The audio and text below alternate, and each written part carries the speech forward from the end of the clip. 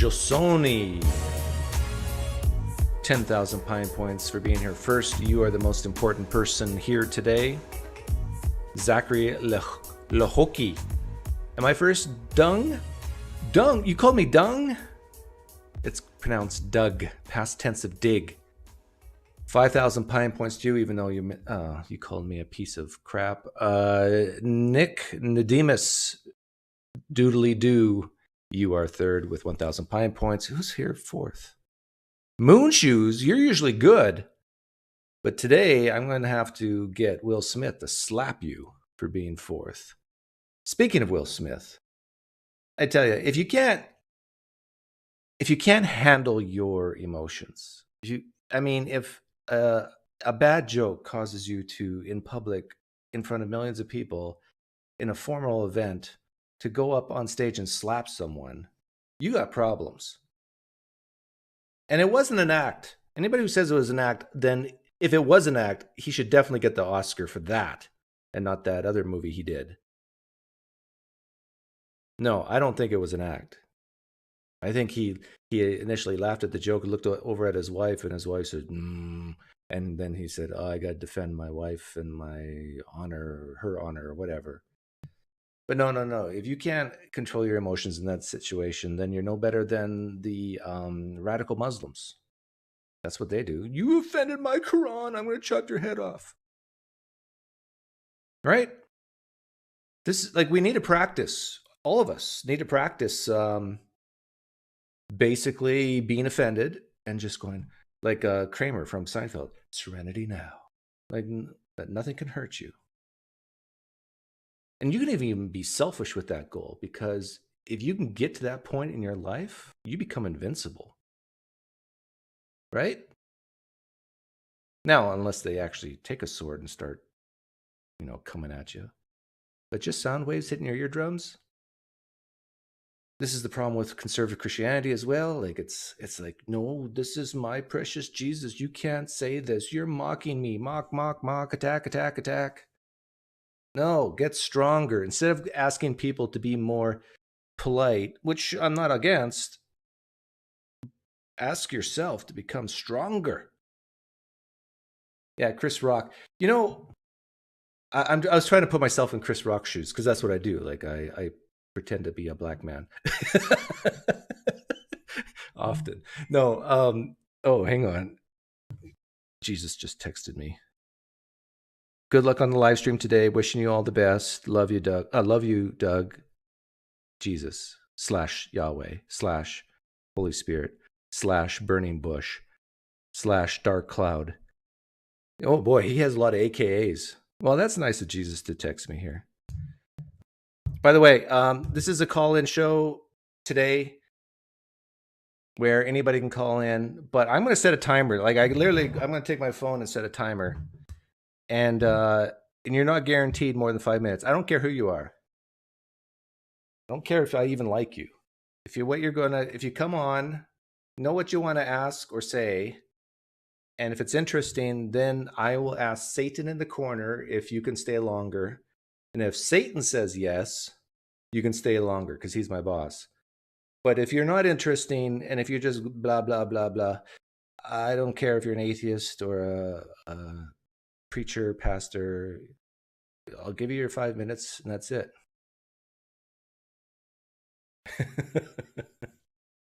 Oh, and by the way you do call in, now listen carefully for some of you low IQ people. I'm not against low IQ people. Some of my best friends are low IQ. You have to press this link. Okay? You press that link and you come on. And I take, if I get a bunch of callers, I can see if you're showing your face or not. If you show your face, you get preferential treatment. Thank you for being an apostle for reasoning. Well, you're welcome, Anna Bananarama.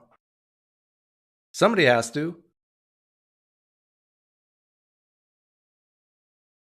I saw that Capturing Christianity is going to go live soon on the definition of woman.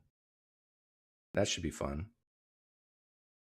Someone complained the other day that the street epistemology live stream that was going on was just all men. Why aren't there any Women. Why? There's not one woman on the panel. And I asked this very simple question. What do you mean by woman? Oh, that's a great question to ask sandal-wearing, tree-hugging, granola-crunching people. It's a very simple answer. A woman is someone with a uterus who, at least a good part of her life, bleeds once a month. What else is a woman? Has ovaries. Yeah, this call-in show is going to be controversial today, I guess. Is this controversial? This is not controversial. And then you got the typical, that I think is universal, though, aspects of what a woman is. This term called femininity. Oh, we got a call already. I got to be careful, though, today. I got to mute first. Oh, I know you. No, I don't know you. I thought I knew you. I just wanted to say, Doug, I think all you atheists are screwed. Do I know you? No, you don't. You know who you look like, though? Hang on. It's okay for me to show your face, right? Yeah, go ahead. You look like a Roman Catholic apologist. Do you know who I'm talking about? No. You don't? Okay, let me bring up a picture. You're going to freak out. There's a doppelganger. Is that how you say it? Doppelganger? Yeah, doppelganger. Oh, hang on. Let me, well, I won't start the timer yet because this is my time. But you're going to freak out. I tell you, you have a twin. Where is he? His name is Jimmy Akin. Have you Jimmy Akin? Yeah, do you know that guy? No, I never heard of him. Here, let me screen capture this. I tell you, you look just like him. Okay,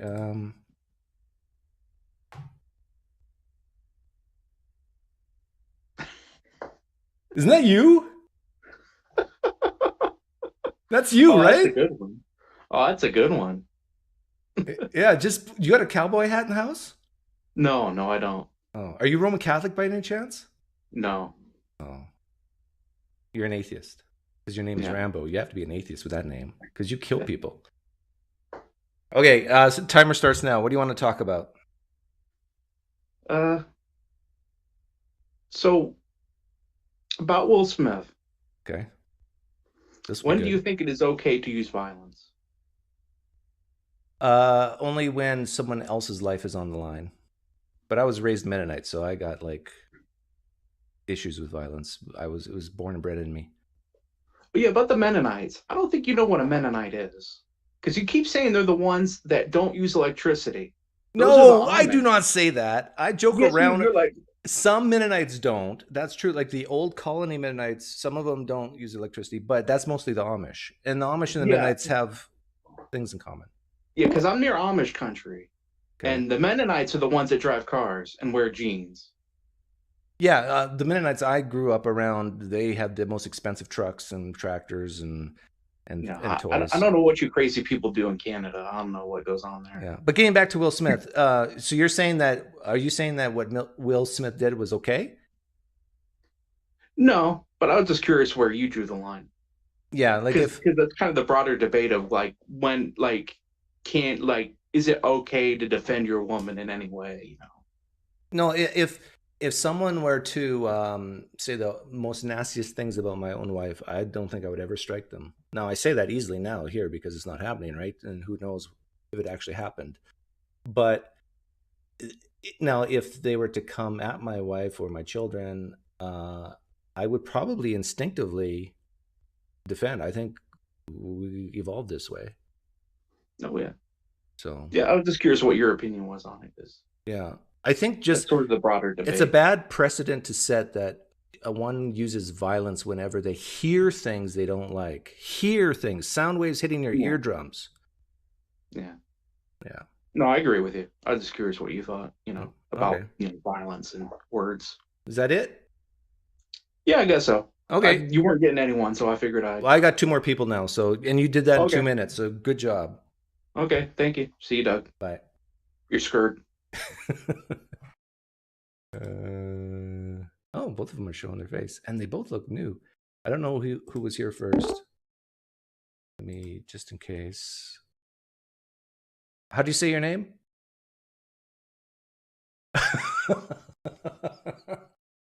Okay. It's a good music pun, you know? Okay, timer starts now. What do you want to talk about? Great. Yeah, thank you for cutting that clip about Will Smith. That was wonderful. I Thank you. shared that far and wide. Good, good. I wanted to talk about this idea I came up with that might be a good future video. Okay. I think you could pick random verses from the Gospels and use it almost as a quiz to show the early to late progression of the idea of Jesus, his later development as the Christ versus in Mark. Didn't Bart Ehrman already do that? I don't know if there's How Jesus became God?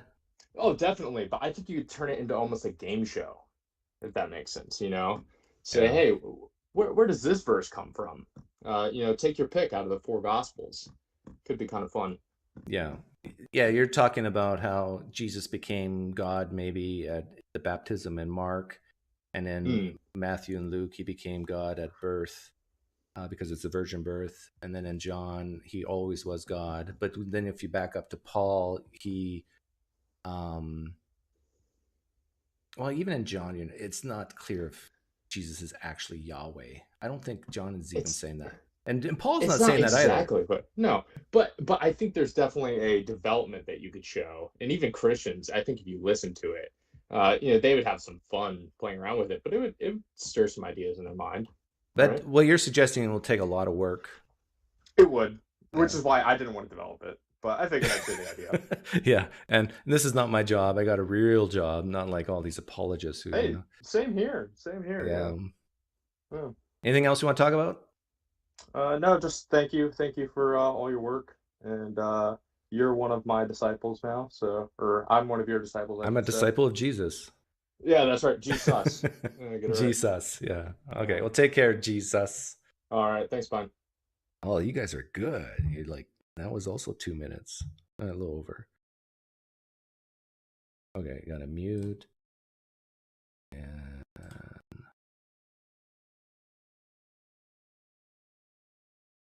is it Jorge or is it George? You gotta turn off your YouTube. I think it's George, but it could be Jorge. You're on. Yes, loud and clear. Very good. I cannot hear you. Not sure why. How about now? Can you hear me now? No? I cannot hear you. Oh. Everybody else can. You put me in the queue for the next one. I'm sorry. Okay. Put me in the queue for the next.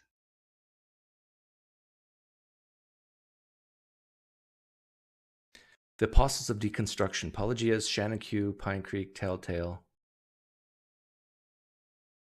Yeah, I know the first two, but I don't know the last guy, Telltale. I know of him.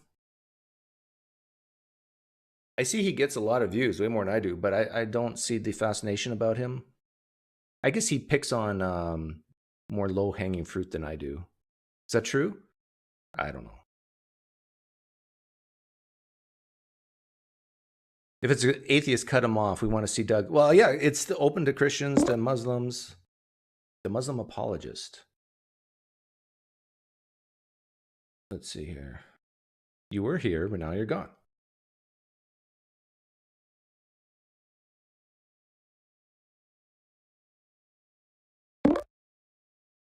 Let's see if Jorge got things working. Can you hear me now? Can you hear me now? I can hear you. I cannot hear you. I'm going to call you from my phone. I'll do it from my phone. I apologize. Okay. Does he know my phone number? Hope not. Telltale covers Cat Kerr, Greg Locke. Yeah, that's why he's popular. See, I don't have any desire to go into the really crazy people.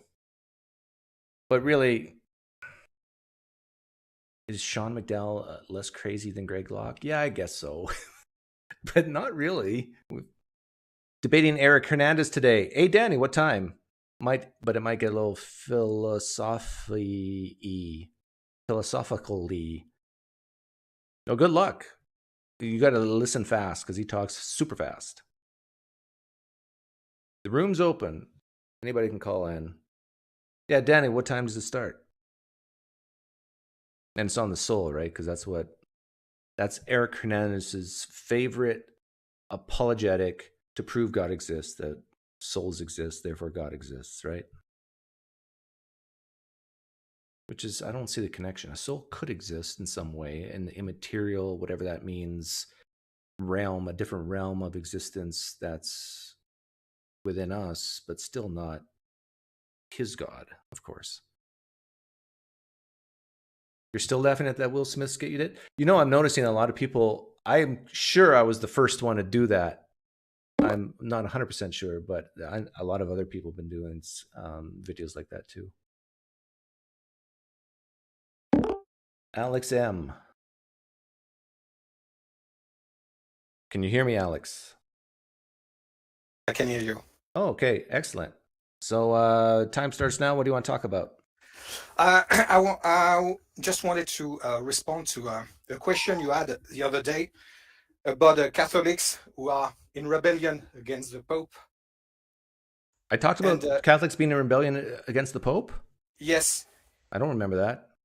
I was listening to it earlier today. It was a show from a few days ago. Okay.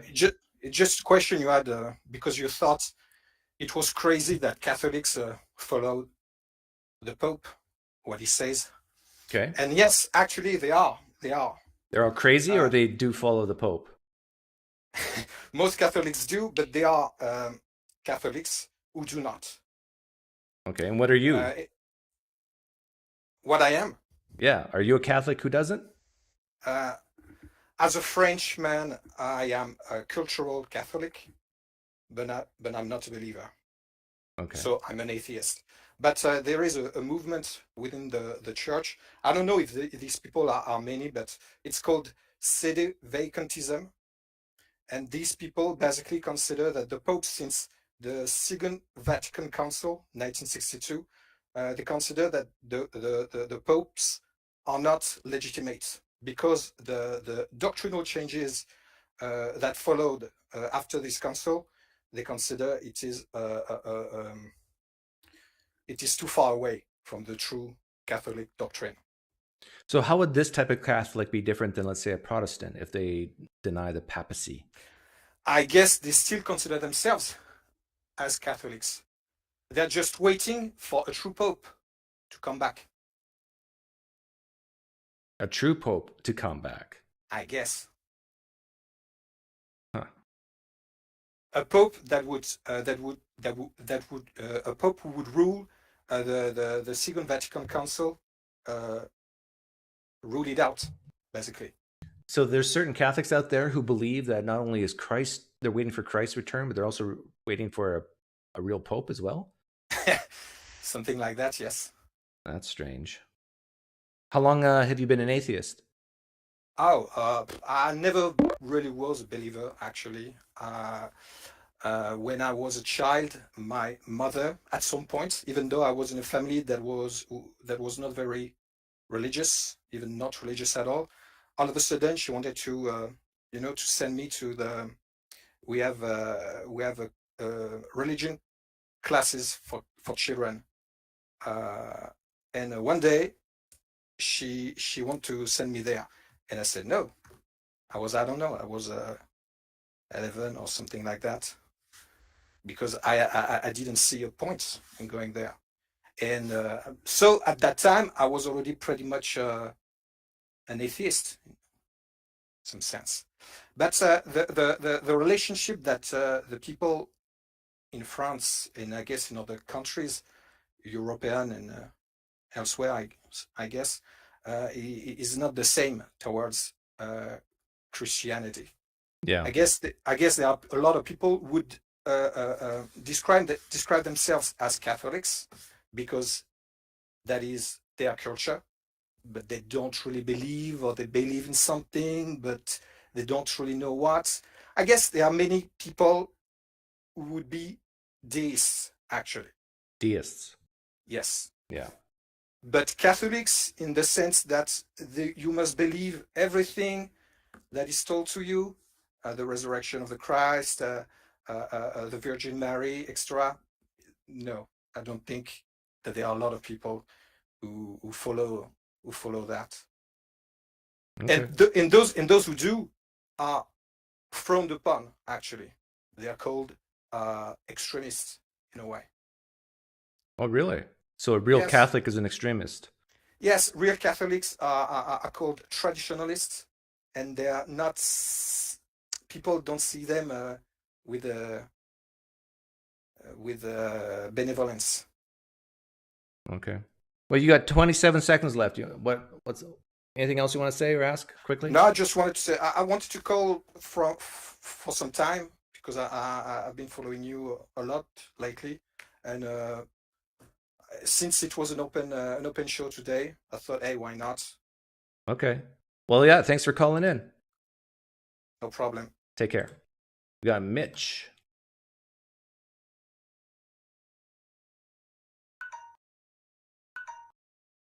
Oh, that's the time up. Hi there. How are you? Okay. What do you want to talk about? Let me mute my YouTube. I think I've got you on whereby. Okay. Yeah. I'm a Pastafarian street preacher out here in Denver, and A Pastafarian? yeah, Pastafarian street preacher. Okay. There's a local street preacher who comes out once a month to the major train station here downtown, and so I like to talk to him while he's sitting there for like 3 hours. And he's generally, in a bad faith sort of conversation. Do you feel like having a conversation with these people, even though they might be in a bad faith position, is valuable? You think there's anything we can do, or is it just annoying them? What kind of street preacher is he? He's just generally Christian. He likes to hold up a sign, and he says he's just, inviting people to make decisions, but not trying to change anybody's belief or force his beliefs on anybody with his sign. I do live stream it. It's on YouTube if you want to check it out later. What's it called? Your YouTube channel? I'm the Dork Shop on YouTube. The what? Dork, like nerd, like Oh, Dark. Dork, DORK. Oh, Dork. Yeah, the Dork Shop on YouTube is the name of the channel. The name is older than my Pastafarianism. It was from a previous thing that I was doing, and so the name just sort of stuck around. But I like to go out and oppose local street preachers, to their face, and try to see if we can talk them out of their I would use street beliefs. epistemology with them. Yeah, so will a street epistemology, will like the Socratic method, is it valuable if they're not there in good faith, if they are trying to... If there's an audience, yes. Okay. If not, then no. But even then, it's like I would still be greatly entertained asking very simple questions. Like try to get them to feel bad about what they believe. Mm-hmm. So like I would ask, if this is a typical conservative type Christian, I would ask, do you believe Jesus is God? And he's going to answer very quickly, yes, of course. Do you believe you can find Jesus in the Old Testament? And he would say, yes, of course. And then ask, do you believe Jesus drowned babies? I've tried that before, and there's sort of the reaction that happens like in the Discord, the talking things going on in Discord, where it's like, there's like, we don't know there were babies in the womb at that point. It doesn't explicitly say it in the Bible that anyone was pregnant. So like, they're very slippery around that point. But you'd look for something sort of like something immoral going on in the Old Testament and try to be like, is that moral of Jesus to have done there? That would be your... Or try the flying man with him. Mm-hmm. Like say, just go up with a very straight face, like you're not joking at all, and say, hey, I appreciate your religion. It sounds great, but I got a better one. And then talk about your great ancestor who could fly over the Grand Canyon. And then this Christian is going to say, but what's your evidence? What's your proof? Because they like evidence nowadays. Mm-hmm. And then you just say, I got the exact same evidence you do. In fact, your ancestor even said that Jesus was a shyster, not the real God. Right. And there's more added because you know, we've been able to work on the idea in the past 2,000 years. We get to sort of modify it a bit. There's a group of Black Hebrew Israelites as well that preach down here every week, and I bumped into them weekly for a while, but I sort of got to an impasse with them where it sort of was this. I couldn't get to the why. Like, I couldn't get them to address the what is it that caused you to believe that the Bible's true. Like, they'll just be saying over and over, we believe this because we know the Bible's true. Look, all of these things are things we believe. You can't criticize any of these things because the Bible's true. And then I can't get them to. You got to ask. Yeah, they sound a bit precept-ishy. So what you got to do is you got to ask them for help. Like, you got to get down on your knees and say, please help me know this is true as well. And then they're going to get into stuff like you're suppressing the truth and unrighteousness, or that God hasn't revealed it to you. And then you got to make them feel bad that, aren't you lucky that you get the truth and I don't? And then you see if you can muster up a little tear to come out of your eye. Hey, Neil, your time is almost up. Any last words? Oh no, thanks for what you do. Yeah, keep doing it. And I do like your style a little bit. Sort of biting, but still very kind underneath. I like the way you do your bit. Like Don Rickles, right? Yeah. Okay, take care. You as well. Okay, room's open.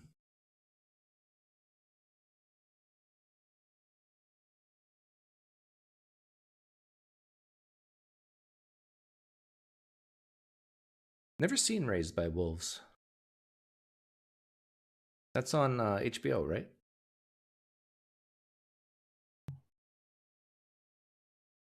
PC is PC. What does that mean? Personal computers are personal computers?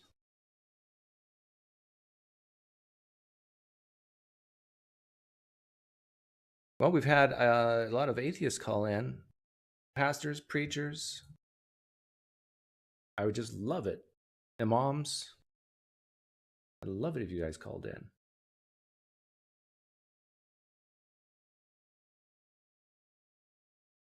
See ya, Rick. I use Malachi 4, or Malachi. According to the footnotes, the rapture already happened. Yeah, where in the Old Testament does it prophesy a Messiah would come, die by crucifixion, rise from the dead, and then have to come back a second time to accomplish the things he is supposed to the first time? Zach. How you doing, Zach? You gotta turn off your YouTube. Got it off? Yes, Sandals. I used to be a Christian. Okay, Zach, you ready? Yeah, I'm here. Can you hear me?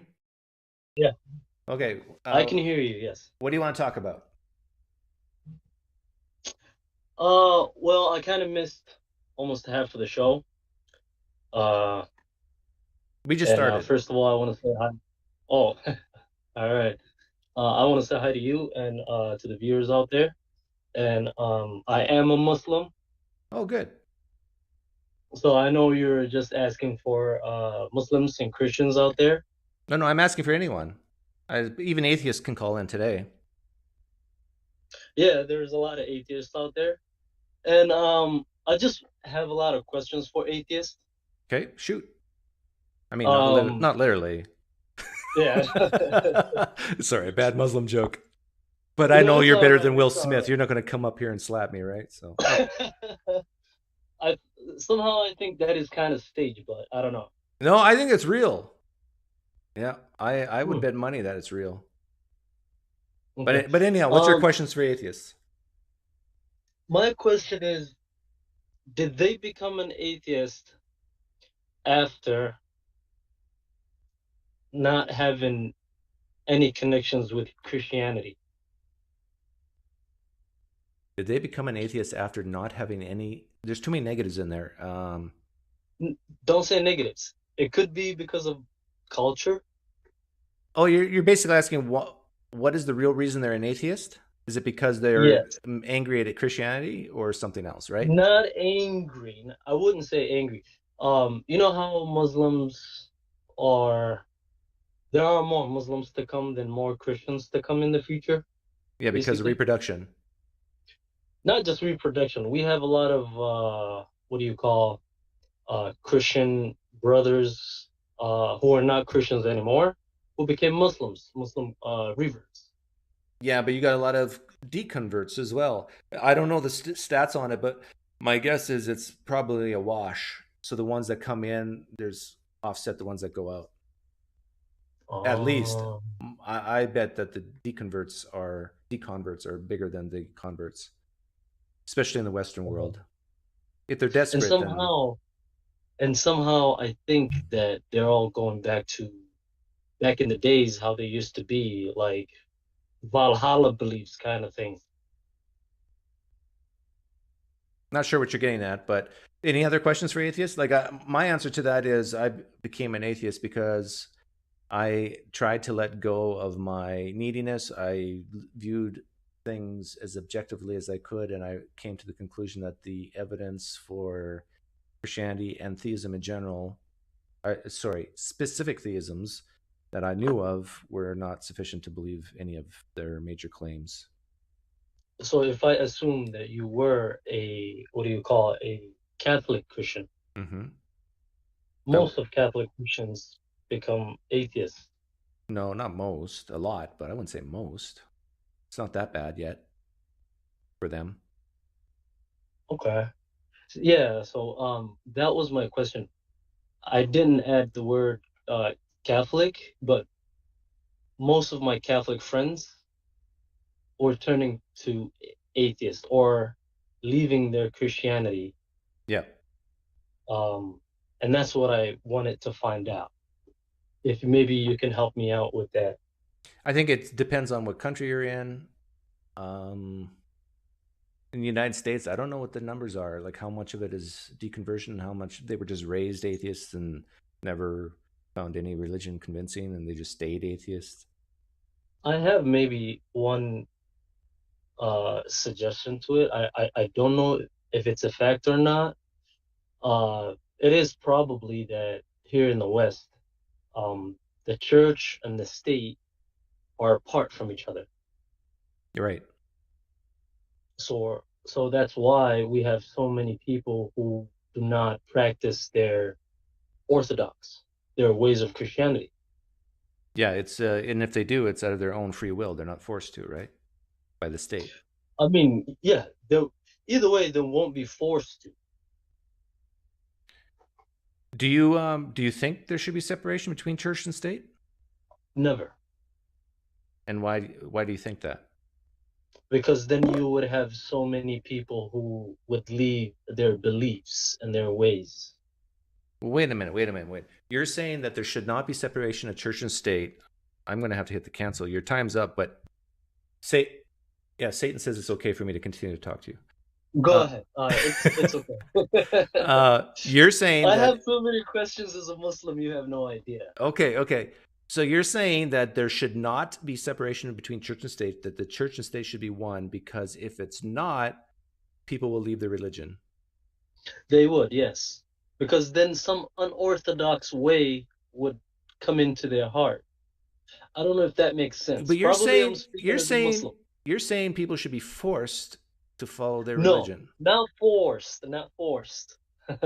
I'm saying that the more atheists we have is because of less religion in the state. Right, but you're saying that they should be one, which tells me that, like, do you believe there should be laws against people who do not practice their religion? No, there should never be laws against anybody who do not practice. Anybody can practice whatever they want to practice. But what if the reason of not practicing the faith is the separation of this church and the state? And please bear with me here. But if the state can't enforce it, then what good is having the state and religion together? Like, they have to be able to enforce it, right?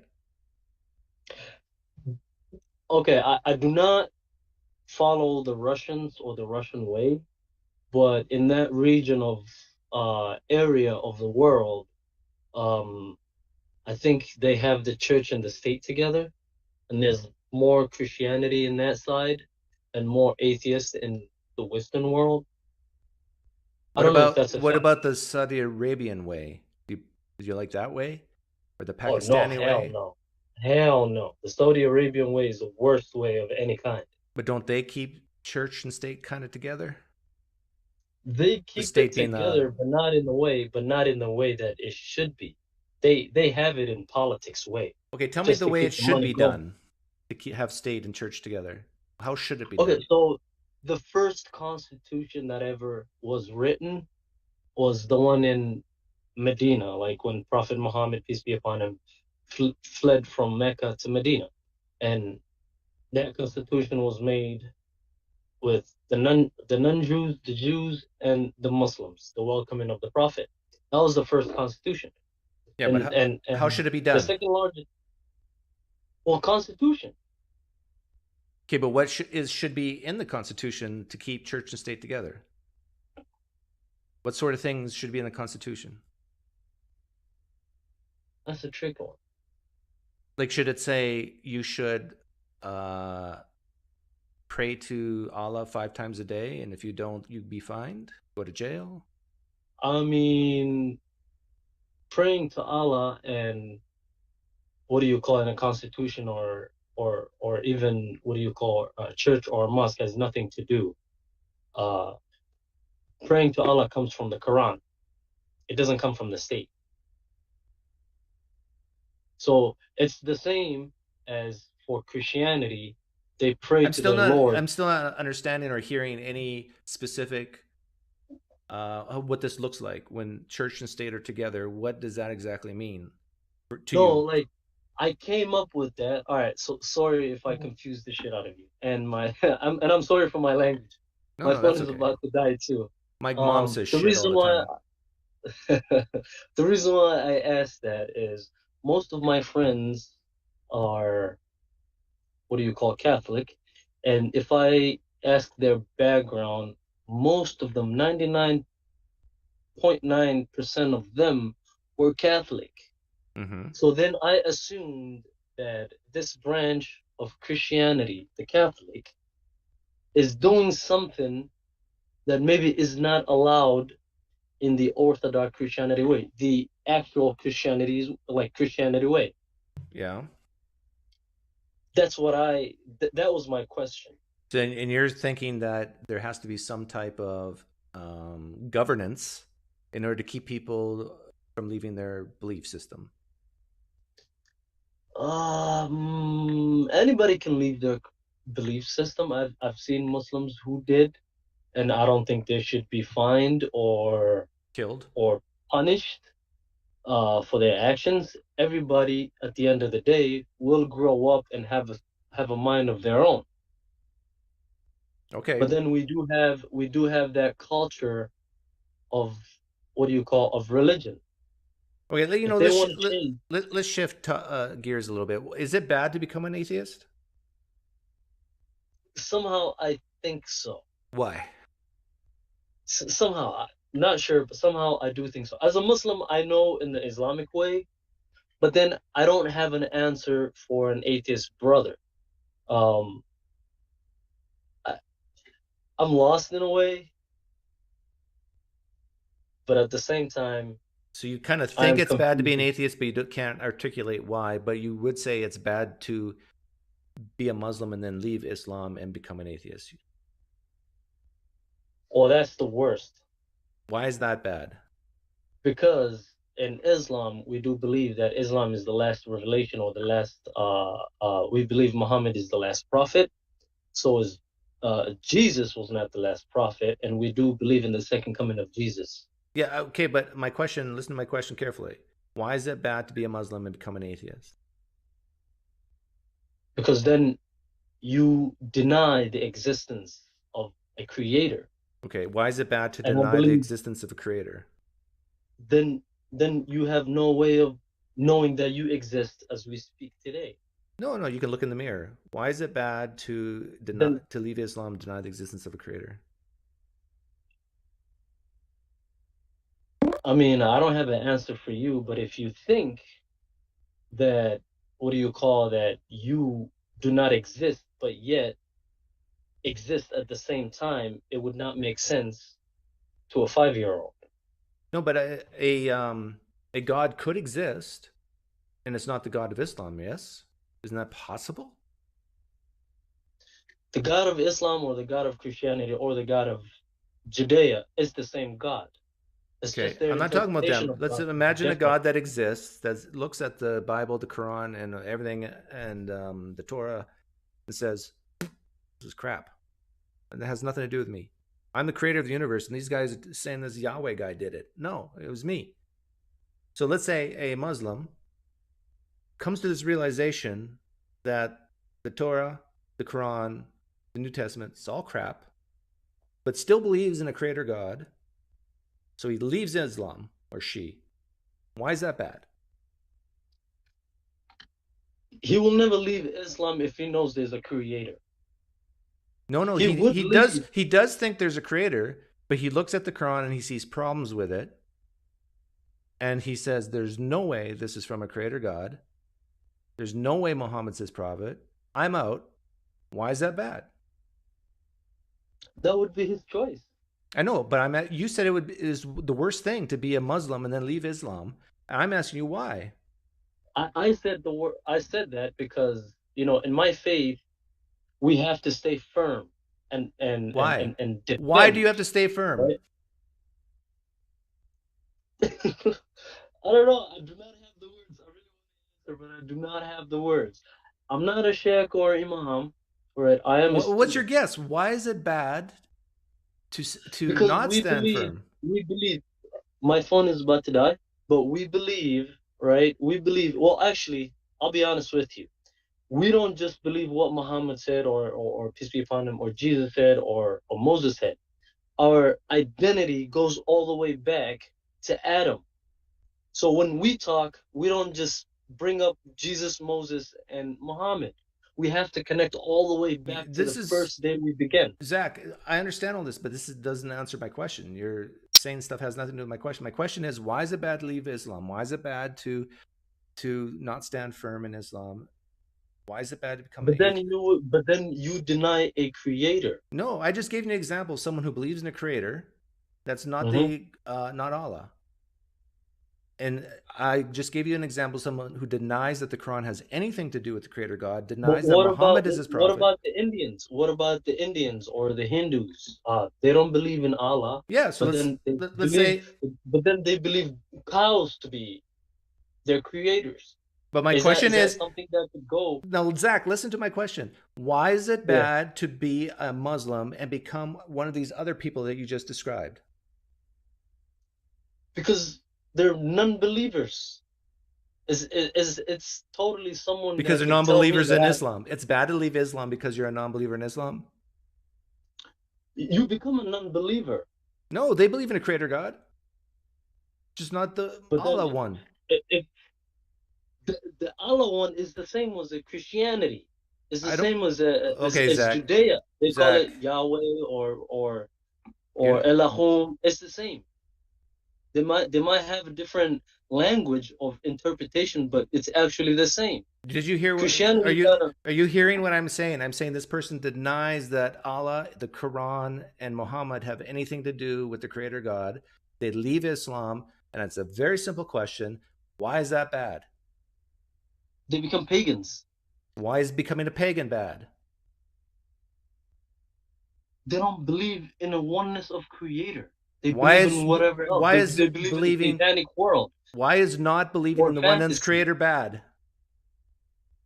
Bad? Yeah.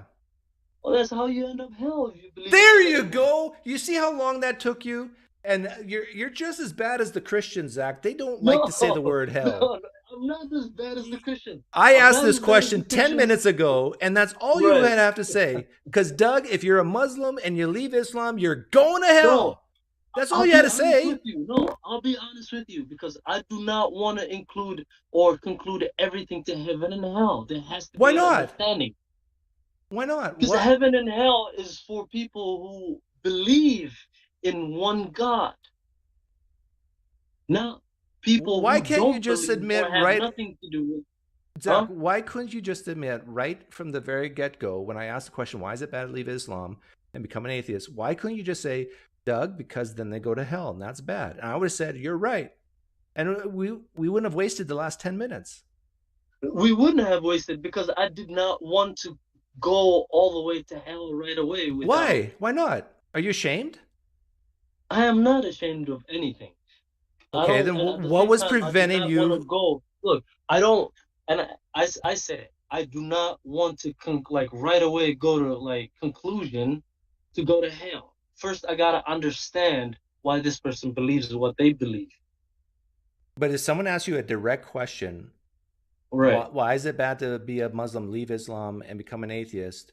And if this is the real reason, hell, why not just say it right away? Can I ask you a question? Sure, go ahead. Do pagans or atheists believe in heaven and hell? Most in their own faith or religion. I would say almost all atheists would say no to that, and pagans probably a Why? lot would say yes. Because I would say, I don't know what the numbers are, but a big chunk of atheists are naturalists that don't believe in a supernatural realm, and heaven and hell is this, at least heaven. Yeah, it depends. There's no reason to believe there is a heaven and hell, other than ancient books talk about it. Then there is a reason for you to believe that you exist and you're sitting with me today. Yes, because we're talking to each other. We can see each other. We can hear each other. We got other people who can do that. We can run DNA tests on us. We can measure our voices with sound recorders and see the wave function of the sound waves. Well, there's many ways we can. Today we have that, but today we have that, but in 1700s we didn't. In 1600s we didn't. People never had the privilege we have today, the way we communicate. Right. The way we talk. So what's your point? That we should believe old texts? Even though we don't. 100%. No, old texts, right? Old texts are part of our history. Yeah, but that doesn't mean they're true. Have to go back. Depends on where you get your sources or your. Is there anything in the New Testament that's not historical? In the New Testament, yeah.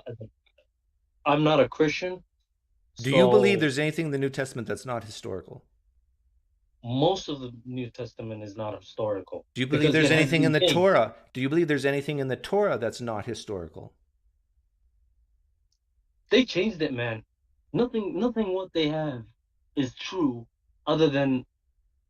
Okay, so I'm hearing you say I'm hearing you say there's things in the New Testament that are not historical, and there's things in the Torah that's not historical. Is there anything in the Quran that's not historical? Everything in the Quran is historical. Yeah, can you hear yourself? Zach, listen to yourself. I am listening to myself. I need you to understand. You're an atheist, so you have to be the middleman. My book is special. Don't put your card. Don't put your Christian card out, all right? No, I mentioned the Torah. You are coming from the point that my book is so special. So special. Everything's historical. No, I'm saying, listen, brother. You left Christianity. You have to be the middleman. Right? You left Christianity. Yeah. Don't defend Christianity. Don't defend Judea or Islam. How we view each other, right? Listen, if Prophet Muhammad did not come, and Jesus himself did not prophesy Prophet Muhammad coming, right? In the Christianity Bible, all these Muslims out here in who are thousands or however many there are in this world, millions of people would be Christians today, following the Christian ways. Okay, Zach. But then Jesus was prosecuted, right? By the Zach, you're talking about stuff that has no relevance to what we were talking about. So I appreciate you coming in. You gave me a dopamine rush a little bit, And so for that, I thank you. But I'm so sorry, man. I'm so sorry. Half of the things I'm still learning. You know, I'm not a share. How old are you? I'm still learning. Huh? 28. Okay, by 30, you're going to be an atheist. Take care. Oh hell no. There's a reason why. Yeah, Right? just There's a reason why. ask yourself: there's any I'm reason to never believe in gonna hell? become an atheist. And us Muslims, we say one thing. Take care, Zach. Oh.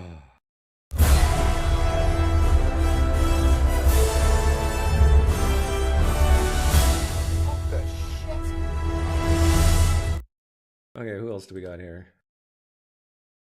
I want to pick people I haven't talked to before, so let's go.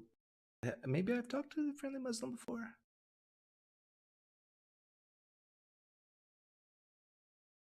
Friendly Muslim, are you there?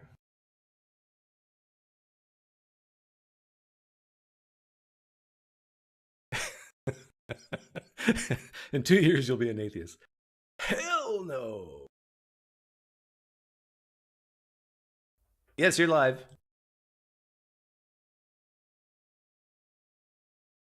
Whereby before, normally on StreamYard.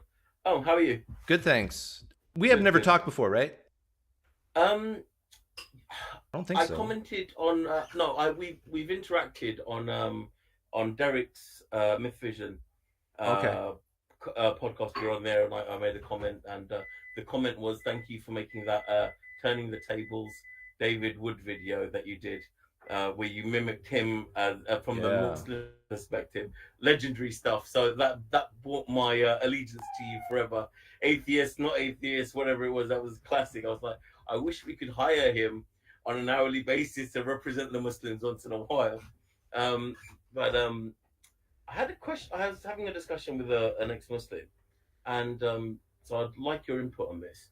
So he asked, we were having the debate was, would a person with belief be as strong in their conviction as somebody with disbelief? You're asking which one's strong? Depends on the person, but I'd say probably, like, I'm pretty convinced that no God exists, and I'm sure you're pretty convinced that all exists, right? Yes. And we could arm wrestle to see who has the stronger confidence. Well, like Jacob did. No. I mean,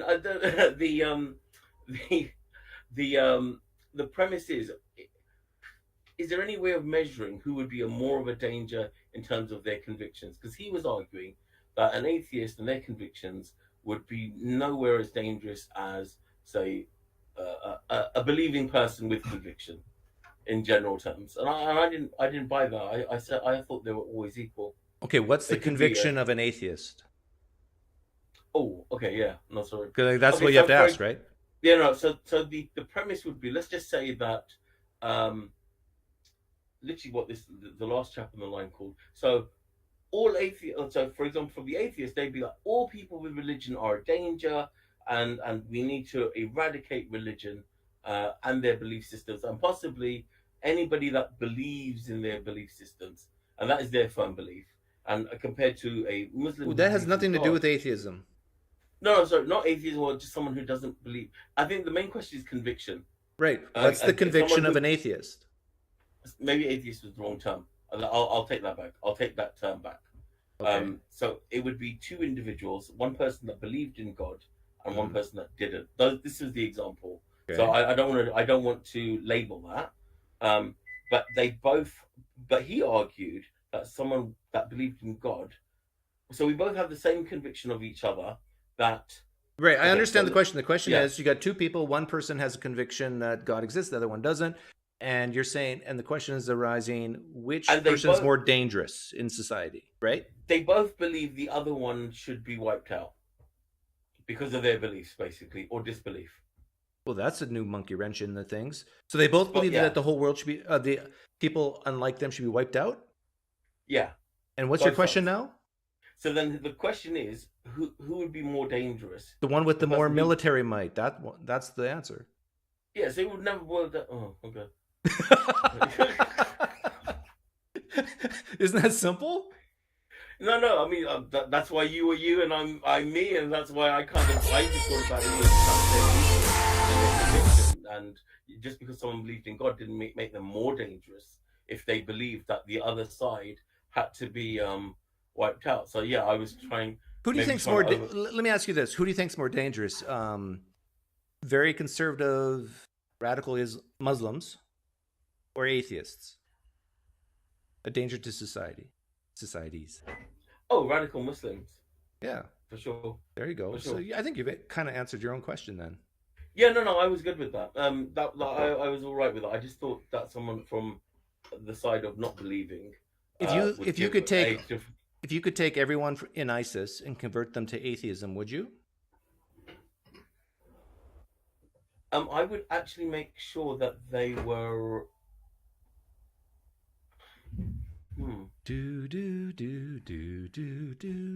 Okay. The easy answer would be.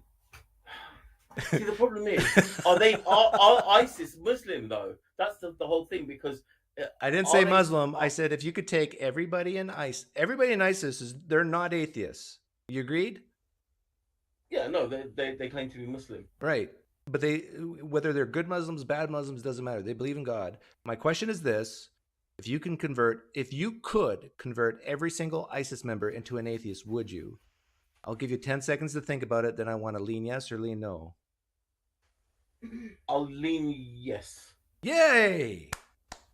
I'll lean yes. If they're a harm to innocent individuals, then yes. If they are, okay, so then but then they've taken themselves with their actions outside of the fold of Islam. So how can I?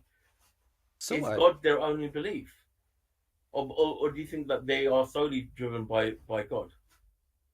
Well, who cares? Or it's more political. Who cares if they leave Islam? Oh no, I've got no problem with people leaving Islam. Me and the last caller have nothing in common. Because Okay, then what were you talking about then? About the true Islam and stuff? Like, who cares? Yeah, no, I suppose, yeah, it's just because you mentioned ISIS, and there's a deeper discussion about them and the political agendas and things that are happening there. But yeah, all mainstream Muslims have disowned. Hang on, your time's up. Theology. Satan. Okay. He says I can talk to you one more round. Yeah, no, atheist is fine. That's fine. Let's go with the atheist. And it's okay if you don't believe. That's fine. That would be between you and God at any point in your journey. So you don't believe that I'm going to hell? Or no, do you believe someone who's a true Muslim who then changes his mind using his free will or her free will and becomes an apostate? Do you believe they go to heaven or hell, or what do you believe? They could be in purgatory, where they sort of go. Are you a Catholic Muslim? No. They could be going to hell. But then if they have lived a good and righteous life, and they have an atom of belief, and they have still lived a good intention, then they come back up to heaven. So wait a minute. You're saying you can be a Muslim apostate, leave Islam, and still go to heaven? At one point, if you have still an ounce of belief, you could still make it back. Yes. An ounce People of belief. People aren't aware that. Yeah. Like less than an atom, like the smallest weight of belief. But what if they're like me and they're just totally convinced Allah's fake, not real, not God? They're not going to heaven, are they? There may be a situation, and this is why Muslims actually shouldn't and are not allowed to speak for God, that there may be a case in your life, just heading, days before your life, where someone goes, you know what, maybe I do believe in God. And maybe, if God accepts me, may God accept me, and that will be between you and God.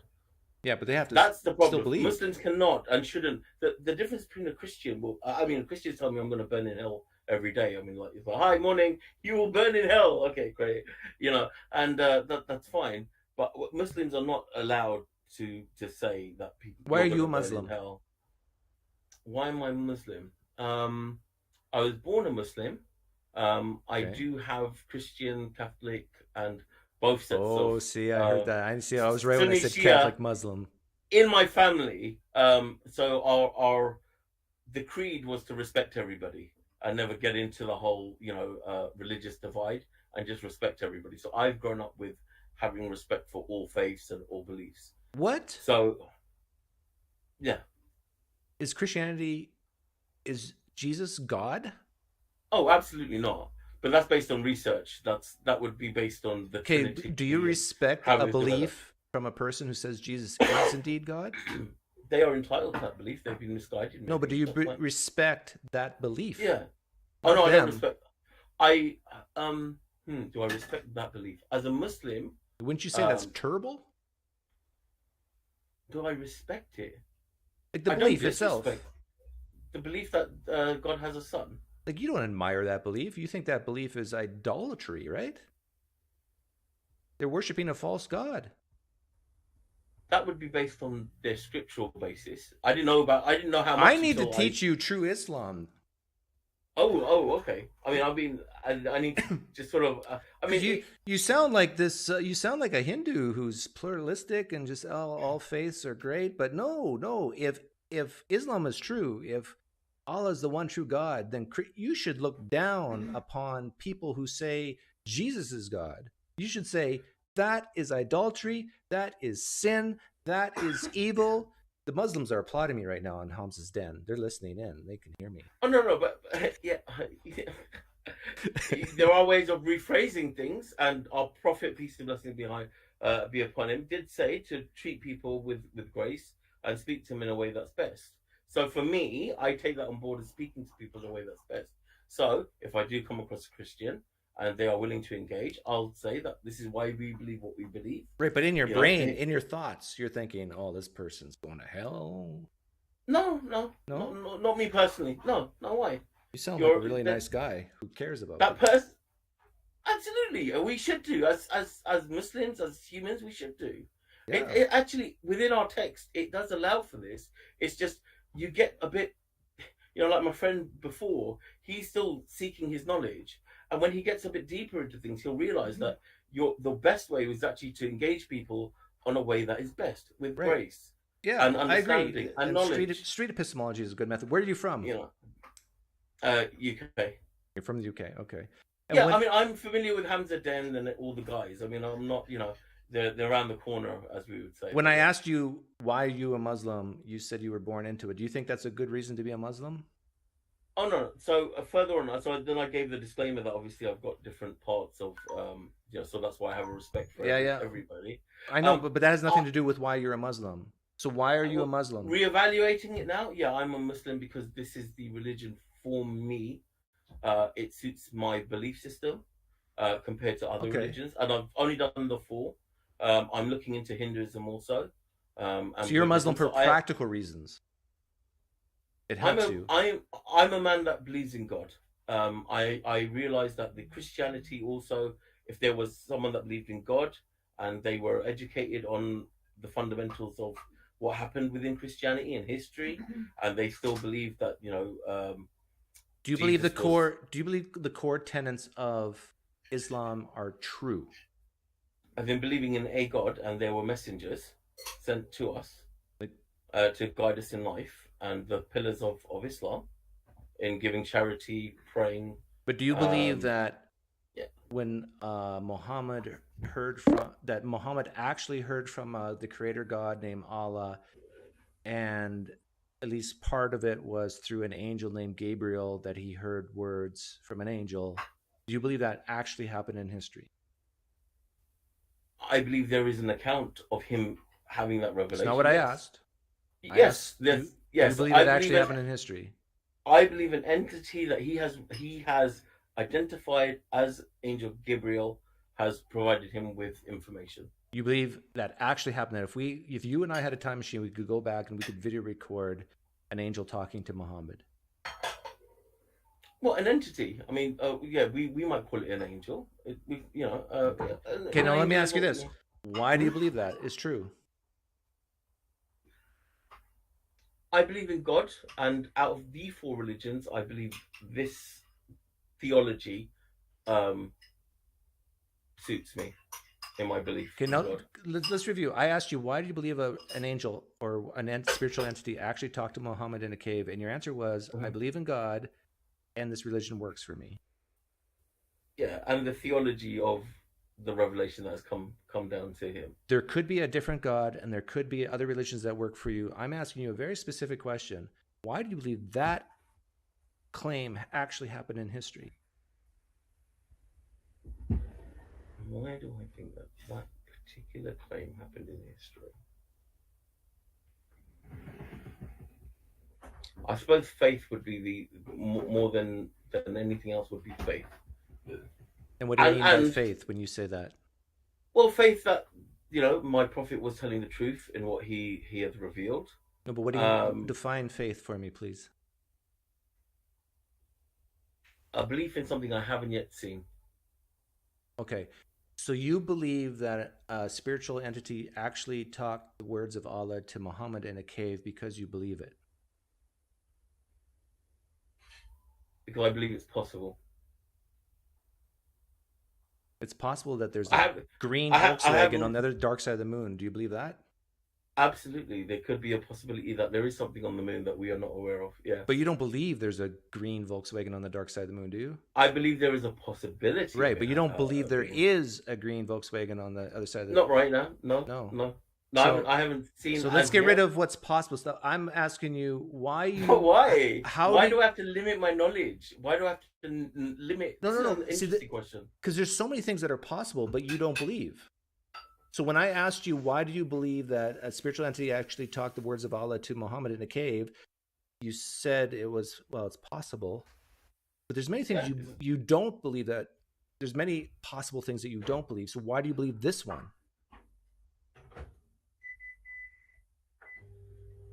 I'm gonna have to ponder that one. Okay. I'm gonna have to really ponder that one. Fair enough. That's a great answer. Think about it.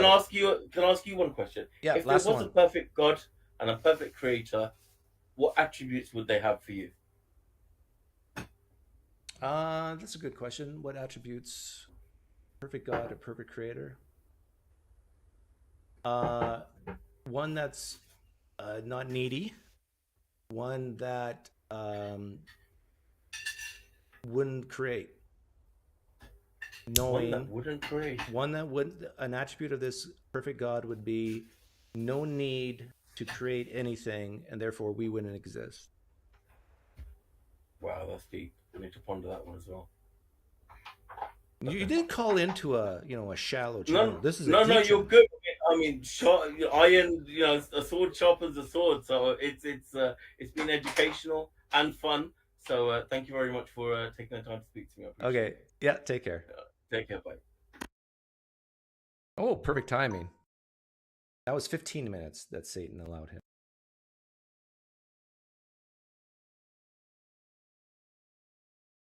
Hey, God of the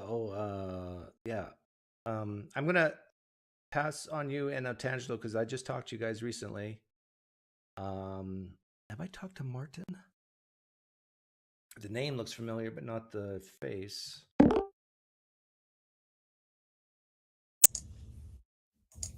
Have we talked, Martin?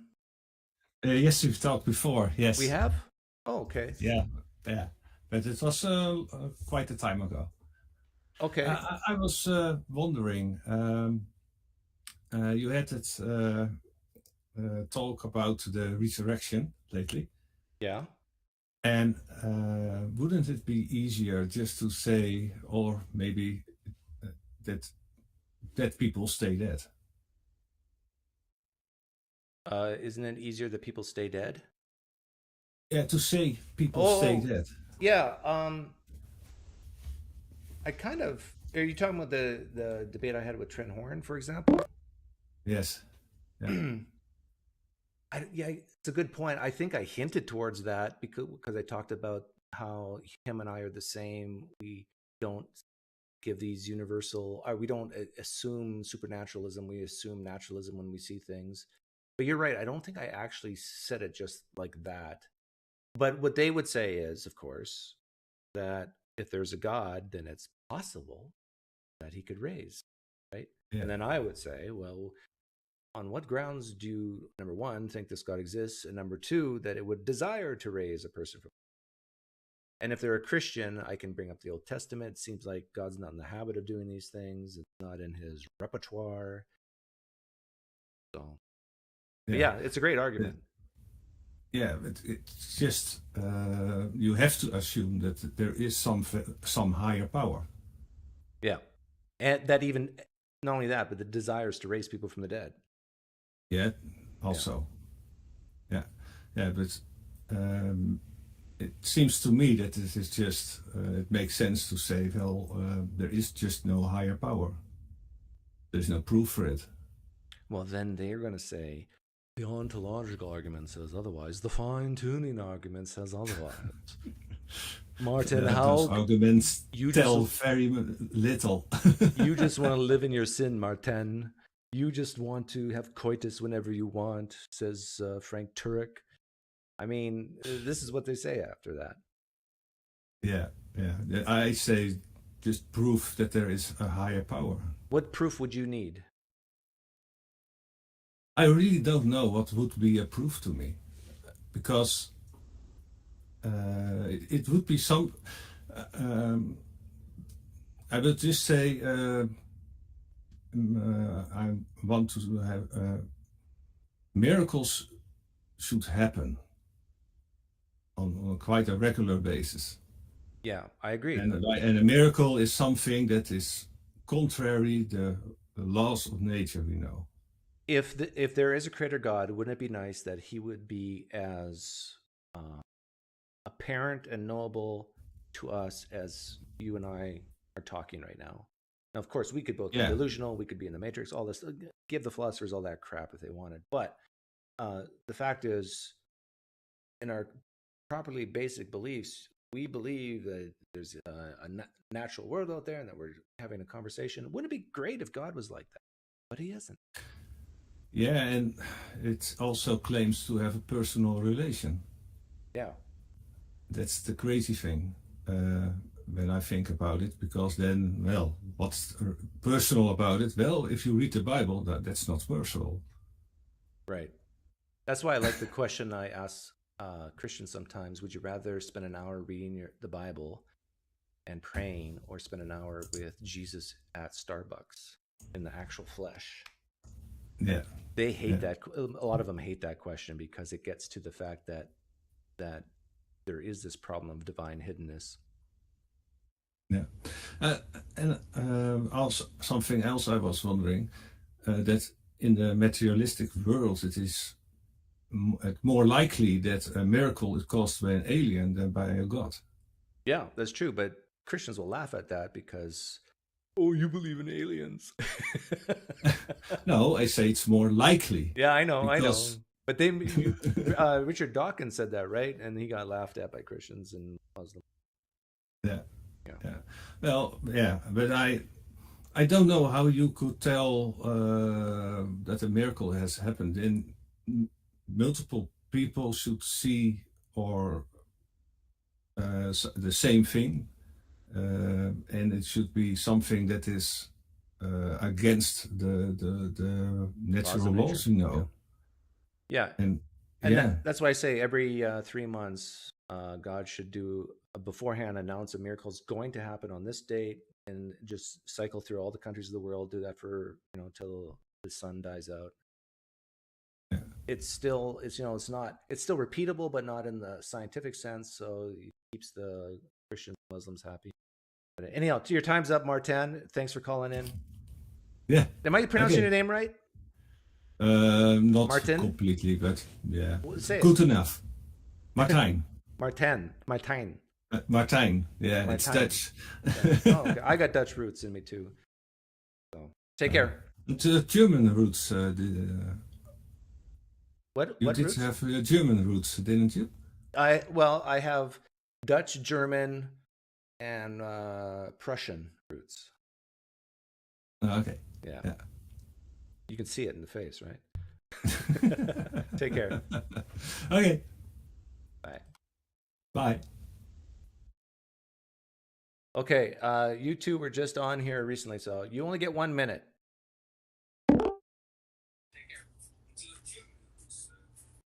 God told me not to tell you ministries. Hello.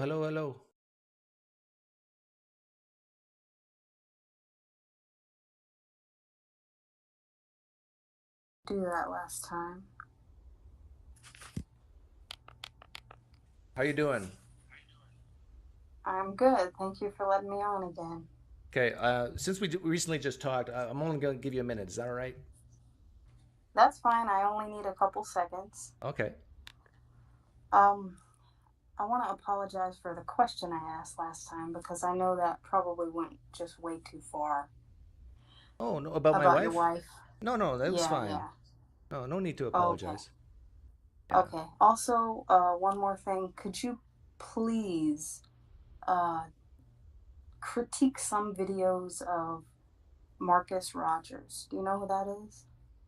That name sounds very familiar, but I'll write it down and I'll look into it. Marcus Rogers. It will raise your dopamine so high. Okay, will do. Okay, Take care. thanks. Bye, Doug. Bye.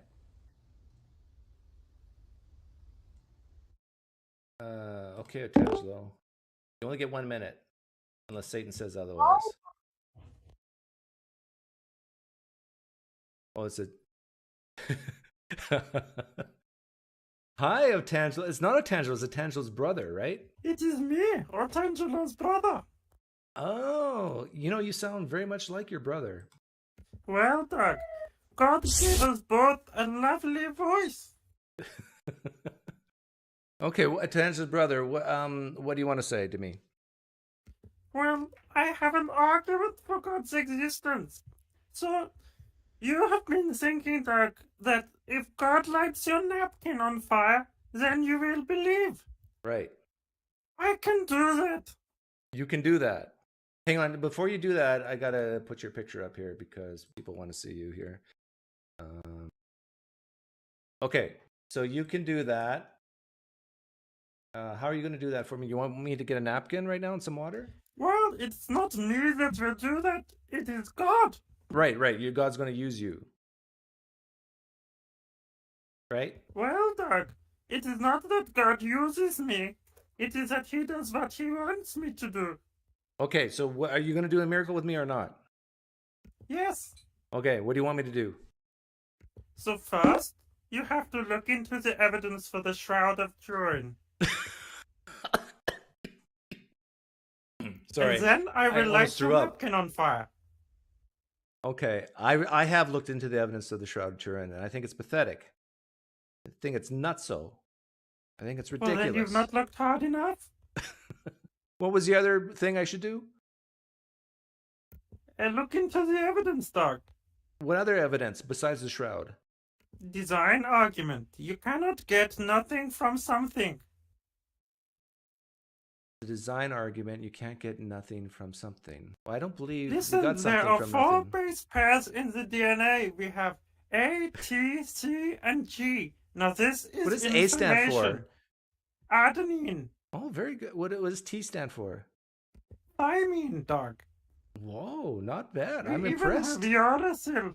Because I don't think Otangelo knows this, but Otangelo's brother does.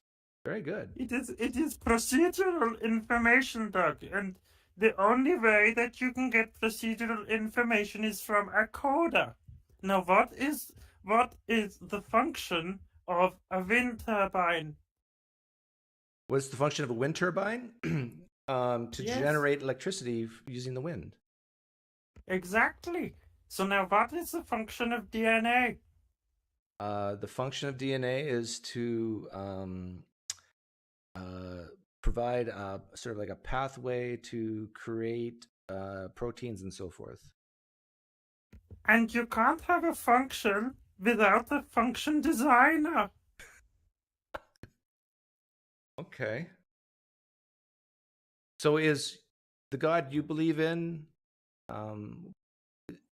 is he green? Oh, he is so lovely. Okay, thanks, Atangelo, brother. Sorry, we ran out of time. Oh, no problem, Doc. I will come back next week and convert you with my new argument. Okay, say hi to Miss Piggy for me. Bye. Oh, goodness.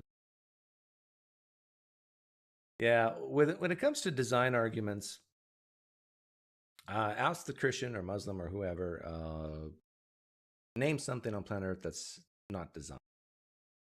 A smart Christian, a smart Muslim said there is nothing. And then, yeah, Nathan, who was that guy? It was Otangelo's brother. And I think Otangelo's brother is smarter than Otangelo.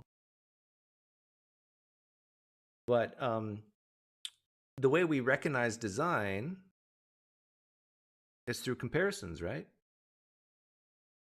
So ask the Christian, name something that's not designed. And a smart Christian is going to basically refuse to do that. Because once they give up that, once they say that there's some things on planet Earth that's not designed, they're in trouble. And if they say everything's designed, then they're still in trouble. Because how do you compare? If everything's designed and we use comparisons to figure out what design is, they're stuck. You're welcome. I just gave you a sure-proof way to punch the design argument in the face, just like Will Smith. Oh, Mary. Jesus' mother wants to call in. How do you compare? I'm excited to talk to Jesus' mother. So many questions. Hi, Mary. Hello, how are you, Doug? I'm doing well. Have we ever talked? No, I don't think we have. Oh, good. Someone new. It's very refreshing. Yeah, well, so yeah, I saw that anybody can call in, and I'm an atheist. Okay. And I'm not even sure if this is the proper forum, but I just wanted to hear what you thought about the situation. So I'm a law student, and there's an organization, a Christian rights organization that is very fundamentalist, and they go around and they spend a lot of money arguing before the Supreme Court and hiring all these lawyers to basically try to criminalize certain things and, you know, roll back the hands of time on certain types of rights. That's my mom. Anyway, so they're coming to the law school, and the thing is, they're very smart. They don't talk about Christianity during these events. They put it more like in legalese. And the question is, what does the atheist community, how do we approach this and try to advise people on, you know, what Street this organization epistemology. Epistemology? Street epistemology. You know what that is? Yeah, yes, I do know what street epistemology is, and you're right. I think in certain contexts that's the right way to go, but they come and they talk to, have you heard of the Federalist Society? No. So it's a law student organization that was basically founded by Antonin Scalia. And they're basically just a network of attorneys. There are some very interesting books about this. If you want to read Ideas with Consequences, it's a very interesting book. It basically talks about how much of a hand they have to play in our justice system, or let's call it our legal system, not our justice system. And basically all of the judges that are appointed by conservative presidents come from. Anyway, so they're a very big group, and they host these quote unquote debates. Because of course they like the air of being intellectuals, but no, they won't get into, you know, the same arguments are just repeated over and over and over, and it's just, I don't know, I'm at a loss of what to do, how to approach these people. What are these? These are conservative Christians, you're saying? So there are two groups at play here. One is the Federalist Society, which they don't affiliate with any religion, or so they say, and then the other group is it's called the Alliance for Defending Freedom, which is a Christian society. And what sort of things are they lobbying for? For example, criminalizing certain consensual sexual relationships between adults, sterilizing trans people, and also making, yeah, they're also trying to relitigate Obergefell, which Are they doing legalized. anything illegal? I mean, technically, no, unless, well, no. Okay, they're not doing anything illegal. They're doing it all in courts. Yeah, my thing is, why try to stop them? I'm not. Yeah, no, that's a good point. I'm not trying to stop them. I don't want to stop them. I think they have just as much free speech, especially when they go and they book appointments to speak at my school. You know, we're not, based on the Code of Student Conduct, we're not allowed to stop them. The question is, because you don't fear they're going to be successful, do you? no, I think they are very successful. I think they're successful in two ways. One, I think they convert students to to join their ranks. So they have a program where they basically take recent legal graduates and, you know, and they pay them and they train them and they get to go argue in front of the Supreme Court. And that's a really big thing to do as a lawyer. And then the other way they're successful is by coming to these events, they're being legitimized. So, for example, I think 2 weeks ago they spoke at Yale. And Yale Law School, you might understand, But when I say successful, I mean, like, do you think they're moving the bar even a little towards legislation? Yeah, okay, sorry. That's a good question as well. So that, it depends, you know, that pendulum swings back and forth sometimes. But with the current makeup of especially the Supreme Court, I think they're gonna overturn, well, my prediction is that they're gonna overturn Roe v. Wade, which is basically the basis of a lot more than just the right to have an abortion. It basically is the foundation of what's called substantive rights, which includes rights to privacy in your own home. So I think if that's overturned, yes, they will have an effect. Does that make sense? Yeah, I would love to talk to people like this. Like, if you know any of them, tell them to call in. Because I basically just say, why is it, like you mentioned sodomy, or you didn't say the word sodomy. Yes. I'd ask, why is sodomy bad? And if they give answers like, well, it reduces the risk of certain diseases, you know what I'd say? You're right. I agree with you. But that doesn't mean we should make it illegal, because there's a lot of things that raise the risk of certain diseases, like smoking, and that's still legal. And so it'd be for a fun, interesting conversation.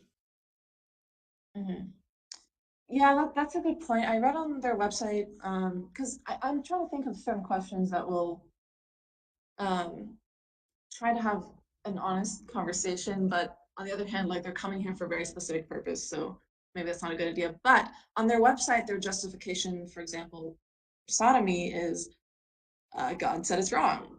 Oh, I would love that answer if they said that. Oh yeah, what would you say? I would say, okay, why is it so bad to go against what God says? Force them to say the word hell, and then once they say the word hell, then ask, well, why do you believe hell exists? And then it gets into the theology of, there's Christians who don't believe hell is what they think it is, and so forth. And it's fun. Like,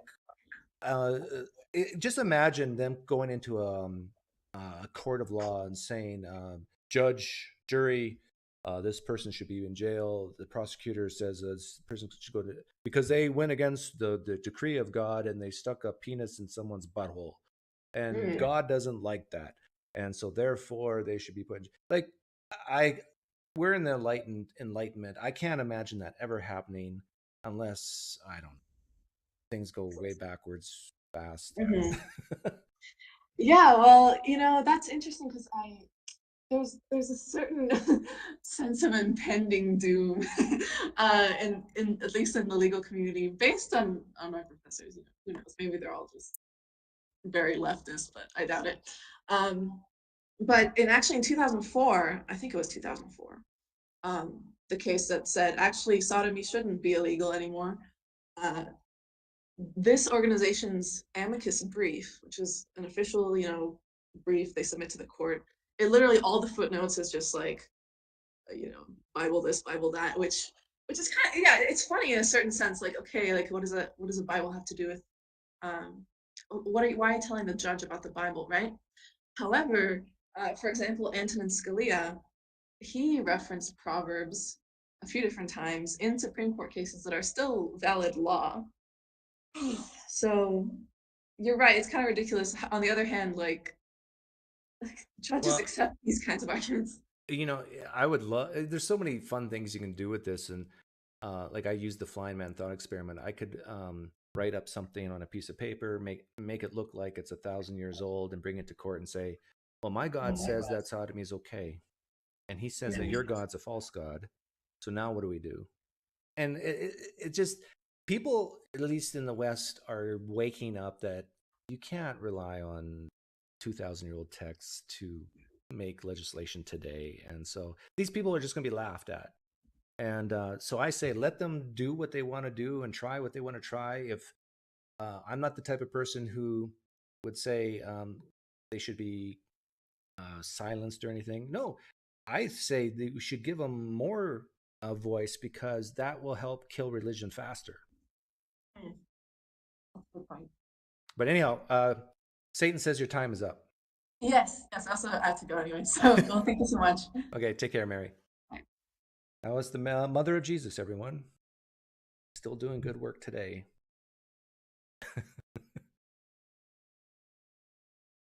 And that was 10 minutes instead of 5. I'll take it. I'll try to go another half hour. Doug isn't too up on American politics. No, not too much. I get my dopamine other ways, like this. I know a lot of people get their dopamine from politics. And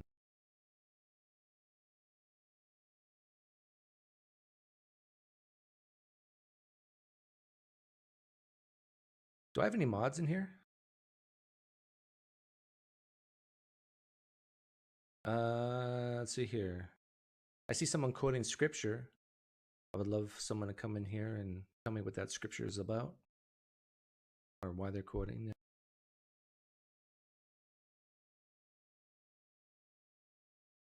Yeah, you're just quoting scripture. That deserves a timeout. You got to at least, say something with scripture. You're not adding value. You're a plagiarist. Low, whatever your name was. Yeah, no point. Yeah, if someone's just quoting scripture without any reason, put them in timeout. Michael M.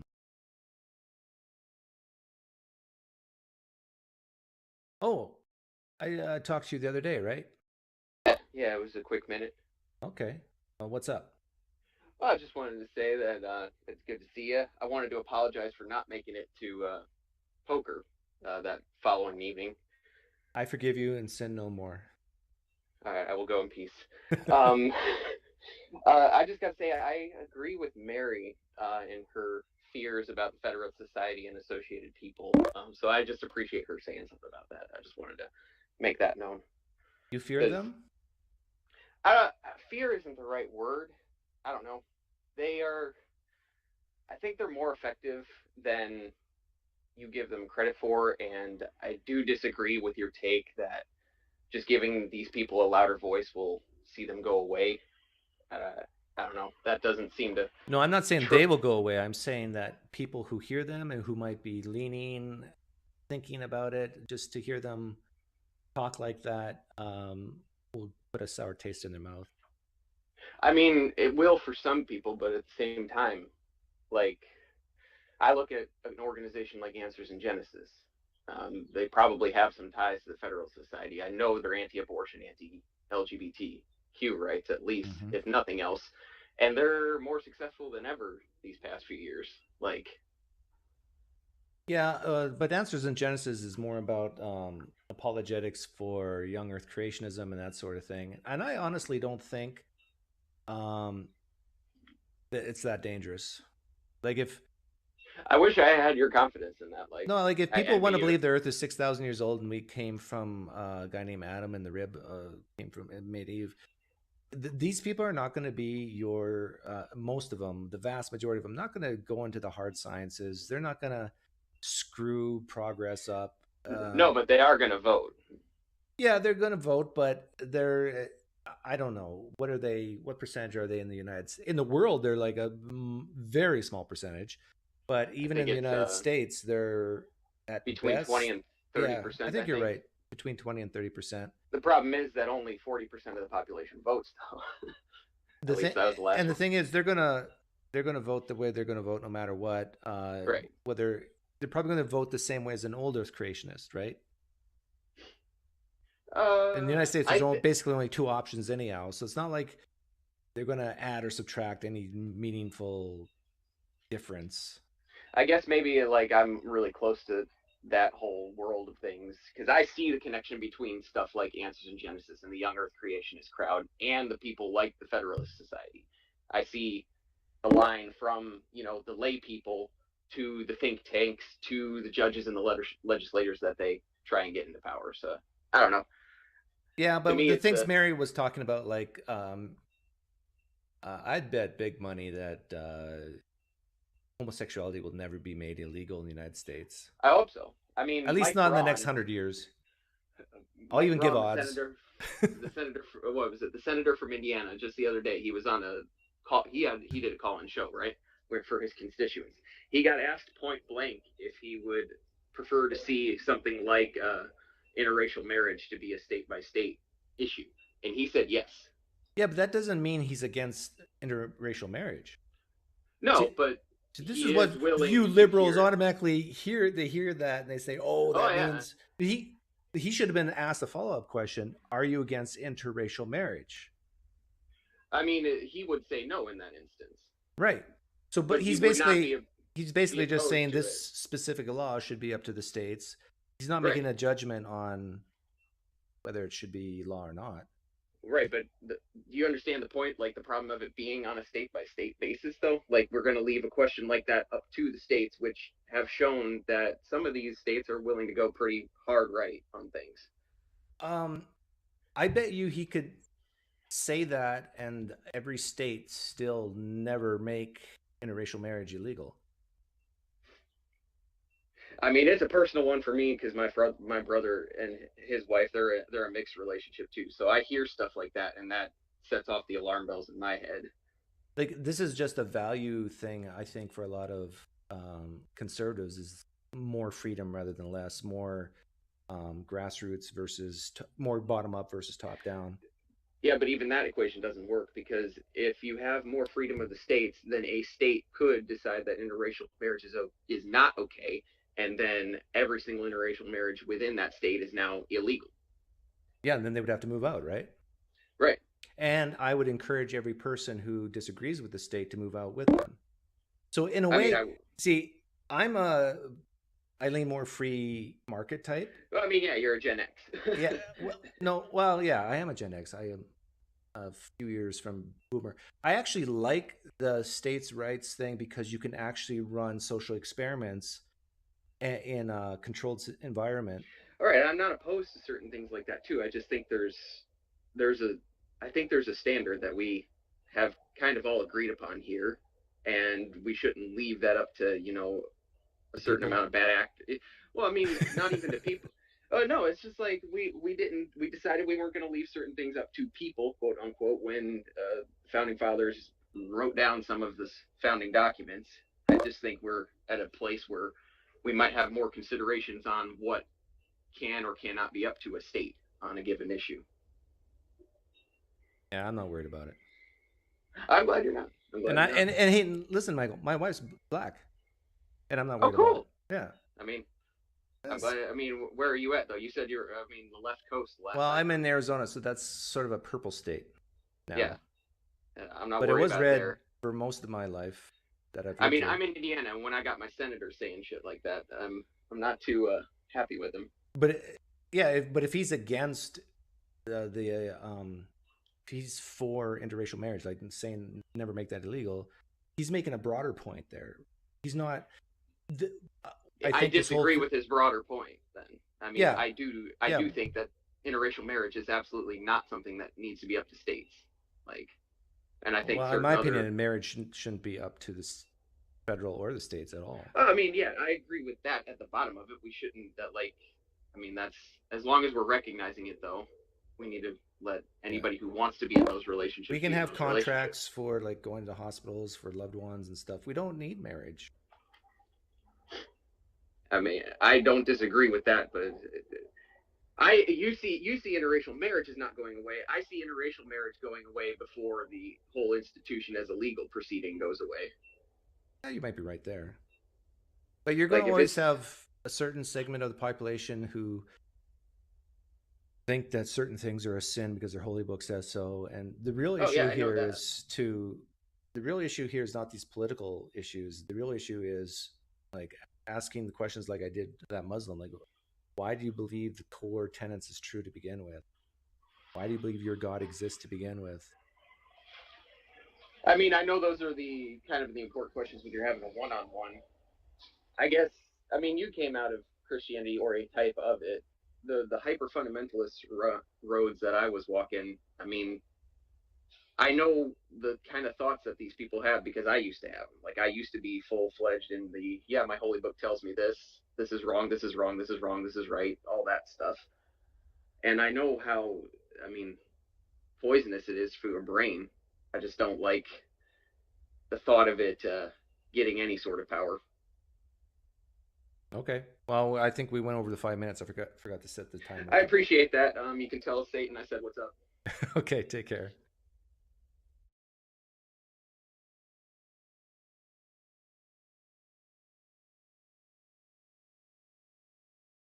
No.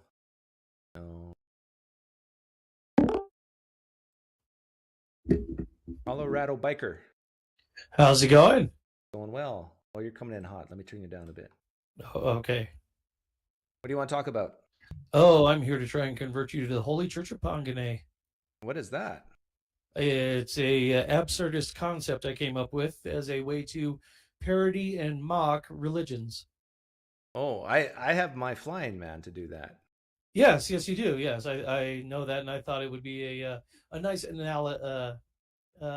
analogy or something similar, I guess I would say. What advantage does it have over my flying man? Well, we actually do have a whole book, so we've been working on it for several years now. So we've got the Do you have Holy it right Church there? I got the Holy Babel.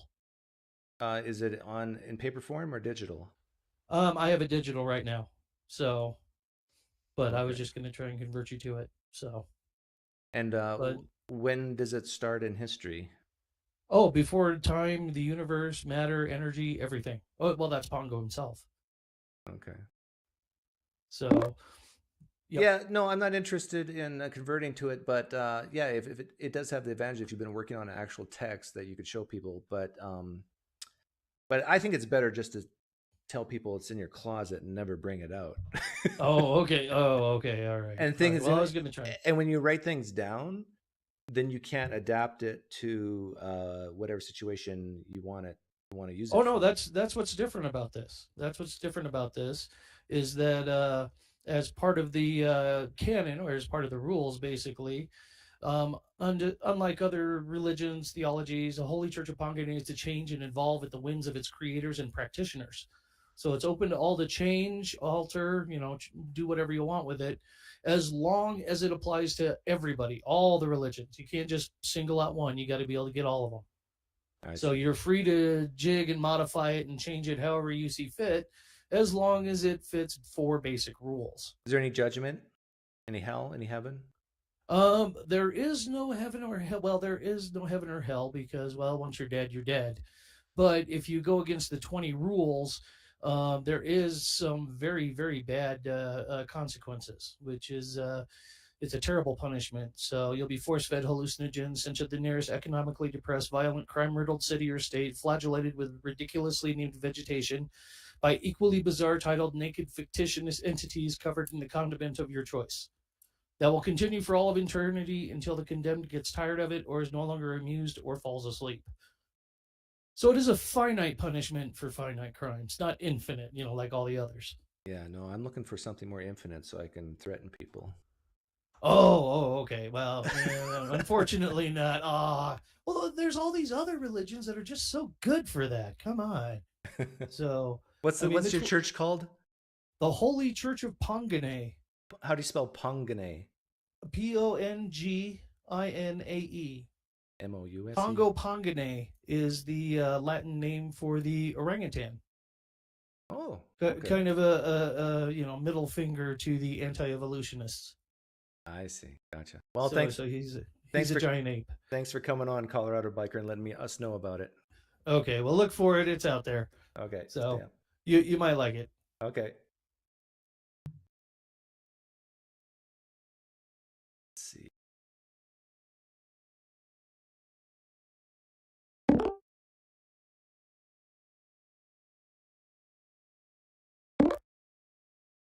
Hello, you were just on the other day, right? I never got your first name. So thanks for joining. What's your first name? Ah, yes, David. Okay. Well, you were here just the other day, right? Yes. Okay, so I'm gonna give you just 2 minutes. What do you want to say? I just want to ask you. Well, okay. So last conversation I had with you, I kind of got off on the wrong foot. Like, I allowed you to be a judge over God, and I made a mistake there. Like, I want. You just got 3 minutes. Like, I want. I've increased your What? time. I've increased your time because now you're interesting me. Well, I want to just point out, like you being a judge over God. Who are you to try and reply back to God? Like, I'm PineCreek. But you're just a mere man. You're a sinner, a rebel against God. You are in no moral obligation to question God. So what? What's he going to do to me? He can't hurt me. What's he going to do to you? His wrath abides on you. Okay, let me see it. I want that wrath. You want it? Yeah, I want it right now. If you die in your sins, you're gonna experience it. But Oh, I have to wait? No, I want my wrath right now. But God is patient with you, and that's why, like, He has patient wrath. Yeah, he's patient with you. I want God to be like Will Smith to come up and slap me. Be like Will Smith. Yeah. Trust me, you don't want God. Because then at least I know he exists. If he would come up and slap me. Who are you to judge God? I already told you, I'm PineCreek and I am better than your God. You know why? Because you can hear me, you can see me. If we were in the same room together, you could touch me. If I farted, you could smell me. But according to your atheistic worldview, I actually exist. According to your atheistic worldview, how do you even account for your own senses? How do you account for morality? For my core presuppositions. And what's that? That the universe exists and has the properties it has, and that we have evolved over millions of years, that we've been around for billions of years. Okay, so like you were talking to the woman earlier about you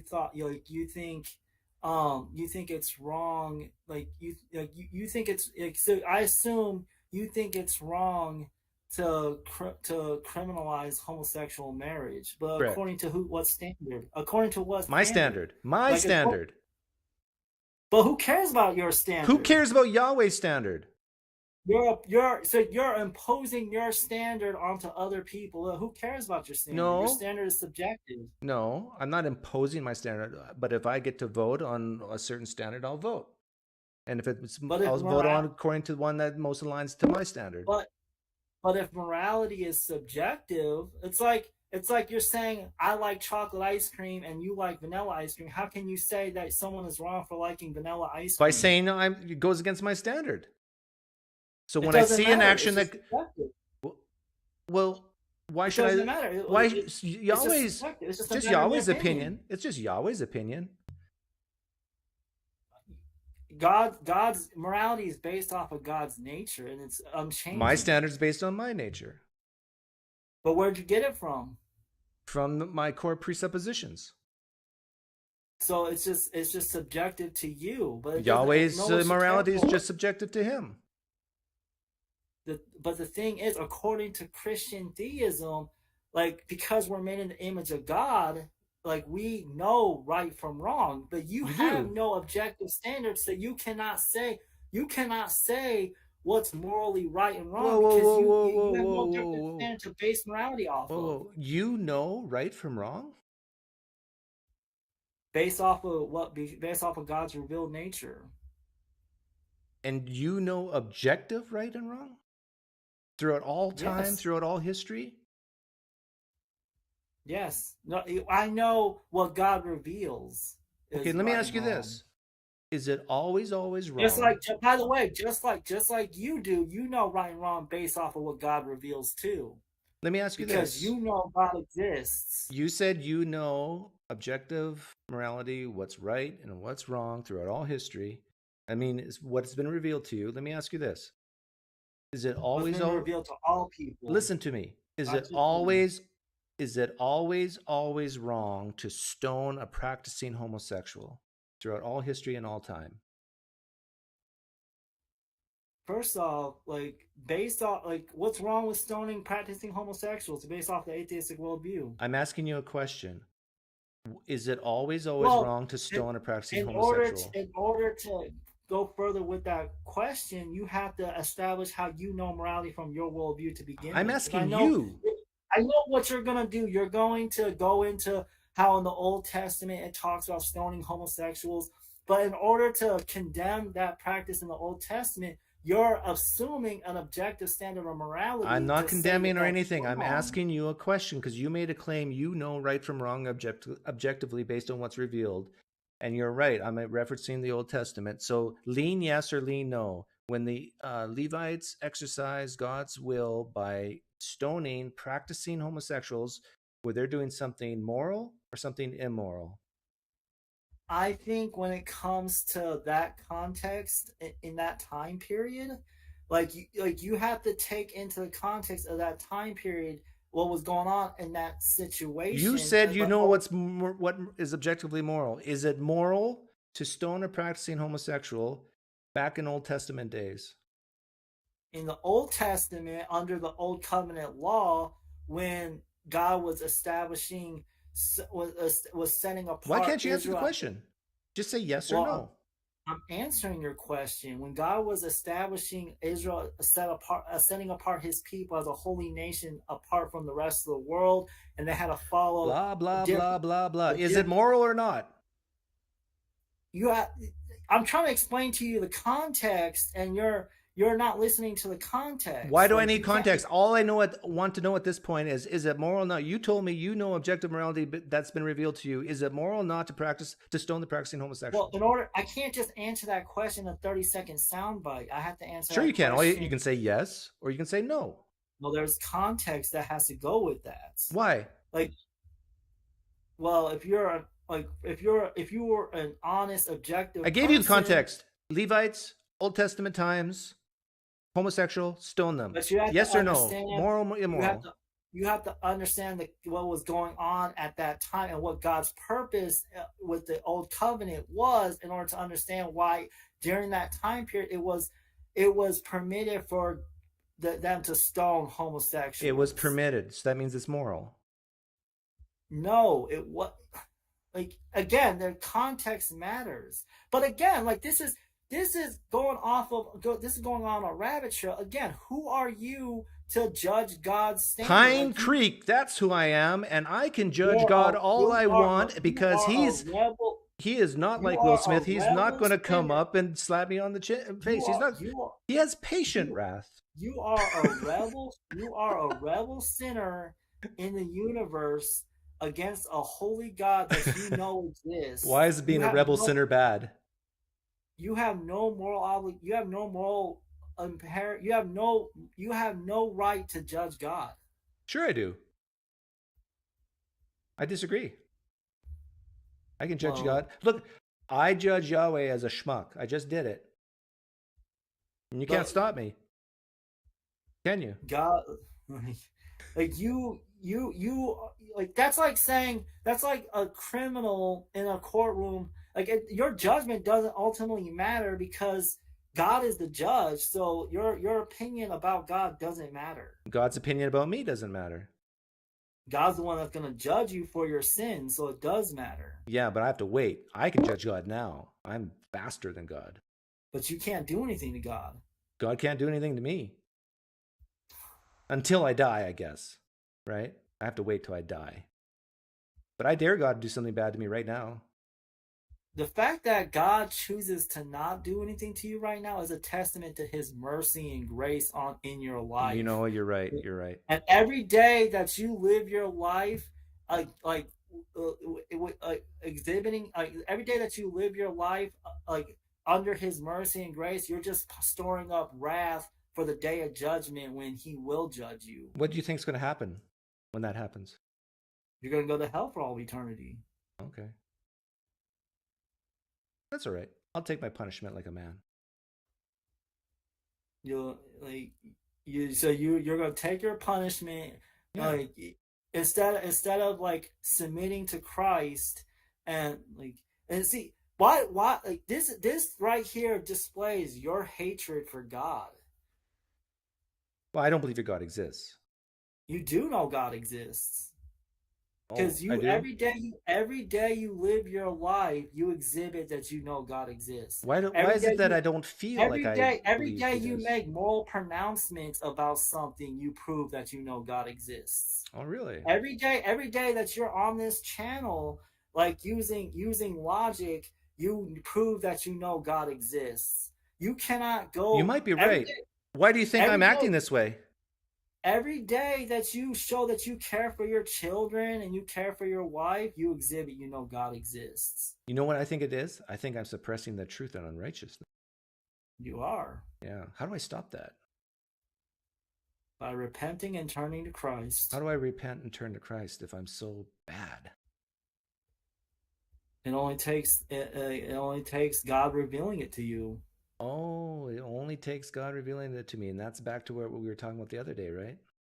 Yeah, and I know you're going. So it's God's fault I'm rebelling against Him because He hasn't changed my heart. You can't judge God. You as a rebel sinner. I just did. Your judgment means nothing. Like you are in no. If it means nothing, why are you worried about it? You are in no moral position to be judge over God. Okay, but why do you care? What? Why do you care so much? Because I do desire for you to come to the truth and know. That's not up to you, and it's not even up to me. It's up to God, according to you. Yeah, but God works through means. Like He works through His people to reveal the truth to. You think God's using you right now?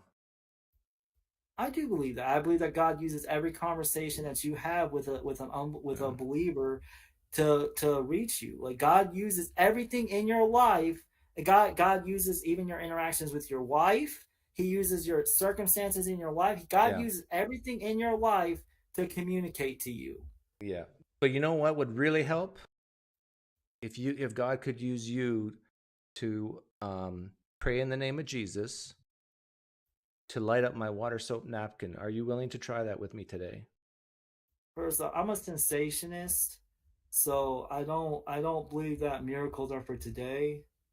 Oh my goodness. I mean, if you're going to believe in a God, you might as well believe in one that can do stuff. See, that comes from a fundamental misunderstanding of what miracle is in the Bible. A miracle was an authentication of a new message from God. And since the time of Christ, since Jesus came as the ultimate fulfillment. Okay. You're a cessationist. You don't believe God does miracles. Not even like once in a while. So if you got cancer now, do you believe God has healed you in any way in your life? Do I believe God has physically healed me anyway? Physically.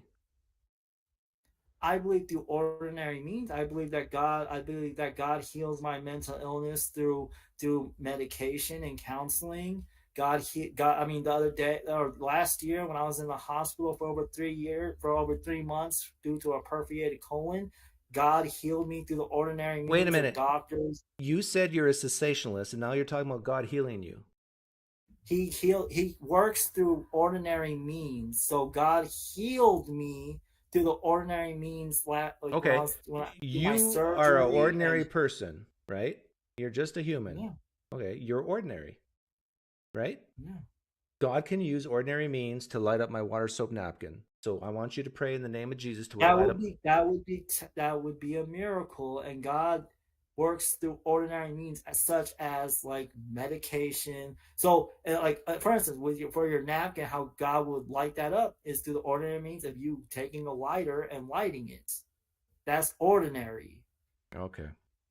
Well, thanks for coming on. Oh, by the way, I reject that Jesus is God. I reject Christianity. I reject that your God exists. I know the Bible. God exists. I But know. you know God exists. Okay, I'll rephrase it. I am suppressing the truth and unrighteousness, and I will continue to suppress it until your God does a work in me. And until then, no need to call back. Got it? I think I will call back again, but like, I do enjoy these. I do enjoy these conversations. Because I feel bad because I feel like I'm being a little hard on you. No, you're not being hard on me. Like, I do. I actually enjoy conversations like this. Like, I do too, but I think it's hurting you more than it's hurting me. I mean, I get a dopamine rush from this, but I feel a little bit bad. Like, I feel like I'm beating up on you, and I don't want to do that anymore. You're not. Trust me. You're okay? Yeah, I'm okay.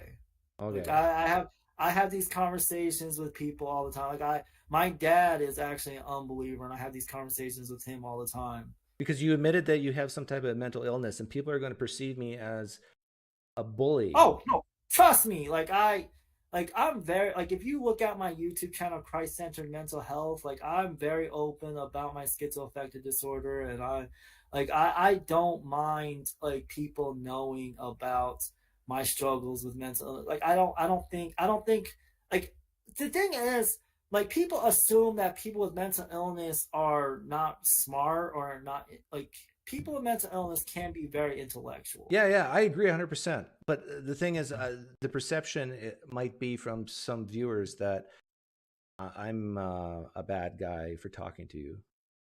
But why do you care why do you care what the viewers think? I don't care what they think. Well, no, you're right, and this is the reason why I kind of went we both were having fun with each other, I think, and I went hard at you because I'm glad you said that it's fine for me to do that. So yeah, if you want to call back, we can spar again.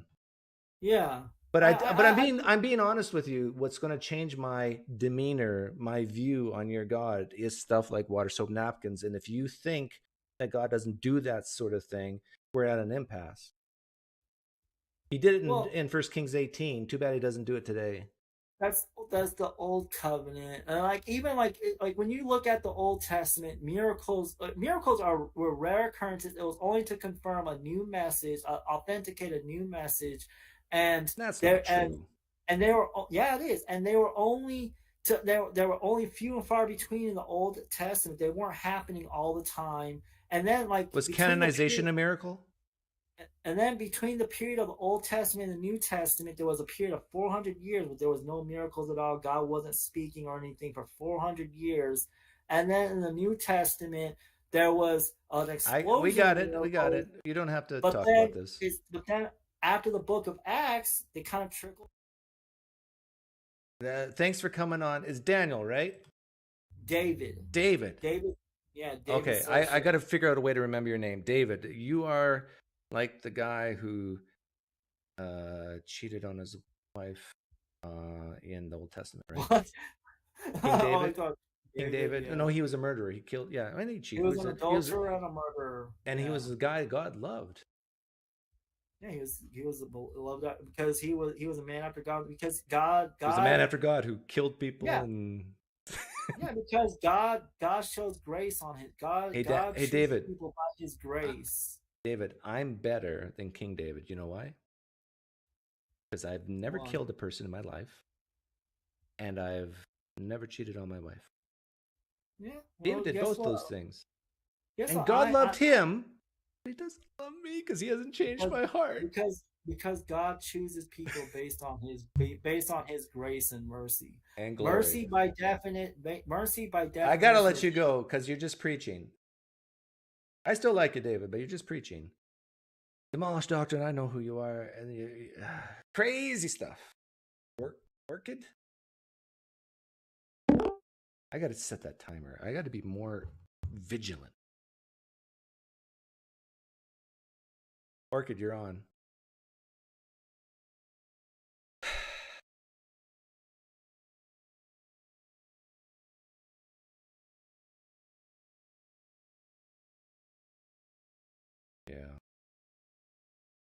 Hey, Orchid. There you are. Can you hear me? Yes. Hi, PineCreek. 5 minutes starting now. I like your shows, and I watched your debate with Trent. I'm a Catholic. Oh, good. And actually, I think Trent could learn something from you, because I like when people talk slowly and emphasize things. And Trent his opening was a bit rushed, and I think certain points are stronger when you like make pauses like you do, and talk with Are you a Catholic enthusiasm. Are you a Catholic saying I did better than Trent? The style of your conversation is something I think people should adopt more. I don't like this kind of debate tactic where you just read out everything read out everything. I like conversations. Yes, better. I didn't write anything out other than the quotes, and it was very conversational, and I emphasized our commonality, what we have in common, and where we agree. And I was trying my hardest to resonate with the Catholics listening and saying we're not that different. And I am so happy. You literally made me happy today as a Catholic calling in and acknowledging that. Yeah, I wonder if you watched maybe Bart the Ehrman and Jimmy Akin. I just watched that this morning. Yeah, and what's your opinion? Well, the debate was on are the Gospels reliable, and the problem is that term reliable so fuzzy. It's like and Akin did a good job, Jimmy, saying just that. And so I think what would have been a better debate topic is are the Gospels sufficient, not are they reliable? And I think that would be a better debate, because you could start off with a few claims and then ask, are the Gospels sufficient as evidence for claim A, claim B, claim C? I think that's better, because if you watch that debate, is it Akin? Yes. Yeah, what Jimmy Akin did is he gave a list of 100 claims that Bart agrees with, and therefore but if you read every claim, they're all naturalistic claims. Not one of them was a miracle claim, right? But it kind of shows that Bart does hold to certain presuppositions that miracles are impossible, in my opinion. Yeah, I don't think Bart says that, though. Yeah, but the amount with which he agrees shows that he kind of sees that Gospels are, in a sense, reliable, but not inerrant. Maybe the inerrancy part. He would definitely wouldn't agree. Experience miracles ever in your life, so I think you go by that, right? Like an induction type of view. Yeah. But I'm not too sure in your position. Do you deny that God exists, or? Yeah. So there is no possibility that a mind is at the foundation of everything. No, there is a possibility. So you are an agnostic on that? No, I'm an atheist. You're hearing tension and contradiction, I think, right? Yeah, a bit. You don't believe, but you're still like, there is a possibility. Okay. Yeah. So basically, the way I always explain it is something very simple. Here's a pen. The ground's that way. My camera's not upside down. And when I let go of this pen, it's going to fall towards ground, right? Now, there's a possibility that it could go up. I'm open to that possibility, just like I'm open to a God existing. However, all the evidence that we have, the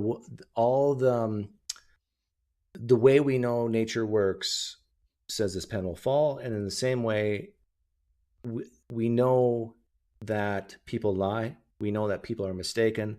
We know people make things up in stories. We know all this, but we do not know that men come back from the dead after 3 days. And so in that way, I can say, I know the Christian God does not exist.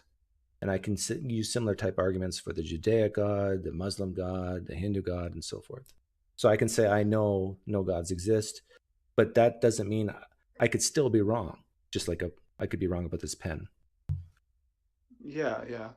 I would say that we proceed to the knowledge of immaterial things through material things, or we proceed to the knowledge of invisible things through visible things. So I think this is the logic of the incarnation, right? So when I read certain these people saying we touched him, we walked with him, like this is not like a blind belief. They are offering their testimonies. Who's offering their testimonies about walking with Jesus after apostles. Which ones? John. Does John say that I, John, walked with the resurrected Jesus? Does he ever say that in the New Testament? First John. Let me type. 1 John 1, first chapter 1-3. Do you want me to read? Yeah, I can look it up here. 1 John, not Gospel John. You're saying 1 John? Yeah, 1 John, first chapter 1-3. Okay, I'm going to look for the word John in this. That which was from the beginning, which we have heard, we have seen with our eyes, which we have looked at and our hands have touched. This we proclaim is concerning the word of life. The life appeared, and we have seen it and testified to it, and we proclaim to you the eternal life, which was with the Father and has appeared to us. Okay, now listen to this. Nowhere in this passage does John say, John, I, John, saw this. And nowhere does it say that they saw a resurrected Jesus. You realize you can read this, and you're importing a resurrected Jesus into this, but it's not actually there. Mm-hmm. Would you agree with what I just said? Yeah, I would need to see the surrounding thing and think about it a bit more. Maybe you have a point. Maybe I am pushing certain. Like watch this. Like I'll do a screen capture here.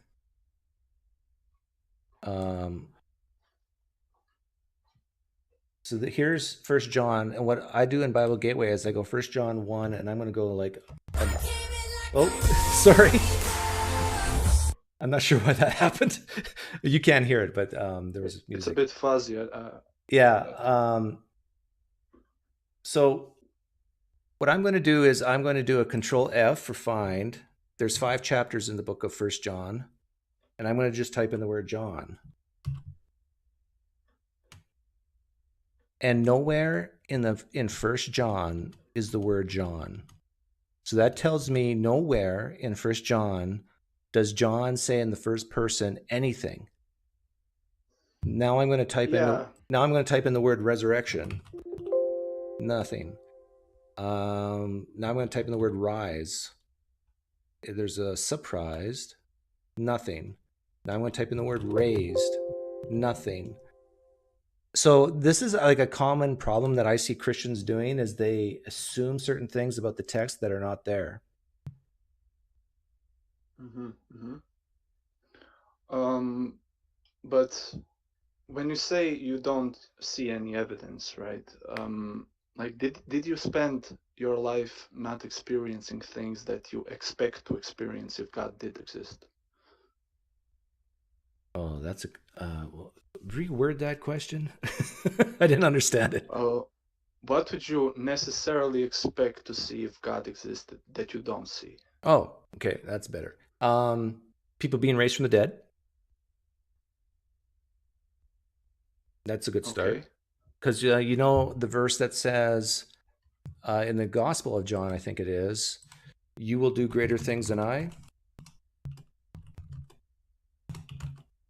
Let's see where it is. John 14:12. Truly, truly, I tell you, whoever believes in me will also do the works that I do, and greater works than these will he do, because I am going to the Father. So this is a verse where apparently Jesus is saying to his disciples, and I think the Christians around at the time, at least, that you will do bigger things than I did. And Jesus raised the dead. Mm-hmm.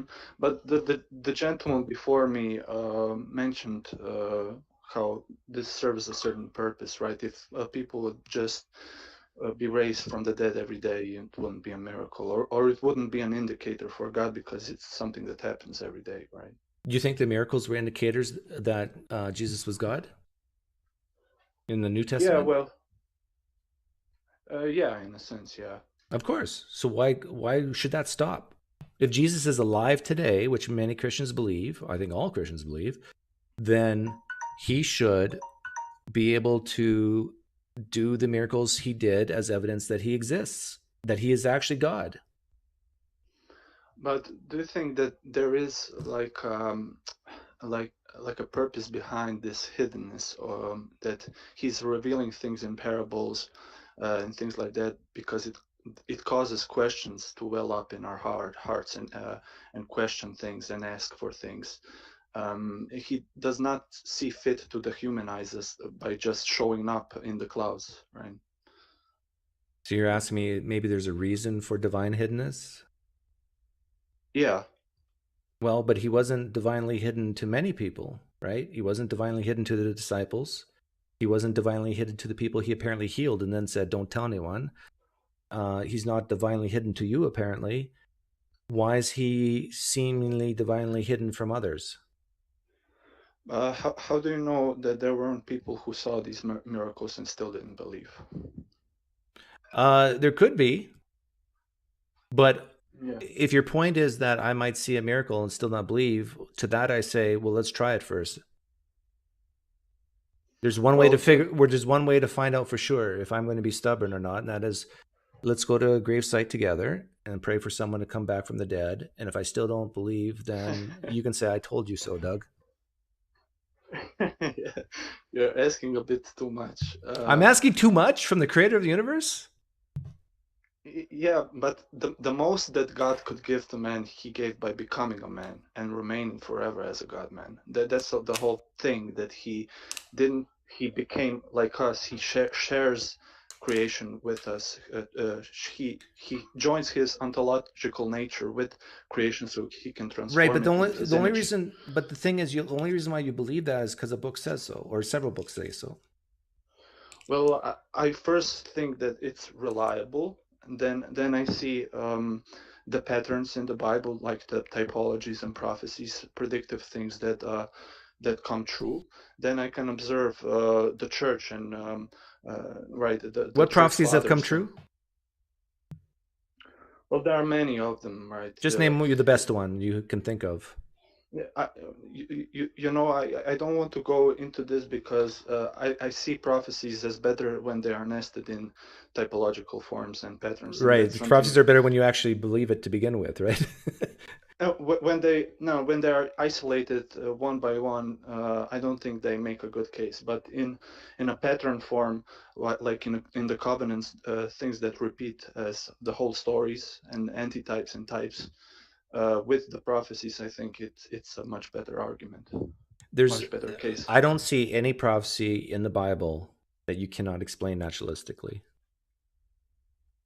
Not one. Yeah, that's something you should maybe have a debate on with someone, or get Scott Hahn on your program. He's great at this typology type stuff. Okay, so the question is, why do you believe that this is true to begin with? And I said because of old books, and you said, well, but there's prophecy and there's what else? Oh, you believe it's reliable. Also, we are rational creatures that can empathize, make jokes, do philosophical reflections. Like, we are beings who tell ourselves about ourselves, and this points me to a meta level, right? We are okay, but that's not about Christianity. I'm asking about Christianity. Yeah. There are good reasons to believe in a transcendental creator. Then okay, I can I'll give it to you. History. In history, if this God revealed himself to us, right? I'm a bottom top guy. And so when you were talking about Jesus as God, and I was asking, but why do you believe that? I'm going to even give you want to believe in a God? Let's assume this God exists. But that doesn't mean Jesus was God, right? So why do you believe Jesus was God? There's something about my quantitative experience of what he's saying and how I recognize God's authority in his speech and his acts of love through the self-sacrifice. So if I was really good at talking, I could convince you that I'm God? If I would resonate with you in some way? Certain messages that you would speak may even come from God, but the things that Jesus did are, and Jesus said about himself, and the cross are something very special. I can't explain it, right? It is on an emotional level as well, but it's not just that. It's not just my subjective experience. There are many objective facts that I can put in to build my case up, right? Yeah. See, I would say that we can't even be confident to know what Jesus said or did. Well, you did see. I mean, Jimmy did a good. He has a blog. Like, you can check all of these things that Bart pushed back on him, and I think there are good arguments against that Gospels are unreliable. Like, you remember when you said, when I asked you which disciples or which apostles claim to have seen Jesus, you mentioned 1 John, and we just went through it. There's no mention of a resurrection, and there's no mention of John in that scripture. All you have to do is apply that to the Gospels. The reason why Christians and Catholics especially say that Jesus said certain things is because a guy named Eusebius in the 4th century or 5th century said that a guy named Papias, who we don't have any works at all, says that a guy named John, which we're not sure which John it is, says the guy named Mark, who apparently was an associate of a guy named Peter, who was a disciple, who heard Jesus say things. So it's Eusebius said, that Papias said, that John said, that Mark said, that Jesus, that Peter said, that Jesus said. That's how far you have to go in this chain of custody to be confident that Jesus actually said the words he said. To me, there are multiple chains of transmissions, actually, from Paul to Clement, from Peter to John, from I need to check these transmissions, but there are multiple ones, right? There's not just one transmission, because Jesus in Luke it says that he's talking to 70, and he's saying to them, whoever rejects you rejects me, whoever listens to you listens to me, right? So right, but if a Joe Blow on the street says that, hey, the other day, you're not gonna believe this, I was at the park the other day and some guy was on a stage and he said he was God, and he, like, you and I are the same, we'd say, oh, that doesn't mean he is. And then and then another person can say, oh, you're never going to believe this. Like, some woman came up and she said she's been menstruating for 12 years straight, and this guy who claims to be God healed her. You and I are not going to say, well, that doesn't mean that he actually healed her. How do we know she even was bleeding for 12 years? How do we know this actually happened? Well, because someone told me. Like, we need to be more skeptical about these big claims. When we all have certain thresholds, right? So my threshold were really high. I think I was an atheist. So when all of these things start to connect, dots start to connect, I don't know if I'm connecting them on like on purpose or forcing them to connect. I don't think. When were you an atheist? How long ago? 3 or 4 years ago. 3 years ago. So 3 years ago, you were an atheist, then you became a Catholic? Yeah. What happened 3 years ago in order for you to become Catholic? I was actually very into astrotheology, so I thought that I had like a Richard Carrier type of view of mythicism, right? That Jesus is a son type figure. Okay, but what got you to believe? What changed? 3 years ago. It's a really difficult story, but there was certainly things of recognizing evil in the world and sin in me. Then really opening the New Testament and actually reading it. Then really seeing how everything is like a reflection of God's mind, and He's trying to like but when you were church. This is very interesting to me. So when you were an atheist 3 years ago, and you saw evil in the world that made you think, well, maybe something, I don't know. But when you opened up the Bible and say read some things Jesus said and did, why did you automatically believe, or did you, that Jesus actually said and did these things? something about because I experienced big evils in that period What do you with mean? myself. I was a bad person, right? I was really like I was letting myself go a bit in life. You were. I experienced some. I would say even demonic oppressions and stuff like that.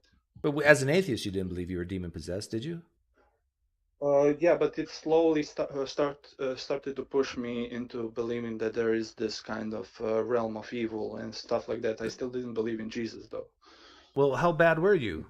Like, did you get in trouble with the law? No, not exactly. Were you just sleeping around? There was a lot of things. Yeah, a lot of Doing bad drugs? things that.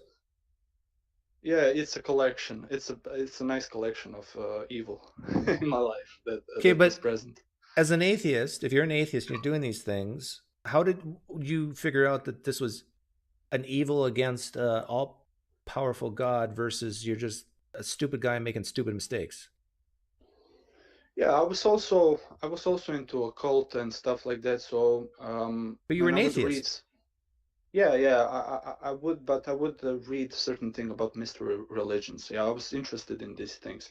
So when I would read that people were performing homophagia, right? That's when you tear a person apart and eat his flesh raw, and cover yourself with blood and dance in a frenzy and orgy. These kind of concepts for me was unthinkable, right? Something that was really starting to smell like evil to me. Something that is really evil, always evil. And then I started to like observe certain things, certain patterns in media, right? And I just started to believe there is like a demonic things going on, that Satan is real and stuff. Maybe what was happening is you started to believe in the demonic because you could use the devil as an excuse for your bad behavior. Can you repeat that? You're like a psychologist right now, right? Yeah. No, I need to lay down. I'm being very open and real with you right now. I'm saying that maybe what happened to you 3 years ago when you're doing all this bad stuff and you're reading all these books, and probably you were around people who believed in the occult, I don't know. And so now you're starting to believe in a supernatural realm with demons and evilness. And I think a possible explanation of what happened to you is you were more likely to accept it because now you have something to blame.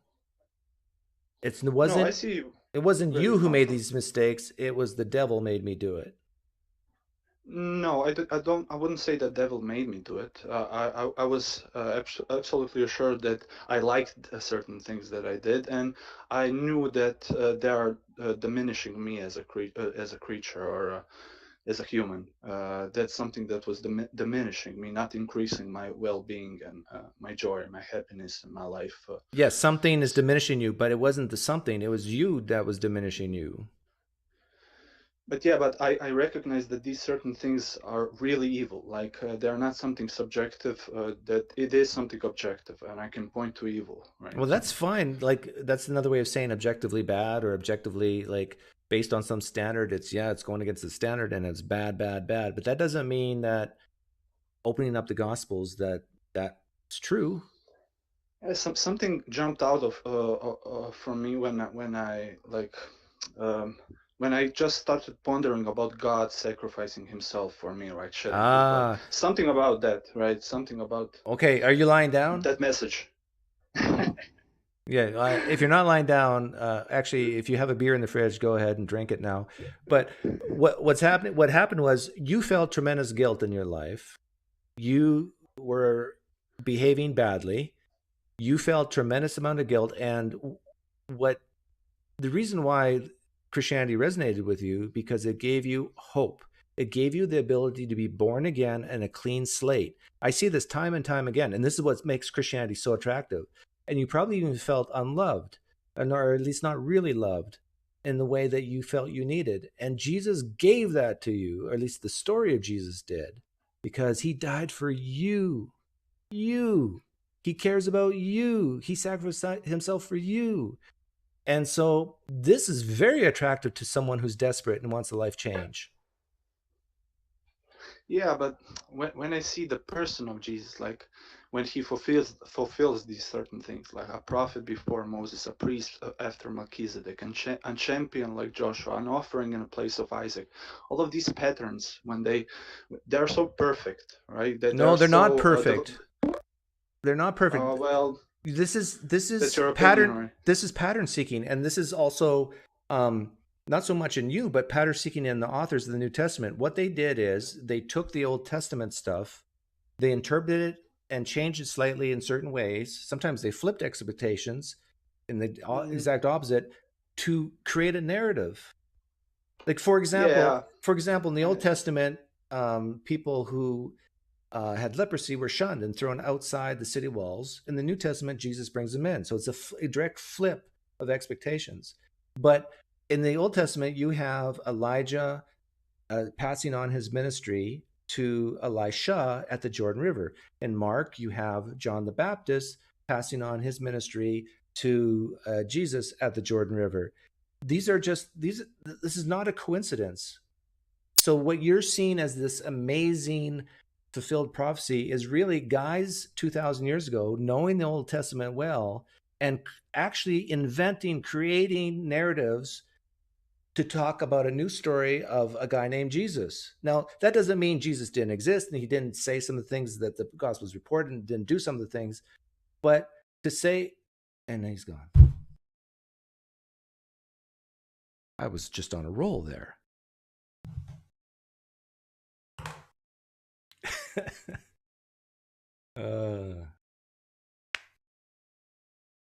And now he's going to go back to atheism and start doing crazy stuff. Is he back? No.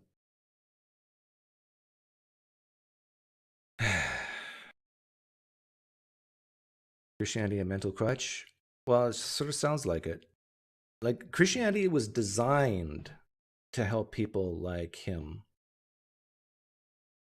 It was designed to help people who are suffering.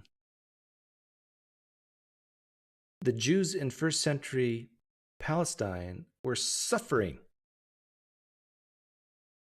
Or at least they had this expectation of something big and great's going to happen, and it didn't happen.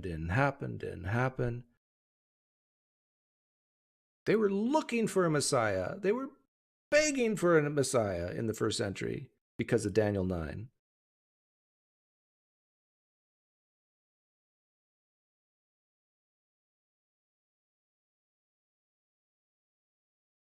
Don't assume he left because things were getting real. I think maybe his phone just died.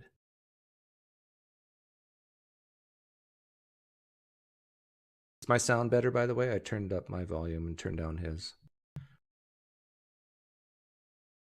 But if you're still listening, Orchid, I think that's what your name was. Thank you so much for calling in. Thank you so much for saying I demolished Trent Horn in that debate. No, you didn't say that. That I had a better strategy or a better... Yeah. I don't know if I want to take another call.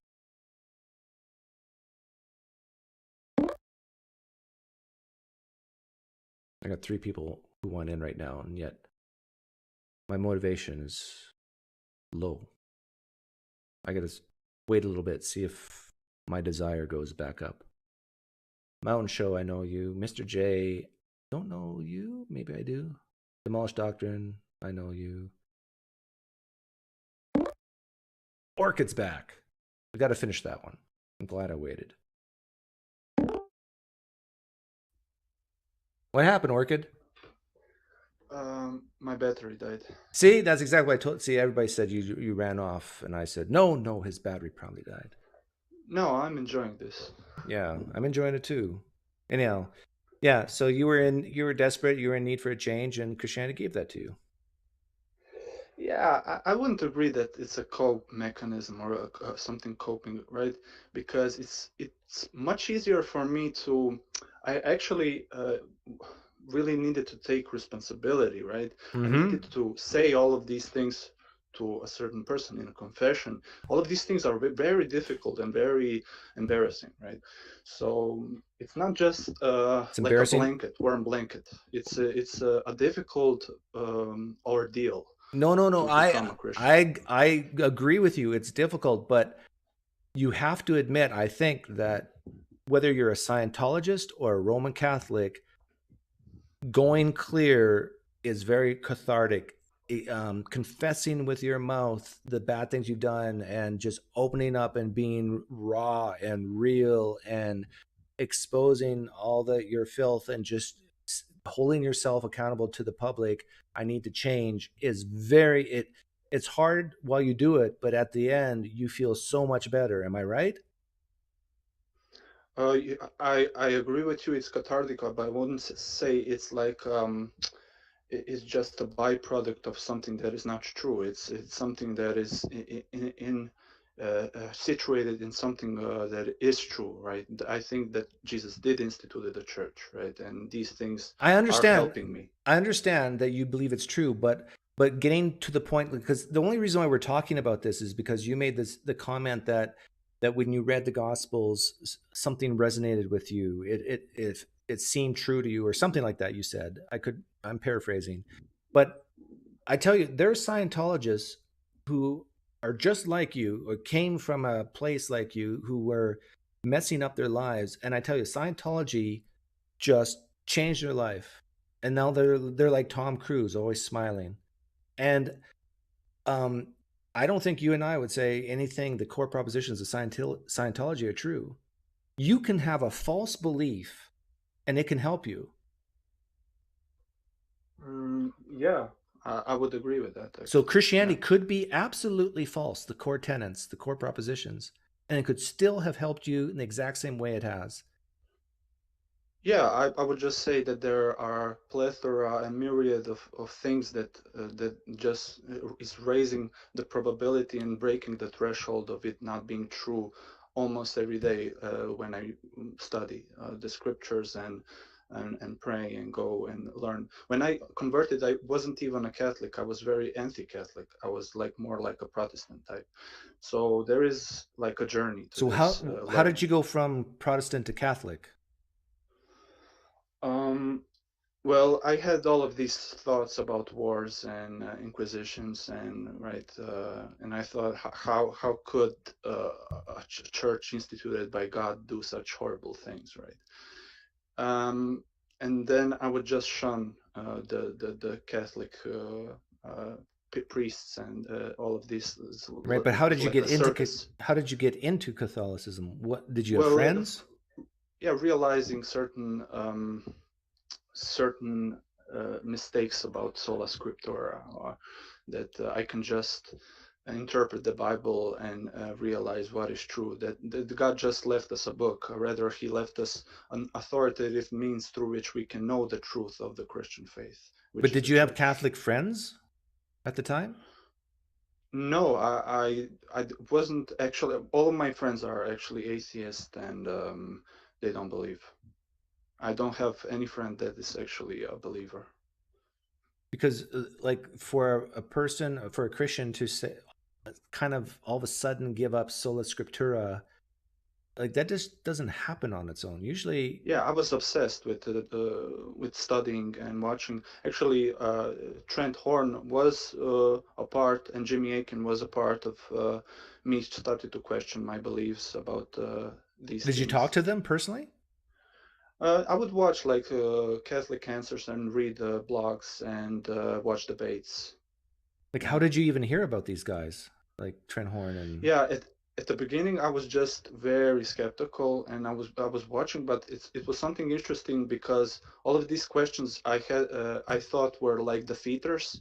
They always had like a good response, but I always thought, no, this response is not good. But after like listening to it more and more, I would just think, yeah, it's actually a good response, and then I started to lean back to Orthodox Christianity. You know, you do realize that the same sort of thing happens among Protestants and Muslims and Jews, and they hear a problem, they see a problem, they see a friction, and then they listen to an apologist or an imam, and they kind of resist at first, but they keep listening, and then, oh yeah, that does make sense now. Yeah, there is cognitive dissonance in everybody. There is certain things. People don't like to be wrong. Yeah, I would agree with that. When you establish a belief, you really don't want to be wrong. But I eased up, and when I started to talk with people, I liked to be corrected to certain things. But I have like a question maybe for you. Okay. So when you say that there, would you say that there is like a fundamental nature of reality? Yeah, sure. What would that be? Would it be like an energy or field or something like or something concrete or something abstract? I would say it'd be material. So everything is material. You don't believe in this kind of metaphysical thing existing? No, I'm not even a Platonist, I don't think. So, well, does it seem to you a bit strange that universe just happens to randomly manifest exact conditions to create such a complex being as a human that can comprehend the universe, that can actually comprehend the universe, and this all happened without no reason, and no reason at the foundation, no rational foundation? Yeah, I agree with that, and I'm an atheist who actually calls that a miracle. That our existence is a miracle. Not from a god, just it's what I mean by that, just such a low probability event. Yeah. But I get that, and I get why people like you would look at our existence, look at, that if we're all just material, that this is amazing that we can think and talk and have language. I get why you'd want to shift that mystery of how it happened to a deity, but please know what you're doing is the mystery of our existence and trying to explain why and how. Well, the how is more about evolution, but the why, all you're doing is you're shifting one mystery to another mystery. Like, have you ever asked yourself, why does God exist? Why does God exist? Well, he would be like pure actuality or existence without limits. So something that was necessary and existed forever. So necessary I don't think existed forever. Now ask me why the universe exists. Necessary existed forever. Not our universe, but the cosmos. The universe has certain factors of change, and it is finite, right? So there is problems with that. We can push like infinite regresses and stuff like that. No, I would say that any problem with infinite regress I can apply to a personal God. Like, do you believe God has thoughts? Do you believe he keeps promises? It's not in a linear type. He observes everything like he's outside of time, so it's not like a linear type of thinking like we do. When we say person or intentions, all of these are like analogous terms. So when we talk about God, he's on another plane. I don't think we can even so rationalize it. Before God created anything, what do you think he was doing? Well, loving. There was love between the three persons, right? Love and understanding between them. For eternity past, there was nothing but just loving amongst the Trinity. Yes, and they wanted to share this love with humans. Okay, and so that's why he created. Yeah, that's a family unification. Like we see that trend with Adam and Eve, like a marriage, and then with Noah, a family, and then 12 tribes, a national family, then the kingdom, and now the universal church where everybody can be, right? Do you believe the whole world? Do you believe? You said you believe God's outside of time. Do you believe that God can see our time and see the future? I'm not too sure how our time operates. I'm not. I think it's actually eternalism. I think I'm eternalist when it comes to time or B theory or something like that. So I'm not too sure, but like, for example, do you think God's ever surprised about what happens in the future, like when it unfolds? Yeah, I wouldn't say so. I would say that he's omniscient, and he can see. Okay, it's a logical thing that he can see the future. See, in my opinion, this is the real problem of evil that you have. and that is that if you believe God existed before creation as a Trinity, and he could express a love amongst himself in three persons, there's no need to demonstrate it to people, especially if you believe that he knew what would happen, that most people on planet Earth would reject him. And if you're why say most? That's a presupposition. I wouldn't say most. Because of the verse, wide is the path to destruction and narrow is the gate to life. Well, he was talking in one particular moment in time. I wouldn't say that God is finding excuses to send you to hell. I would say that actually most people in history and future will be saved. I'm very pro invincible ignorance. Oh, you need to talk to Trent and this Jimmy guy. They well, don't they don't agree with that. Invincible ignorance as well. I think if Trent Horn here it'd be tough to get Trent Horn to give an honest answer, but I think if he were here right now, and if he was a betting man, he would say most people are going to hell in a handbasket. I wouldn't say so. No, if they are choosing. Okay, hell, but it doesn't matter. I think hell is a choice. It doesn't matter. If God knew one person throughout all history would go to hell, eternal conscious torment, which I think the Roman Catholic Church believes. If that's true, that God knew that one person he should not have ever created, he's responsible for that one person going to hell because he could have chosen not to create at all. He doesn't need people. He's just as good before creation as after. He was nothing but downside for him to create. This is the real problem of evil. No, because I see a justice against the evil or justice against the damned. It's itself a good. No. You're missing my point. There would be no damned. There would be no justice or judging if God never created. But I think the justice is good. That for the evil to be damned. I think. Is evil good? No, evil is not good. But so God created knowing something good would not happen. Does God like just a little bit of evil? No, but he can bring about certain creatures that have free will and can maximize their virtues and will. Sure, he could, but who cares about what he could do with evil? If he doesn't like a little bit of evil, and if he creates knowing that a little bit of evil would exist, then you've got a contradiction on your hands. God desired to create knowing that what he would create would lead to something he doesn't desire. Well, if light wants to use darkness to bring about more light, I think the light would be justified. Was God lacking in anything? Did he need evil? No, but he need evil? No, of course not. No, he needs nothing, right? There's absolutely no reason why an all-knowing, all-good, all-powerful God would create in the first place. He sees something beautiful in sharing this beauty with its creation, right? To share with us. He was all beautiful to begin with.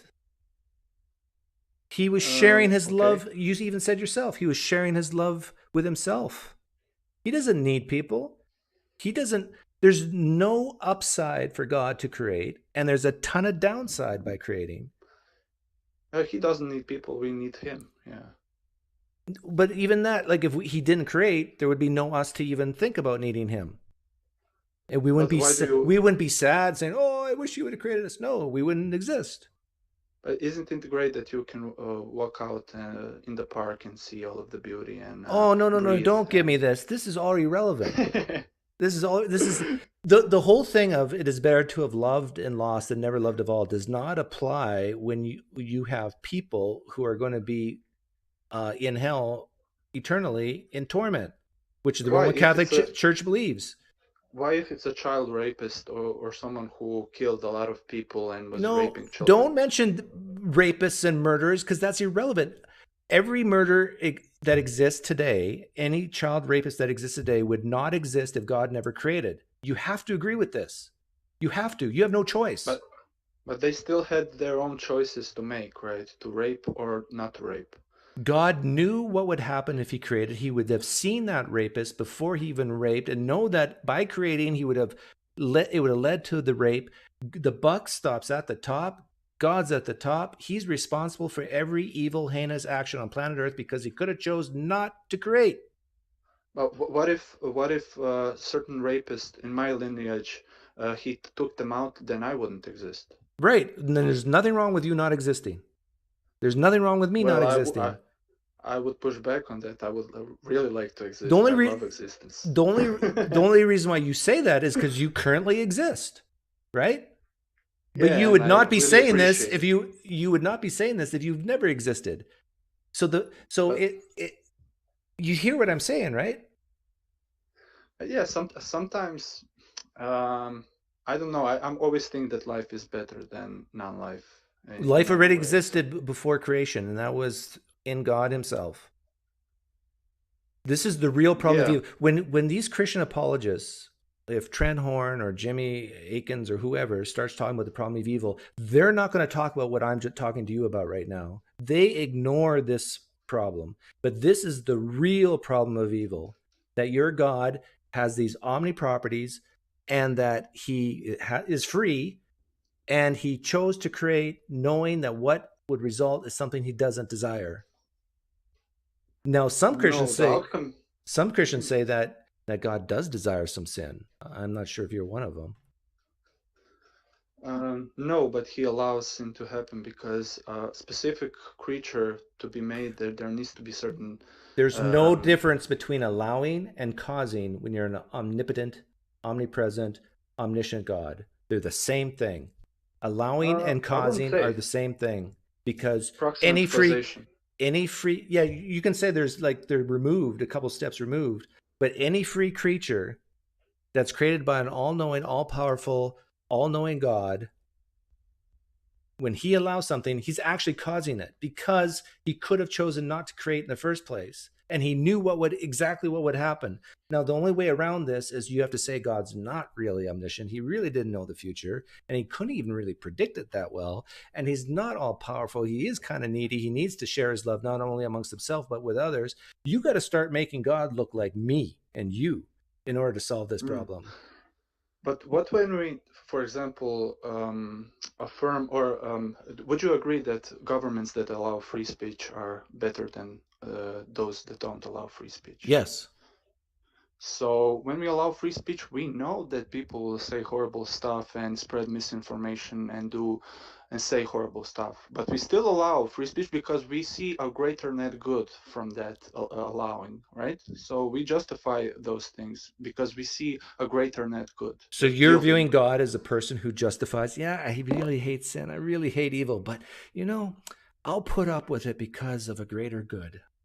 Is that the type of God you believe in? No, he doesn't think like that. Okay, then why are you bringing this up? Like, the real problem of evil starts prior to creation. So any example you can give about me having kids or free speech and all, it's totally relevant because your God could have chosen not to create at all. But because he allows for evil, we can know God even more and even more perfectly. Who cares? Well, I care because I love God and I want to be with him. But you would not care if you were not created. And look at the downside. Let's say God sees better for me to exist. Let's say it's true that you're not going to heaven. You don't know what's going to happen in the future. Only God does. And let's say God told me directly that you call yourself a Catholic today, but in 5 years you're going to go back to your old ways and you're going to actually start swearing at God and denying him and blah, blah, blah. Okay. Then you die, God judges you, and you go to eternal conscious torment. Now, let me ask you a question. If that hypothetical were true, would you wish you were created or not created?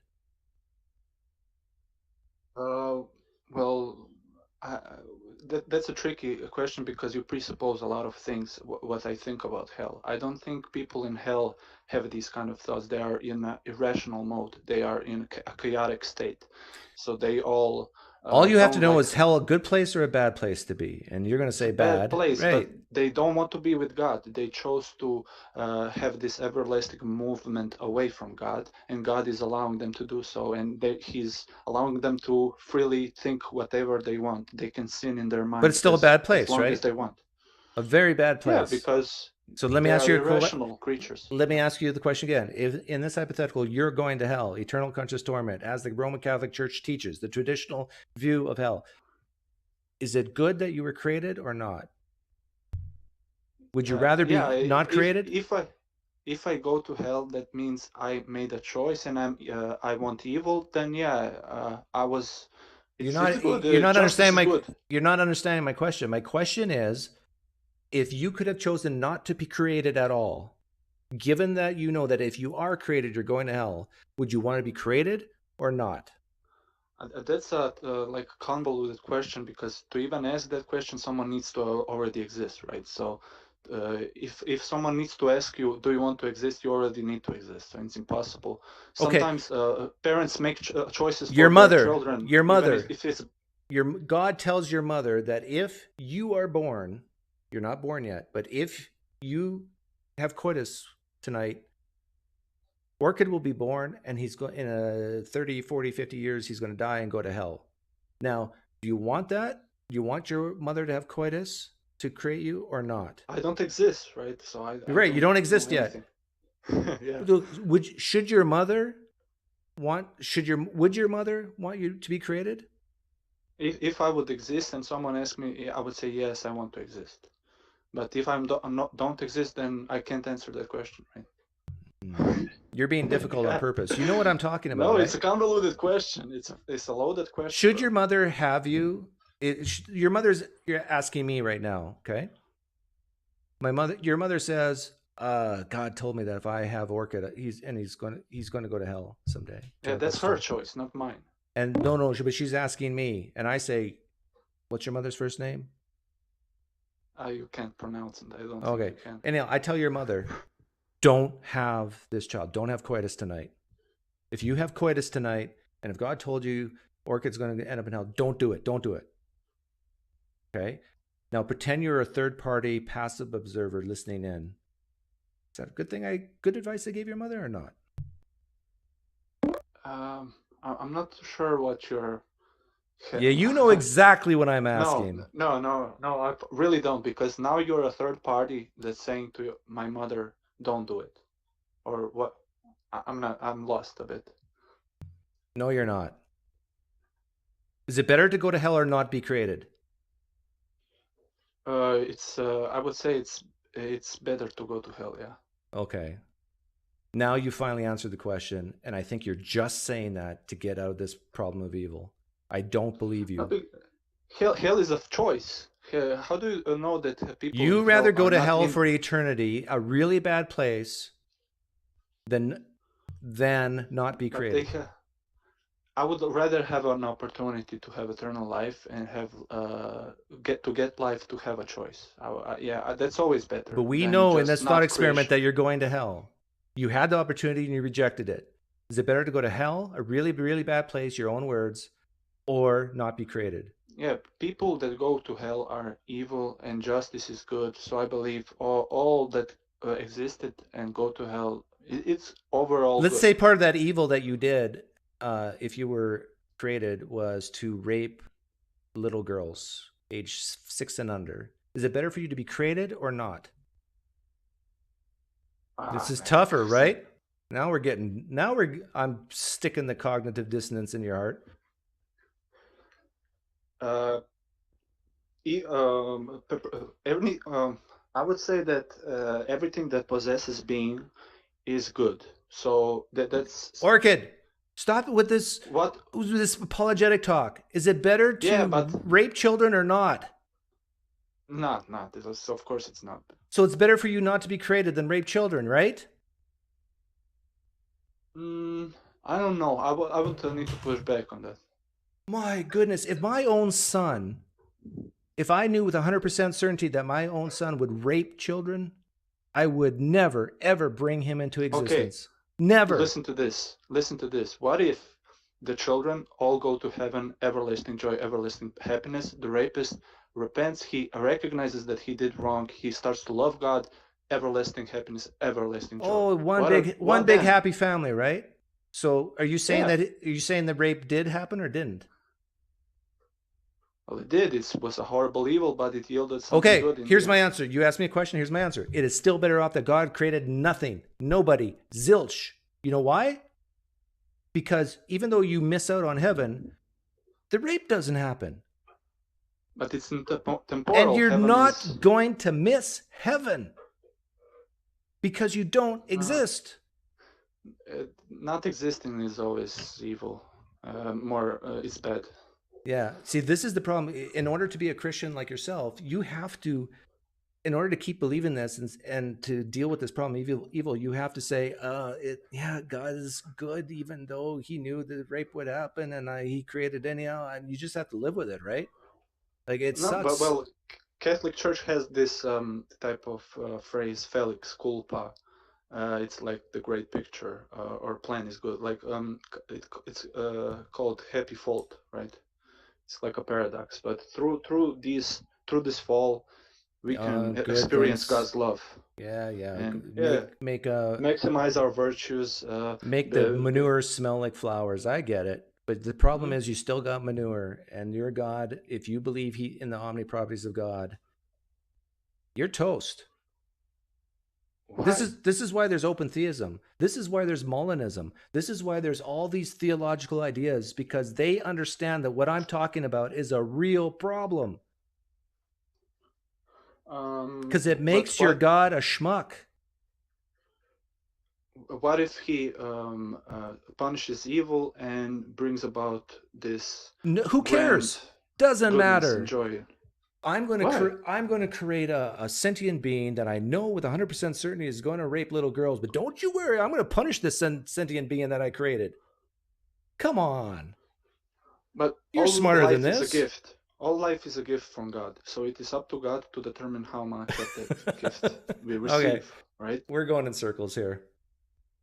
Have a good day, Orchid. Okay. Take care. But thanks for the compliment earlier on.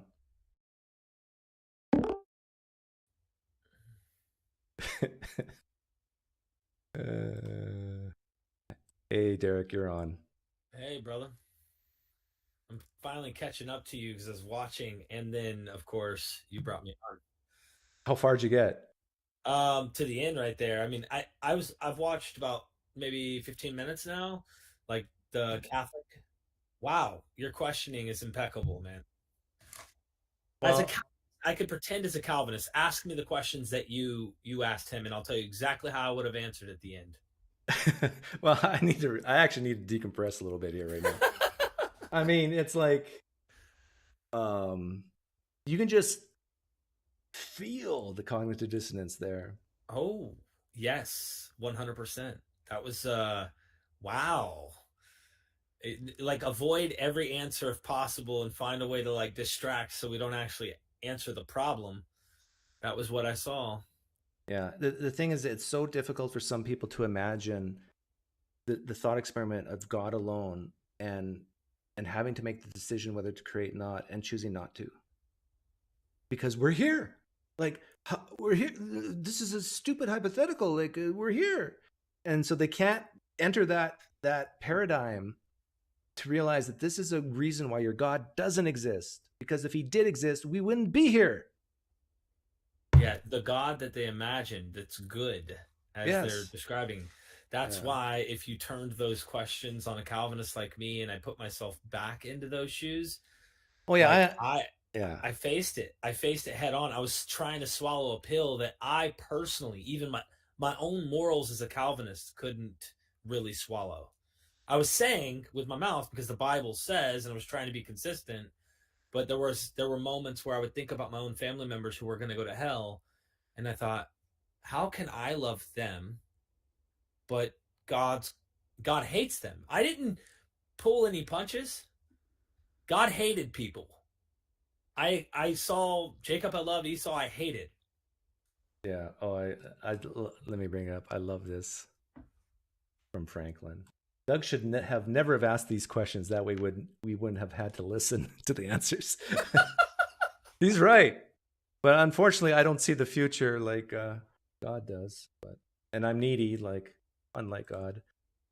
But yeah, Calvinist just owns it and says, yep, it'd been better, the rape wouldn't have happened, but God wanted that rape to happen. Why? Morally sufficient reasons. Mm-hmm. Wow.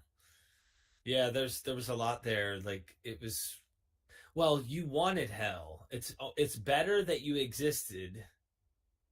Man, there were some moments there, like the rape question, dude. I mean, I was like, what did you just say? Like, yeah.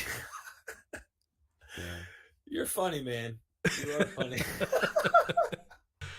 Well, that's like when it was just about him, it was easy for him to say, yeah, I'd rather go to hell. I'd rather be created and go to hell. But when I actually brought other people into it, like a 6-year-old girl being raped by him, whether he be created or not, like you could tell he paused at that point because now it's becoming more real. And yeah, I don't know any rational person who would say it'd be better off for someone to be born knowing with 100% certainty that they're going to kill 1,000 people, or even, I don't know, there's a difference between 1,000 or one. I mean, or rape children. Like they say, no, it's better they're not born. But unfortunately, we can't see the future. I'm looking up a particular Bible verse that actually goes against what he actually said there.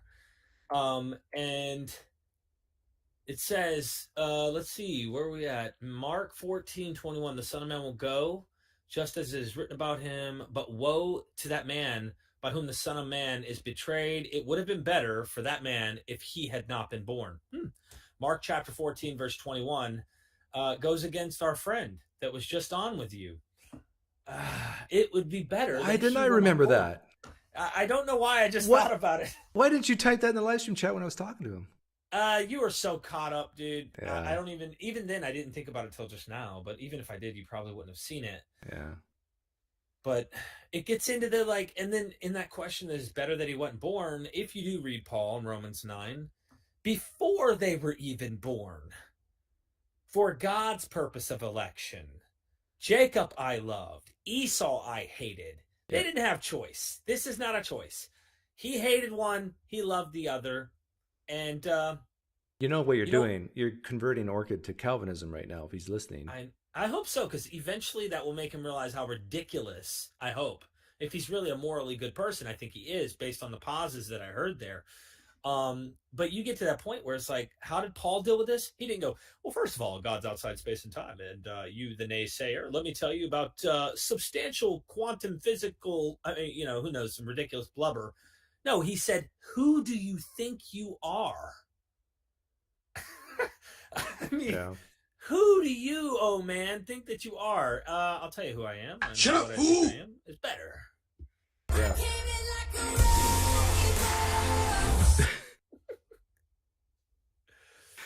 The shut up fool apologetic. So what was going on in your head? I mean, like, when you do this, you're really good off the cuff of like questioning and pressing here. But what's going on in your head? What did you really want to say? I feel like sometimes you wish you could say more, but you want the conversation to keep going, and you. No, I said everything I wanted to say. There was nothing. I didn't hide anything.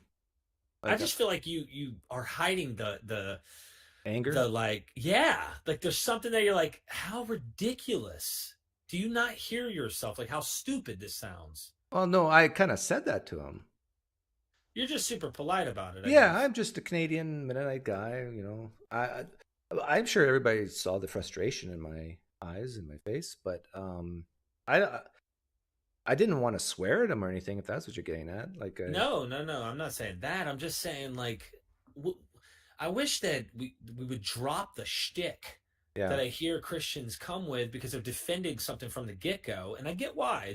It's that emotional stuff that we keep talking about. But someone had a good question in the chat, and you didn't ask it.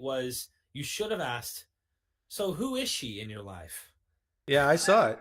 I saw it. Oh, you didn't ask it. But I didn't ask it on purpose because I wanted to see if I could pull it out of him without asking. I like to challenge myself. I can tell, man. Dude, you always are you do better. Like, you get better and better and better. I'm telling you, man. I wish I had the skills you do and what you do, man. How many more days to Airman Lycona?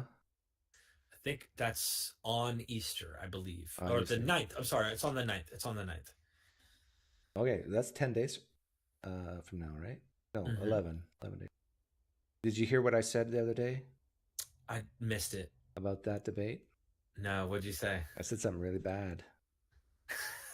What did you say? And if I tell you, I'm scared you're not going to like me anymore. What? Doug, I like everybody. Man, I interview Robert Price. I interview people who are claiming to be Jesus from Australia. Okay. You pulled it out of me. You're going to have to tell me. Go ahead. I said the other day on a live stream, I forget which one it was, but I said that I don't think anything new is going to come out of it. And I don't think it's going to be as long and as in-depth as people say, because 7 hours is basically 2 debates with a 1 hour lunch break. So it's basically 2 debates back to back. And I don't think you or me are going to hear anything we haven't heard before. And I think it's wrong that it's behind a paywall forever. And I question whether I will even have the ability to critique it and not fear repercussions. Like, you mean Fair- go on YouTube and critique it? Yeah, fair use thing. Ah, so if you were to do something without the visual, but had few clips, let's say audio clips. No. something- I've actually taken full sermons before, like short sermons, and gone and watched the whole thing on my YouTube channel and then made pithy remarks in there. Right. Can I do this with this 7 hour debate? I don't think so. I don't think so I'd have either. to ask the coordinator. Yeah. Yeah. I don't think so. In other words, But can I play the whole thing without people paying, as long as I say a few words here and there to add value to it? I doubt it. Yeah, Yeah. I doubt it. I mean, without getting like repercussion or them trying to like flag the video and get you in trouble, I doubt it. Yeah. It's not even on a YouTube channel though, is it? No. It's going to be when you sign up, they're going to send a Zoom link. Yeah. So it'll be a live debate for 7 hours, but I don't know how much Q&A is going to be involved. But Bart says he has a couple things he wants to bring to the table. Mike wants to try and trip Bart up. Mike thinks he's got something. He thinks his arguments are better. I mean, once I watch it, your prediction is possible. You know, if you're accurate, man, someone needs to start shrining something. You might actually be divine. Do you think you're going to hear anything you haven't heard before? No, but I'll probably watch. There might be some details that they get to press on, and you get to hear like squirming up or cognitive dissonance take place, or some excuse to try and get around it. It'll just be another way of hearing an intelligent, apologetic way of getting away from problems. But Bart's starting off flat out saying, like, listen, you cannot, I don't care who you are, I don't care what apologist you are, you cannot prove the resurrection of the dead happened historically. Like, it actually is a historical event. And that you can't prove miracles historically. Like, there's no way to prove a miracle historically. And all the historians that he's like, you can talk to them. Mike Lacona thinks, yes, you can. Bart is wrong. Yes, you can. How do you prove a miracle actually happened? Inference to the best explanation. That's the only thing. That's what he's going to say, yeah. Right. That's the only thing. And that's the best explanation from what? Literature? That is clearly not literal historical literature. And that's where we're going to have our differences. Dying on this hill. So, what do you do, man? I don't know. You just made my whole day worse now. How many people have signed up through your thing, you know? I really don't know. Probably like 50, 60 people. Oh, wow. Maybe more. I don't know. I haven't counted because I have multiple different courses as well. A Genesis course. What did Jesus think about himself? You know, did he think he was God? And of course, Bart Ehrman's taken a historical method to start with. No, he didn't. There are places where he's like, you know, not even calling himself a Messiah in the Gospels, or not calling himself the Son of God, or whatever he might be. He's avoiding this clear implication of a development that happens, and then the Christmas one as well. So we'll see what happens, though. I mean, if they ended up making it public, it might be after a year, or who knows, at some point there might be a moment where they make it public. I don't know. I don't make the calls on it. It's $40, right? Yep. Right now? I think it's 40 now. Let me get my calculator out. I'll type mine out. Okay, so let's say there's 10 affiliates. And they each get, let's say by the time it starts 100, that's 1,000. And then there's going to be other non-affiliates. It's going to be, let's add another 1,000. Let's say 2,000 people subscribe. And assume $80,000 is what I predict they're going to bring in. 80,000, and we're in the wrong business, bro. The facility is going to get $2,000 at most with the sound and cameras. They're going to pay for the Zoom because there's going to be a Zoom. Yeah, but what is that conference thing? Is Probably $200. Maybe $300-400. I don't know, at most. Let's round it up to 1,000, and then they're going to give $1,000 to Megan. Although maybe more because she has to fly. Let's add another 1,000 in there. Well, it's not an in-person debate. Oh, that's right. It's remote. Okay, so there's 75,000 after expenses. So Mike Licona is going to make 37,000, and Bart Ehrman's going to. Oh no, they don't get all the 40. You get a cut. Yeah. I get 30% of every sell that I make. So they get, but I'd say at least half of it's not going to be through affiliates. So let's say they keep only 70% of that. So they're each going to make at over $20,000, but closer to 25. Yeah, they're on the right side of this deal. But yeah, I mean, a lot of the academics are actually starting to do stuff online. After COVID hit, a lot of the colleges were pumping things through, if you will, through the media online, doing things through Zoom. Derek, you want to make 25,000? Bro, I would love to make money like that. I'm here today declaring a 7-hour debate with Derek from MythVision. It's me, 2 atheists going head to head. Let's do it. And I tell you, it's never been done before, other than Mike Licona and Bart Ehrman. We're going to set up affiliates and put it behind a paywall. And, a lot of people complain that when we do live streams, when Derek does live streams, when I do live streams, we never go in depth enough. But in this debate, we're going to go in depth. We don't know what we're going to debate yet, but we're going to go in depth in whatever it is. And I tell you, it's going to be the best thing ever. Who are we going to get to moderate? Myron. No, we'll get Nathan from Digital Gnosis. Okay. He kind of looks like Megan. And then... And I tell you, it's going to be great. And I sound like Trump. You're horrible. 25,000 each. That would be, man, I'd love to see a payday like that. Seriously. No, just it's really been an honor to be able to work with some of them though. Like Bart Ehrman and stuff. I mean, man, like this guy's loaded with knowledge. And I mean, the academics are trying to take things online to do online courses to make some money. And some money, that's a lot of money on the debate, but I'd love to be able to be a part of something like that one day. Did you see this? Hang on. Show it to me. I love doing stuff like this. You get me in trouble, by the way. I do? You have. How? Just I say things and then I hurt people's feelings and then yeah, I saw that. I actually commented in that one. I recorded that. That was actually, I do all the recording for the affiliates. I recorded that for him and sent him the file. So I watched it. And I was glad he actually did that.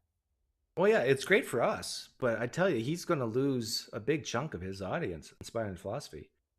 Yeah. Like if the they conservative don't think that locusts are helicopters in Russia right now, who's going to be spending that money helping out? Come on. Yeah. The end is... Yeah, if you don't believe in end times, then there's no reason for the United States to help, right? Yeah. I did an interview, by the way, on Revelation with Bart after he did one. my whole point wasn't to just say this was about the past. I went a step further, kind of looking at what Michael Jones did, and I said, Bart, not only is this about the past, but it failed, right? we go into how that book doesn't even, like, it doesn't accomplish what it's saying is supposed to happen, and that, well, you have that part of your canon. Maybe Martin Luther was right. You should ditch it. Get rid of it. But then later on, he changed his mind on the Book of Revelation when he was translating it into German, because his own experience and being persecuted made him think it was talking about the Roman Catholic Church and his day. So he started to believe, just like Irenaeus. This book was written by a heretic. A lot of early 2nd century Christians thought the Revelation was written by a heretic and it was not scripture. Irenaeus came on. He had a friend that was martyred in some situation because he did an illegal thing that you weren't supposed to do, I think meeting in public place or something, and they wanted him to bend to the emperor, but he wouldn't recant his faith, so he ends up getting killed. And of course, if you don't bend to that, it's like me getting arrested because I won't show my ID to a police officer. I'm being persecuted, or something happens. He gets persecuted. They put him to death by putting him in a gladiator ring. Long story short, Irenaeus ended up seeing this, talking about the saints that are beheaded and killed, and this idea, and said, this is talking about us in like 180 AD. Then, if you go further, Athanasius takes it, reinterprets it. I like watching how Christians just kind of find a way to make it about them, just like our dear friend you just questioned. Well, Jesus, I exist. It's, well, existence is good. I'd rather exist and go to hell than not exist at all. Yeah. What the... I kind of like Revelation being about the future, though, because it eventually will lead more people away from Christianity.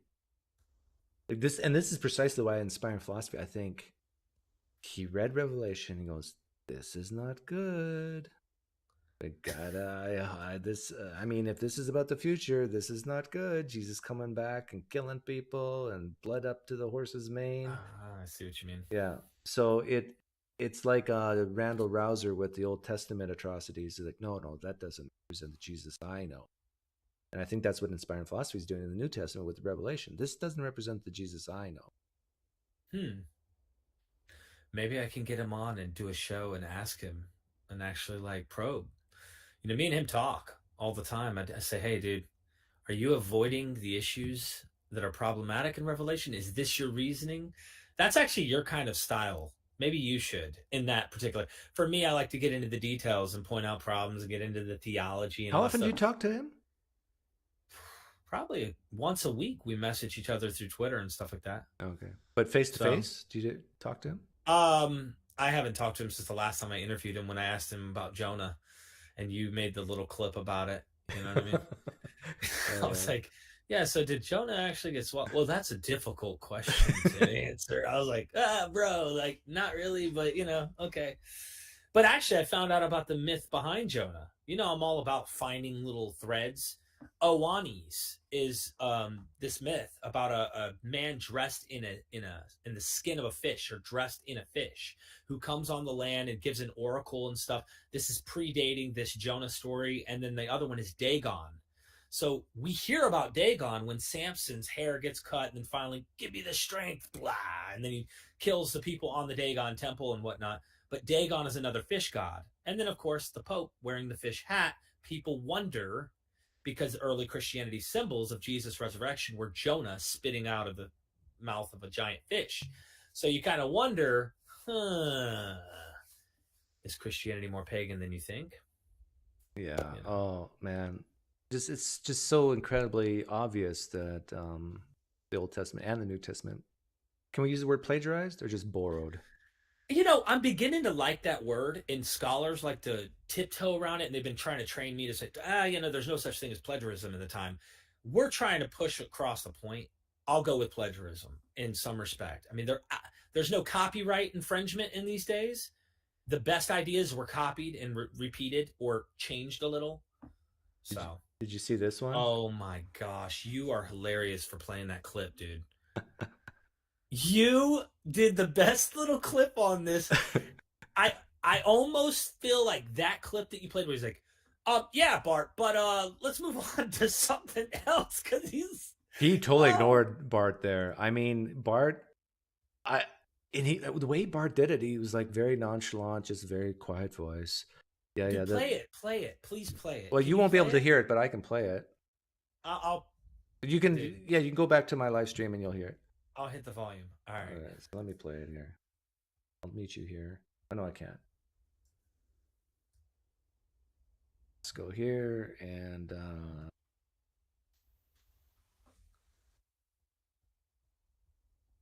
which one is it? Yeah, this one. Those of you who haven't seen it. And the thing is, there's a lot of Christians who didn't even get it. They're going, what are you trying to prove with this? Yeah. Okay, here.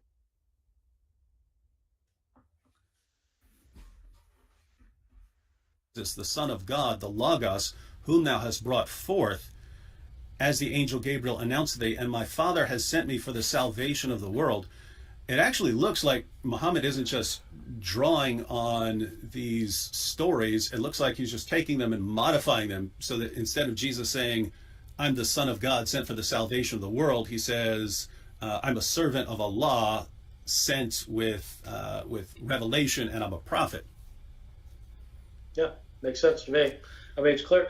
You know, if you've got stories that are like that prior to the Quran and they're very similar to the Quran, then it's not an accident. But it's like, I mean, going back to the earlier thing, it's not an accident that you have these stories of the divine men in the Greek and Roman world before Jesus who were born miraculously, do miracles and raise the dead and stuff. I mean, it's not an accident that you have these similar stories.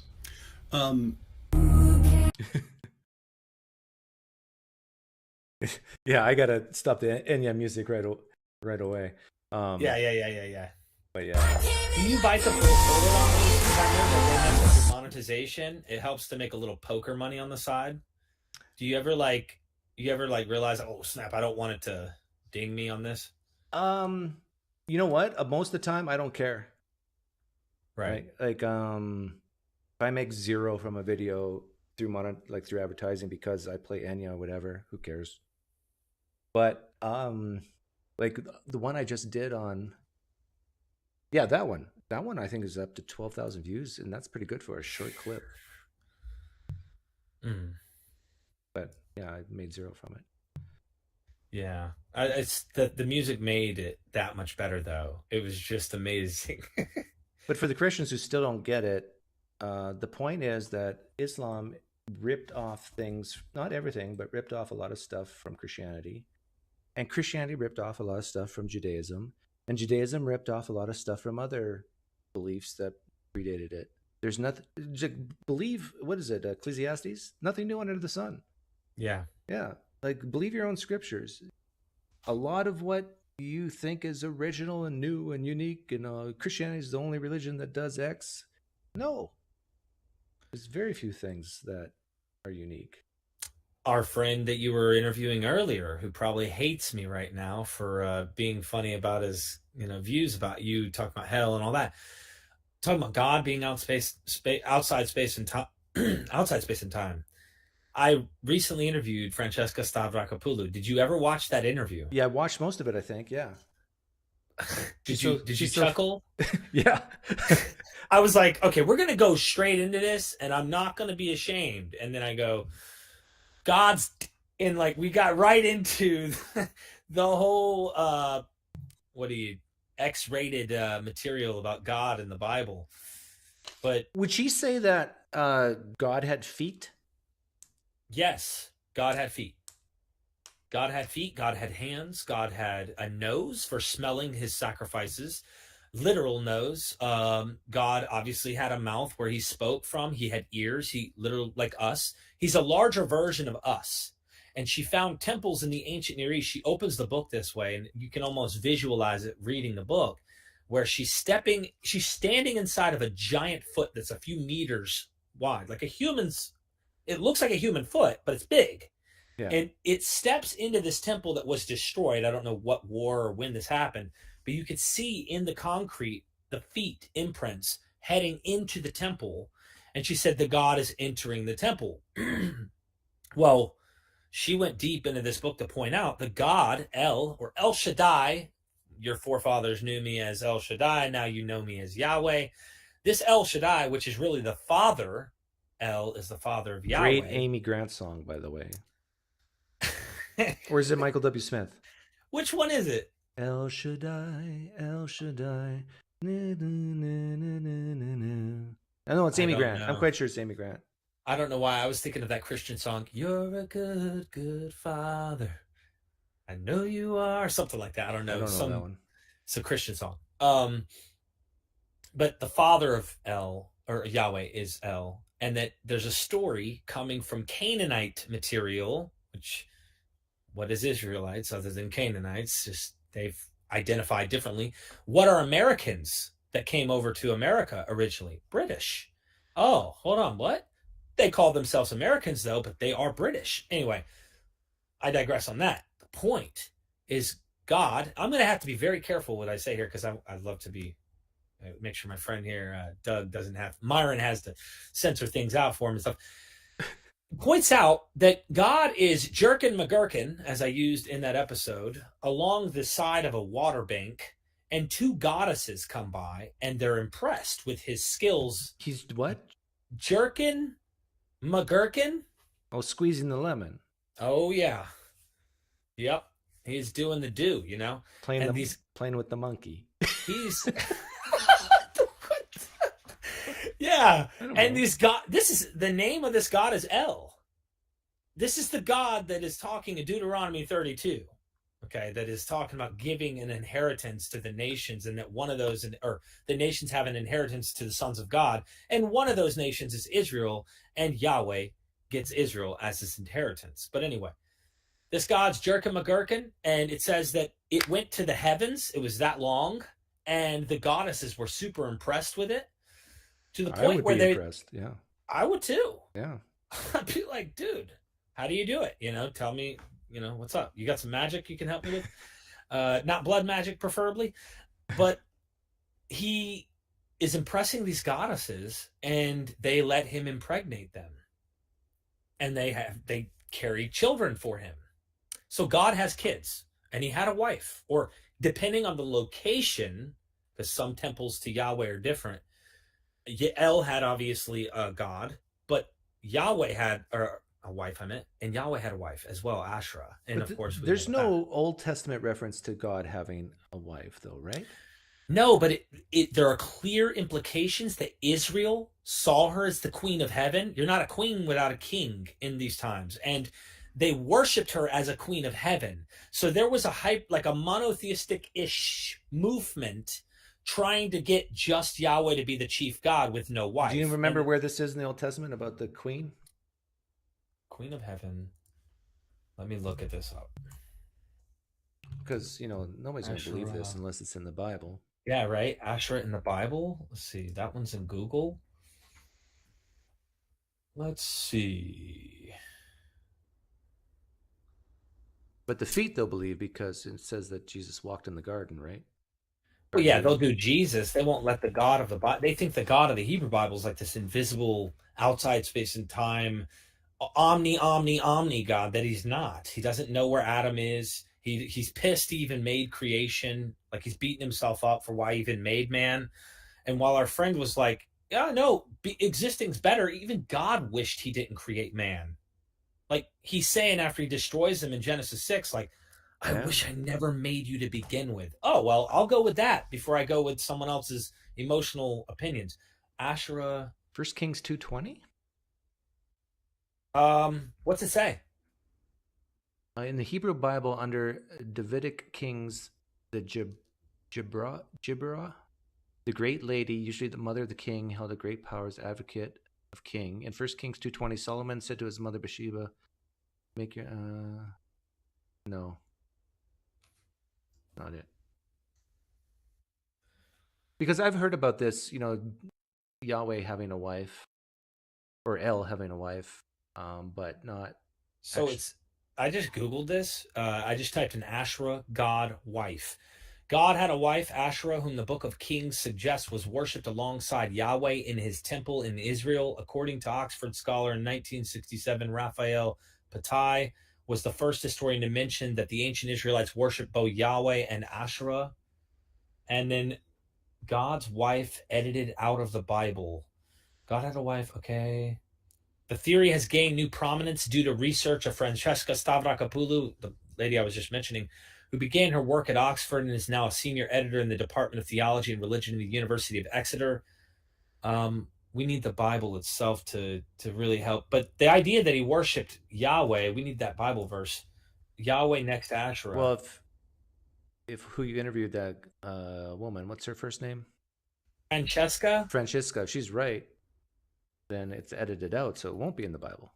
Well, the fact that it clearly says that they're husband and wife, like that's his wife, yeah, that's not there. Like it's not like, like a fundamentalist would require that kind of idea because, well, they obviously wouldn't want to accept this idea. But the fact that Israelites were worshiping Yahweh and Asherah in the temple, they are condemned for it.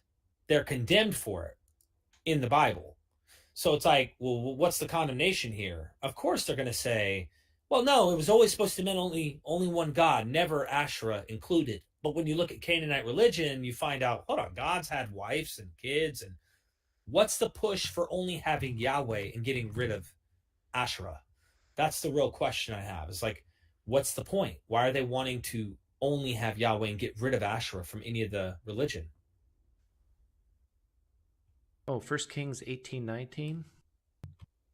What that's. Now summon the people from all over Israel to meet me on Mount Carmel, and bring the 450 prophets of Baal and 400 prophets of Asherah, who eat at Jezebel's table. So that's just a reference to her. Let me read this real quick, if you don't mind. It says, J. Edward Wright, president of both the Arizona Center for Judaic Studies and the Albright Institute for Archaeological Research, told Discovery News that he agrees several Hebrew inscriptions mention Yahweh and his Asherah. Asherah was not entirely edited out of the Bible by its male editors. He added traces of her remain, and based on those traces, archaeological evidence and references to her in text from nations bordering Israel and Judah, we can reconstruct her role in the religions of the southern Levant.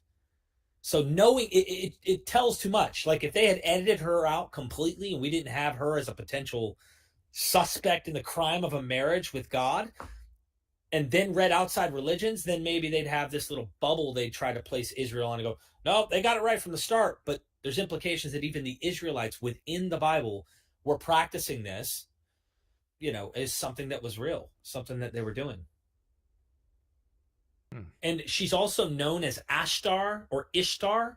Astarte, Ishtar was an important deity, one who was both mighty and nurturing, Wright continued. Many English translations prefer to translate Asherah as sacred tree, Wright said.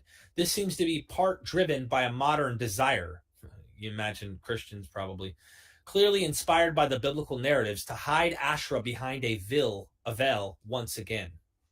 Mentions of the goddess Asherah in the Hebrew Bible Old Testament are rare and have been heavily edited by the ancient authors who gathered the text together. Aaron Brody, director of the Bade Museum and associate professor of Bible and archaeology at the Pacific School of Religion, said Asherah as a tree symbol was even said to have been chopped down and burned outside the temple in acts of certain rulers who were trying to purify the cult and focus on the worship of a single male god, Yahweh, he added. You should bring Tovia Singer on and talk to him about Oh this. my gosh. Are you kidding me? He will never come on. No, I actually talked to him this morning, actually. He messaged me. He liked the video I did yesterday. Just cancel culture, like pressuring me to not interview Bob Price or other people, like for Who's their political pressuring views. you? I'm not going to give names, but there's just a bunch of people who are like, you're an atheist, aren't you? You're against some of these ideas that are more, progressive. And in many respects, there are things, yeah, I am. But there's also a compartmentalizing that I know how to do, which is why I can interview people like Rabbi Tovia Singer and only focus on New Testament criticism with him and not have to necessarily jab at his own worldview, which I don't believe. And I have 1,000 academics Wait a who minute. already pick that apart. There's people telling you not to interview Tovia and Bob Price? Not Tovia, Bob Price, which is why I went to Tovia to mention, like, where do you draw Okay, but this why line? Bob Price? Political politics. Bob has made statements. Hang on a second. Any atheist who said this to Derek, you're stupid. What's wrong with you? I mean, this is ridiculous. I know. He leans right and you say, don't interview him? Is that what's happening? Oh yeah, I mean, Bob's a Trump supporter, and he's made some statements that go in line with some of my family thinks like this, you know, in particular. And but are these people saying to you shouldn't interview him about biblical stuff because of that? They want me to deplatform him. Oh, come on, you stupid atheists. Exactly. Stupid with 2 O's. What's wrong with you? Well, I'm there's this move. He's been excommunicated from every single platform. Like, he's just in academia, you can't get a job if you hold to some of the ideas that he's had. And like, I don't hold to the ideas he has in many respects, but I love him for the Bible. I've had people in my comment section, Doug, who are socialist communist. All right. They're like, I am anti his politics, but I love Dr. Price more than any academic you bring on. Yeah, that's the attitude that should happen. Right. Yeah, you can disagree, but to say to deplatform someone because you disagree with their opinions on politics, like, that's ridiculous. Right? That's why I did the video. That's why I'm like, listen, I'm doing my thing. If we're going to draw the line at that, imagine where I'm going with this. An old school Orthodox Jew, the view of women, the reason why we are in this debacle to begin with, right? It's built into the theology that it was a girl who ate this fruit and, you know, she made us all fall. So let's blame women, or that women are, you know, viewed in a lower status in some respect in society. That would be misogyny according to the leftist ideology in many respects. And while I don't agree with this older idea that women are beneath men, and I do agree, like totally disagree in my own personal beliefs, of course, does that mean I shouldn't talk to Rabbi Tovia Singer? Does that mean I should never speak to a Muslim who holds to even probably crazier ideas in some respect? Like, where do you draw the line? Exactly. Morally speaking. And I had to make that video and thought to myself, look, I'm not an institution. My channel isn't only about academics. You know what I mean? I want to focus on being able to talk to who I want to talk to. And I don't think anyone else needs to pressure me on any of that. You know what I mean? So, but some people won't talk to me now because I've taken that stand. And I'm like, okay, I'm not naming names, but it's just, you kind of have to be yourself, do what's right in your gut, focus on what you think is right in your gut. And while I know that I've had a million videos with Dr. Price, I love Dr. Bob. He lives 45 minutes to an hour from me. I obviously want to bring more balance to the channel. You should probably ask him to move in with you. I mean, look, I've already done that. And he's like, maybe. He's thinking about it, you know? But yeah, Price Vision, you know? I've been called Price Vision before, and I don't have a problem with that at all, you know? Yeah, it just bothers me when I don't care if you're atheist or not, but this whole like, I don't care if there was a KKK member listening right now, you're welcome to come on my show. If there is a I don't know what, it doesn't matter. Yeah. That's why I try to stay apolitical, period. I want to focus on Bible. I want to focus on religions, myths, stories, where these come from. And that has been my focus. And then I had a friend overdose and die 2 days ago. Yeah, I saw that. So this all happened at once. And it really had me like, it just really beat me up, because that's something I had struggled with. My best friend died 2 years ago. He was my best friend. They found him blue, and he overdosed. He took some oxymorphone, they called him at the time, and he died. He suffocated on his own vomit, and no one was there to help him. So I've got like all this stuff going on at once. The last thing I need on planet Earth is someone else telling me how to run my platform. So how do you deal with it? Like, how do I deal with it? Making that video was probably cathartic and a good start. It felt good to see the support in the chat. Yeah. It felt good to know that we all, as a human family, have so many disagreements, but we can come together and support the idea of compartmentalizing and knowing where to draw lines. I don't like that idea, Bob. I'm not going to agree with you, but they don't get so triggered to the point where they're like, I need a safe space and I can't listen, or I'm supporting this horrific guy, or something like demoralizing. The guy's a teddy bear, man. I've met him in person, and he's one of the nicest people I've ever met. Honestly. So. Well, and the thing is, when someone says they're a Trump supporter, that doesn't mean they support everything they do, everything Trump does. Like, if you say you're a Biden supporter, I'm sure there's many things you don't like of what Biden has done or said. Right. Like, my guess is if Bob Price has ever said he's a Trump supporter, he's saying, well, I agree with his view on taxation or whatever, stay out of the Middle East, whatever. I don't think Bob Price would say, yeah, it's okay to, grab women's, right. hoo-hoo, stuff like that. That's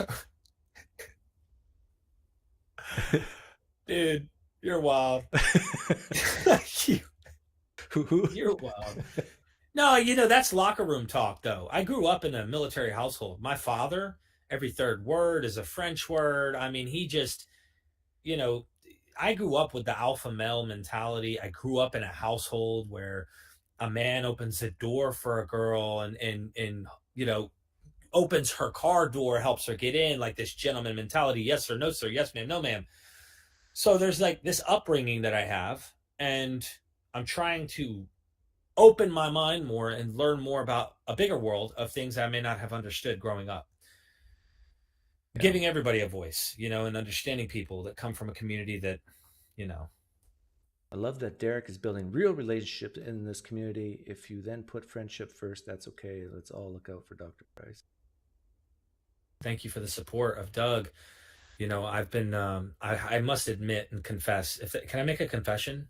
Yes, my son, go ahead. Okay. It'll just cost it'll just cost $20 first. No, I'm kidding. Can I cash in Pine points for that? What's that called when the Catholics charge money for forgiveness? There's a word for it. Yeah, you're talking about indulgences. Indulgences, yes. Okay, indulge me. Go ahead. Yes, absolutely. No problem. So what I was going to say is, like, recently I've gotten in trouble legally with creating fake money on my channel, calling it myth money. I actually took it from Doug, his Pine Point system. I have a machine here in my garage, and I feel pretty. Stay strong, Derek. Don't cry. I'm sorry for taking your idea. Actually, I'm not, because Christianity did it, and they're not ashamed. Yes, you're right. You're just like a gospel author. That's all. Yes. There you go. I have been doing the myth money. People are like, that doesn't work. It just doesn't work, Derek. Don't do myth money. Then I was like, okay, myth coin. Like, where do we go with this? But I don't know what to do. Well, no, the thing is with Pine Points or any type of reward program, you have to have meat behind it, and it has to be more than just that. Right. So you have to chastise people who fail and reward people who are good. So I'm just a nice guy too much, is your point.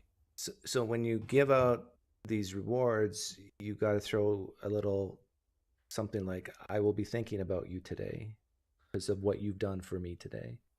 And the people who come in fourth, you got to let them cry. You got to make them cry. You go hard on them and let them know how bad of a person they are for being fourth, because they're the biggest loser, right? Right. They came fast, but didn't get any Pine Points. You got to let them feel bad. You want them to cry in the room for 2 hours for that. And you want to motivate them to do better the next time. That's a good This is what this country's built on. Failure, picking yourself up by the bootstraps. Oh, now all the liberals are gone. You're killing me. Yeah, I don't chastise them enough. That's right. I don't persecute my audience like you do. And, I think there's this weird sense they like it. That's something I need to start bringing, is bring a little pain to the table. You're saying that when I chastise people in my live stream, they like it? I think they like it, is what I'm saying. I think that they keep coming back for more. I'm trying to that 50 Shades of Grey movie? Yeah. Oh, no. I think there's something going on here, dude. What is that? 50 There might be something going on here, Doug. I did notice something, just to throw this out there before I go. I do want other people to be able to jump on if you have anybody waiting. No, Colby wants in, but We'll see. But anyhow, I wanted to tell people the bow, the promise, and the bow in the sky, the war bow. People think it's just the rainbow, which the rainbow it is, a symbol, represents a war bow, according to Francesca Stavrakopoulou. I like to get that Rakapoulou, you know what I mean, in there, make it sound like I know what I'm saying. It's like speaking in tongues. You know what I mean?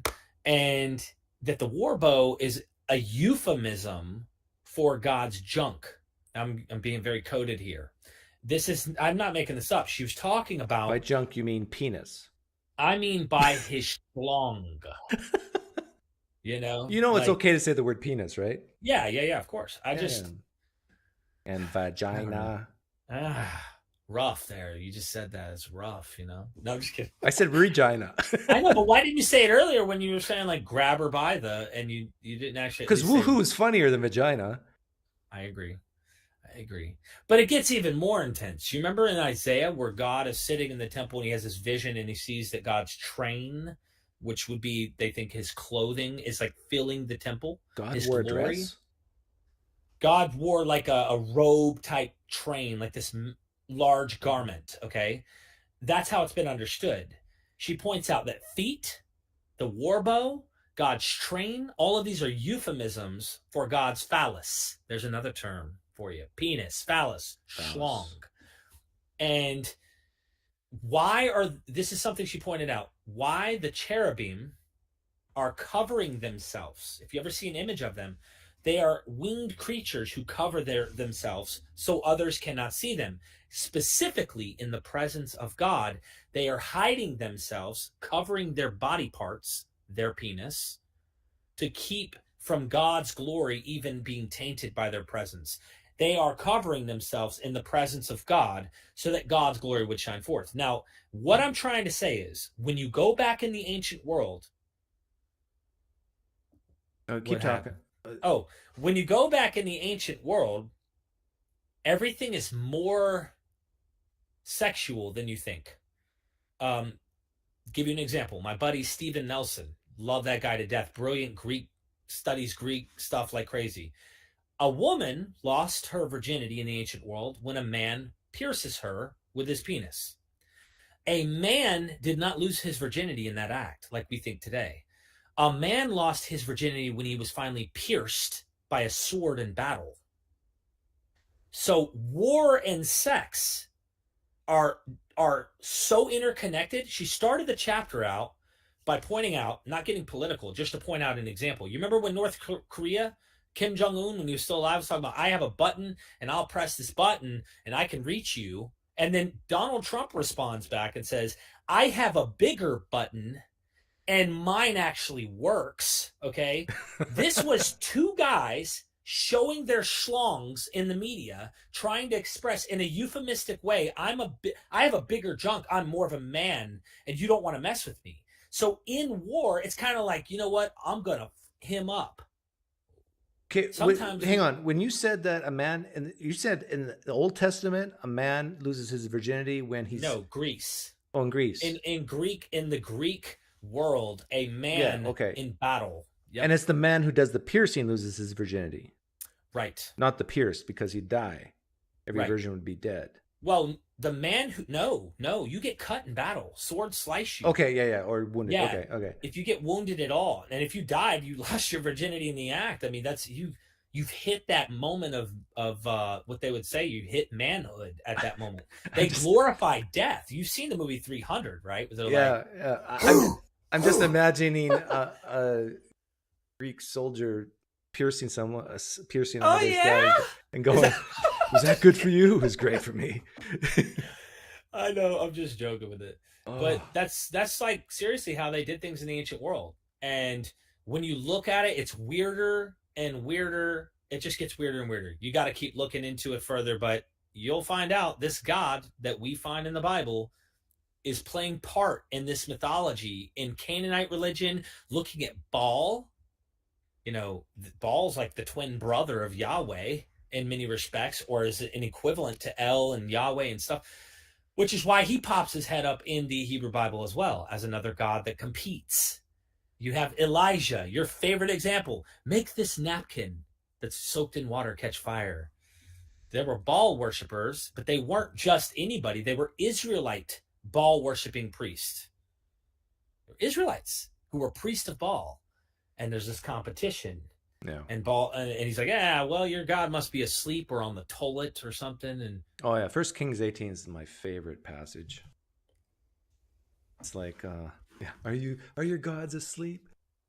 And the thing is, I often use that. I used it today, and in fact, the guy's still waiting to come on. Oh, he finally left, and he just is like, "What you're doing, Doug, is so terrible. I mean, how dare you judge God?" And like, I can quote Elijah, like, "Is your God asleep? I'm asking for the wrath to come down on me right now." Right. But he's asleep. No, he's just patient with his wrath. Right. I mean, there's been people recently who've messaged me. They had serious situations happen in their life, and they asked God for help. And it's that passage. They said, I tested it. The Christians told me to test it. If you ask for bread, will your father give you a stone? And I didn't get anything. I got worse than a stone. I got nothing. I got my friend, died, or my loved one died, or whatever. And I'm like, yeah. Then there's always another excuse around that one. Yeah. There's always some other, well, no, you know what? There's a plan that I just don't know about. I have no clue about, but I believe it's there. And it's sad. Wait upon the Lord, they'd say. Mm. Or Doug, when they die, they go to heaven, right? Unless they're a non-Christian, then the real fun begins. that's the thing. I think that you were right when you said earlier, it's better that they weren't born or created at all, if that's the case, or just create and make a utopia to begin with. This is an odd thing if this is made by a God. Yeah. No, the real problem of evil is a real problem for Christians. I'd say, well, not all Christians. Open theists or who believe in that God might have feet, by the way, open theists. Open theists and some form What do of you mean? Molinism. They actually believe that? Like, they're willing to say that God actually has feet? Some of them I think might, yeah. Hmm. Because I had an open theist on, and they view God like a Zeus character. What? Who? Okay, who are these people? I'd be happy to talk with them. Oh, I forget the guy who called in, but make a video or post on your community tab on your YouTube channel looking for an open theist interview. There's one guy named Will Duffy. Will Duffy. Now, I don't know if he believes that God actually has body parts, but they understand the real problem of evil and realize that God is not these omni-properties. And their view of, when God comes down from the heavens to see what the Israelites are doing, they don't think that's just hyperbole or metaphor or anything. They think God actually comes down. Yeah. And to look. It makes sense. He walks with Adam. I mean, people want to get around this anthropomorphic language.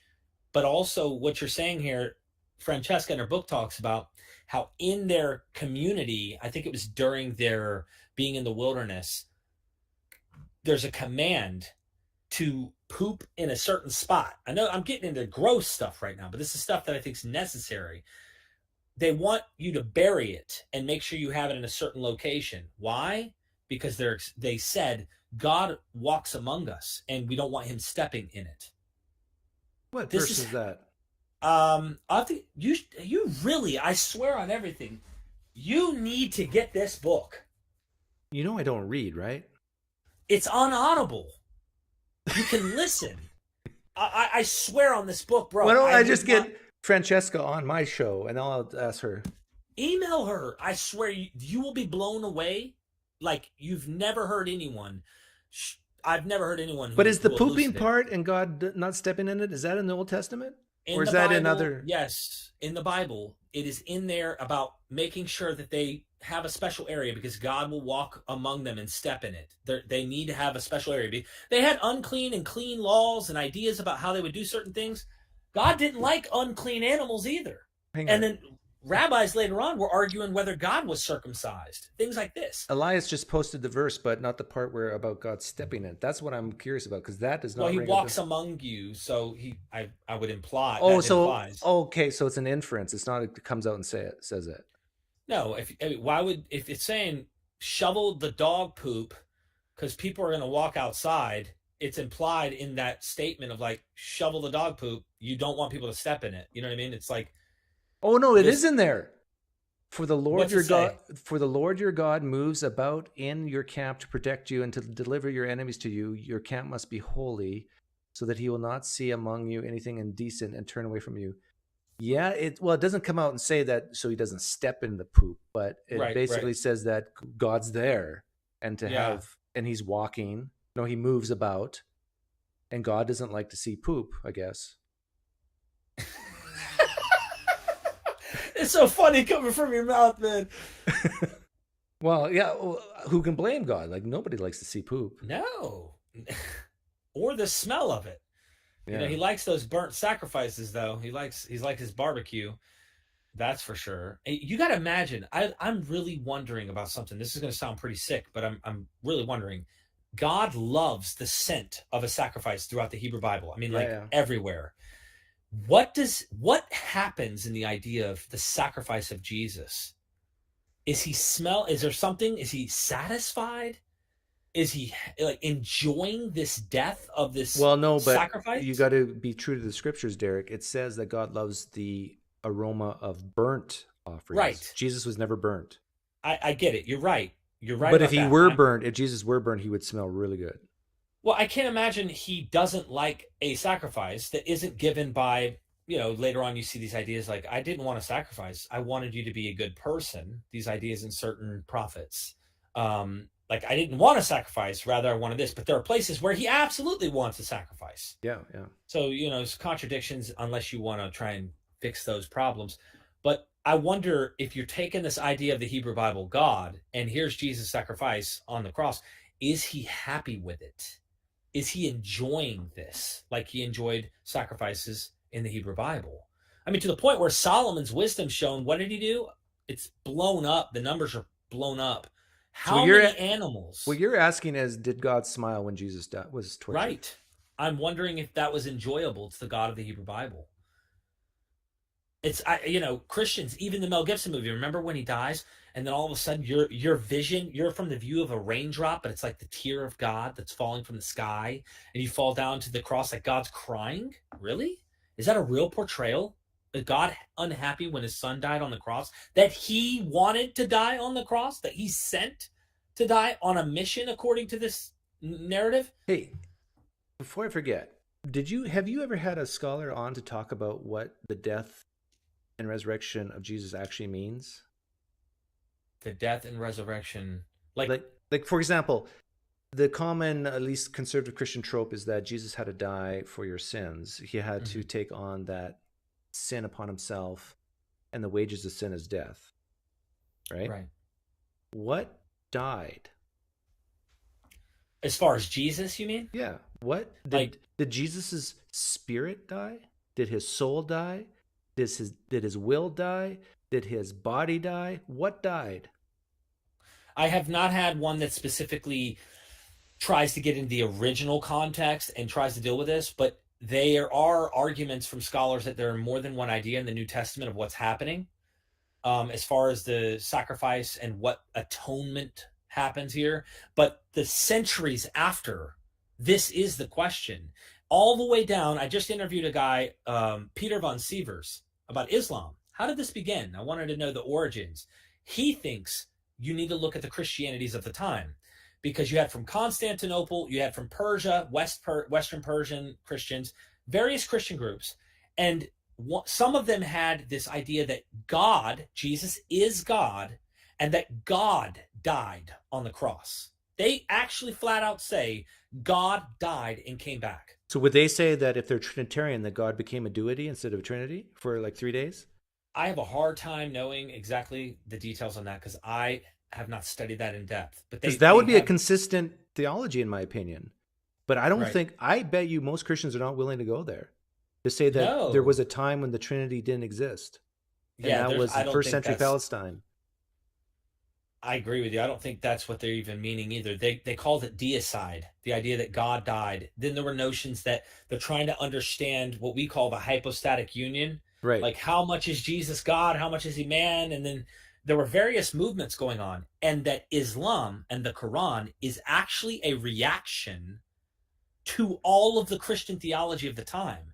And they're saying, no, he's not God at all. He's a prophet. So they're reacting to this deicide idea that God died and all of this stuff. Man, there's so much crap to get lost in. So I don't really know your answer when it comes to in the New Testament, what it's trying to say, other than I take that approach Bart Ehrman has.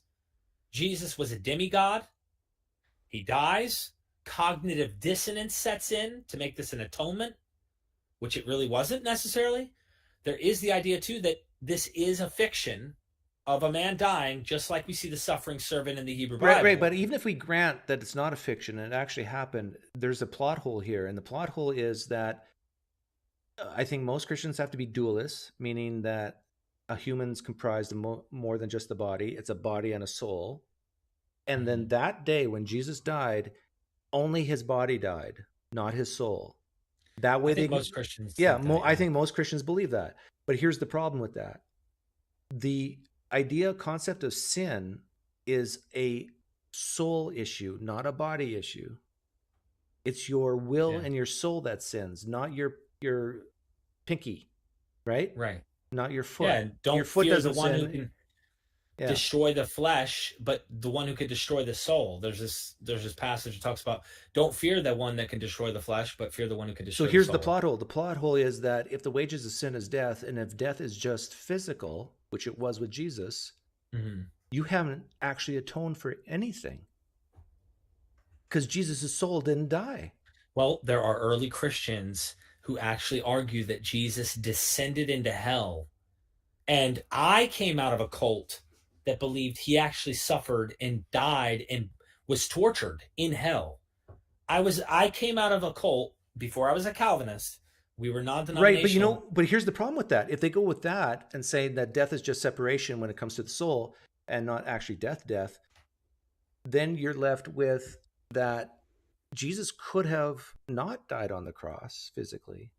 He could have just voluntarily went to hell for 3 days or however long and be tortured in eternal conscious torment, or not eternal, but 3 days, weekend. And that's it. So the whole cross then becomes a nothing burger. Because, and if you think you do need the cross and a physical death, then you're left as a Christian saying that sin is paid for through the death and resurrection of a piece of meat. Because Jesus' soul did not rise from the dead. Only his body did. Right. Well, they'll argue that the soul, the reconstituted body or some other thing, the glorified body attached back to the soul or something. That's what they'll probably try and say, of course. But you're a good point. In fact, I did a eight-part course with Dr. Price on the resurrection. He did a complete reaction to apologetics, Christian apologetics. And long story short, there's a whole 30 minutes he's discussing on how the resurrection actually negates the sacrifice. When you sacrifice, it needs to remain dead. Yeah.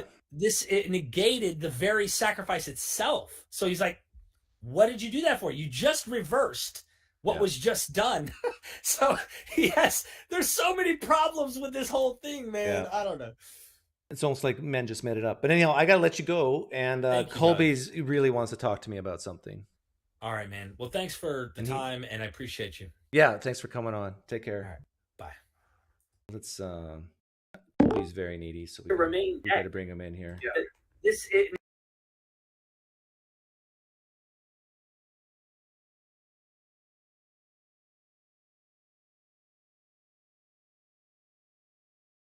Okay, wait, hang on. Nobody could hear you just then. You're here to judge and moderate? I'm here to moderate the debate. I heard you needed a moderator. Oh, no. Oh, you mean for the future? Yeah. Well, how much? No, now. Oh, for the future. No, it's a future thing. No. No. I thought this was like a gig, like you get hired. No, when Derek and I have our debate, it's going to be behind a paywall. Yeah. But I need 80% of the cut. 80%? Well, if you're going to get a judge this good looking, it's going to bring in a lot of viewers. How about 10%? That's good enough for God. It should be good enough for you. No, sorry. Okay, then we'll get Nathan. He's almost as good looking as you. No. Yes. Nathan? Nathan. No, yeah, you're right. Anybody else? No. And Nathan would do it for 10%. Trust me, like he's easy. I have somebody even greater than either of us. Who? Will Smith? Well, he has these encyclopedias behind his head. Big turn on. Big head? Some would say. Big chin? Some would say. What should we debate about? That's a good question. I think you should debate whether Jesus actually existed as a person. No, you should debate Robert Price's politics. That's what they all want. That's what they all want. Yeah, but I think both Derek and I lean right, though. You can still debate it. Yeah, I guess we could. You could impersonate a flag-waving phony. I'll do it. I'll impersonate a flag-waving phony liberal. I'm young. They'll believe me. Or it could be a debate where we're both on the same side and we just make fun of liberal atheists. You mean a roast? Yeah, a roast. Yeah, and we'll charge. I don't know. It'll be like a burnt. You could call it a burnt offering, a roast. We'll charge $200 a plate to get in, and most liberals can't afford that. So, it would be just a bunch of right wingers roasting left. A bunch of really rich right wingers, and me, and you. You'll be rich someday. A poor right winger, a poor college right. I'm not a right winger, but I know. Yeah, I don't know. I shouldn't make fun of this debate coming up with Bart Ehrman and Lycona. No, you should. It's kind of funny. Not 7 hours? Who on earth is gonna sit through 7 hours of this thing? Like, that's so long. The thing is, it's not going to be 7 hours. I will make a prediction that it's going to be like from the time they start to the time they're done, it's going to be 7 hours. But it's not going to be 7 hours of zooming. Okay. You know what you should do? I know you probably can't put it to the public. What you should do is you should sit there for 7 hours, and every time they say something new, you say that. Yeah. And just see how much of your time is dead space. Yeah. It's just guaranteed nothing's new is going to be said. That's why when I debated Trent Horn, I tried something new. Instead of disagree, agree. I'm sorry, 1 minute. I need to... Oh, that's his boyfriend. Sorry, he needed me to pronounce some Eastern European for him. Oh, what word? Doncic. Luka Doncic. How do you know Eastern European pronunciations? I'm going on a rave. Because he's going on a rave. To Coachella. I don't know what that means. How do I know Eastern European? Yeah. I learned... I shouldn't say this. I was going to say I learned Ukrainian in solidarity in the last week and a half. That is not true. He's a famous basketball player. That's how I know his last name. Oh, okay. Okay, well, anything else you want to say? I did have a 2-minute story that I want your take on. Okay, go. I volunteered with some Catholics at my school over the weekend, and we basically served the homeless food. We served them food. We played cornhole and stuff, and yeah. I was worried that there was gonna be a ton of you Catholic played cornhole with the homeless. Yeah. Is that a euphemism? No, not a euphemism. No, we set up. You want some food? Actual wooden thing and the actual. Anyways. Wooden, you said? Never mind. Go ahead. Cardboard, whatever you want. So we did that, but. So I was talking to some of them and just asking them about their lives and whatever. And there's this lady that was telling me her story and how she was she had her family get shot and she had this horrible backstory. And she was yeah, but she was saying yeah, God still has me. And that was one story, and there's another gentleman who was talking to the people about his beliefs in God, and they invited him to church and stuff. I was wondering You're going to ask me, should I try to take away their hope, meaning, and purpose? No, because I think in the moment, like, you wouldn't have. But in general, like, isn't that a good place for religion? Especially for people who are like, and I know you don't care, like, if people are more on the liberal side of Christianity, like, you don't care. But like, yeah, I do think that if it's a type of Christianity where you're actually feeding people who are hungry and giving clothes and homes to people who need it, of course, that's a great form of Christianity. And I think they have the infrastructure to do it because of the history. Yeah. But when you start saying to people, there's a hidden expectation that if you want to continue to eat here and continue to live here, you need to come to our sermon and listen to about how Jesus died for your sins, then that's borderline unethical. Yeah, I agree with that. And for the record, I don't think, from my experience there for 4 hours or whatever, like, it didn't seem like they were doing that. Like, people would come up to them and talk about God and whatever, because they knew they were from the Catholic. Do they know you're an atheist? I'm not, but like, I wasn't gonna tell that lady, like, I wasn't going to try to make that lady doubt. Basically, like, I wasn't gonna do that. You still don't have the courage to say you're an atheist? No, I would say, like, you can do it. I would say like, functionally, I don't know, I wouldn't, but, like, I still like going to church and stuff. And okay. Yeah. I've been reading, you know who I've been reading? I've been reading Confucius, actually, recently. Ah. Yeah. I know you don't read books, but well, I know he's a Hindu, right? Nope. Former? Confucius. He would be a Confucianist. But it's all offshoots of other things, right? Yeah, I mean, I'm sure it's all. The Buddha used to be a Hindu, right? It's actually more of like it reminds me a bit of, like, Stoic philosophy, actually. Yeah, a lot of Stoicism is in the East. Yeah. So, anyways, that was it. Sorry, I missed the debate. Or I guess we'll have to plan. No, it's in the future. $200 to get in behind a paywall. It'll be just me and Derek bashing liberal media. Will there be a poker tournament in the intermission? Oh, that's a great idea. Yeah. We'll do a 10-hour debate with, I don't know. A 10-minute debate with an 8-hour poker tournament. Yeah, there we go. We'll do while we play poker. Right. Okay, take care. I gotta do work. Okay, I'm not going to take any more callers because I'm tired. Okay, sounds good. Yeah, and I'm not talking to you.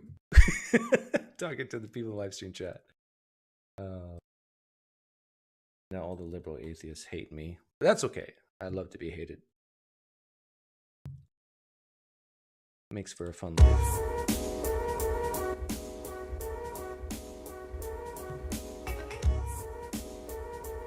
How long have we gone? I'm sick. 4 hours, 15 minutes. Myron, call my therapist. This shouldn't happen. Why didn't you stop me hours ago? I don't have a therapist, I'm just kidding.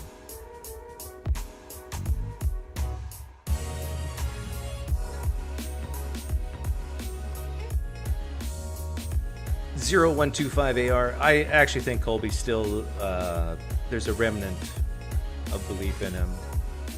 So he probably isn't an atheist. He's atheist light. Thank you, Jerome. We flag waving phony liberals already don't like you. There you go.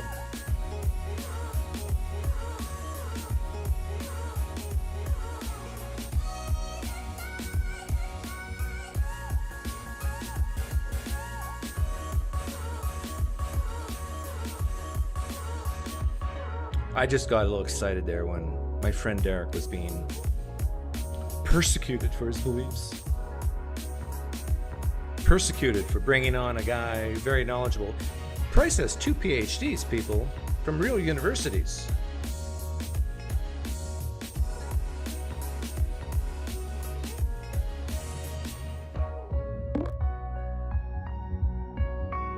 No more calls.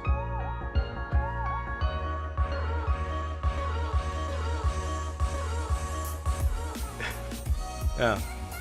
I came in like a wrecking ball. I hope I don't get demonetized for saying penis, vagina, and wrecking ball.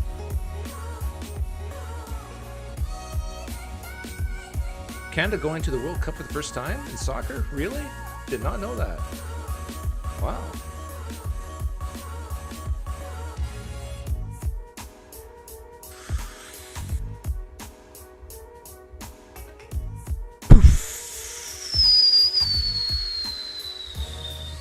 The debate is Good Friday, April 9th, 8th, whatever.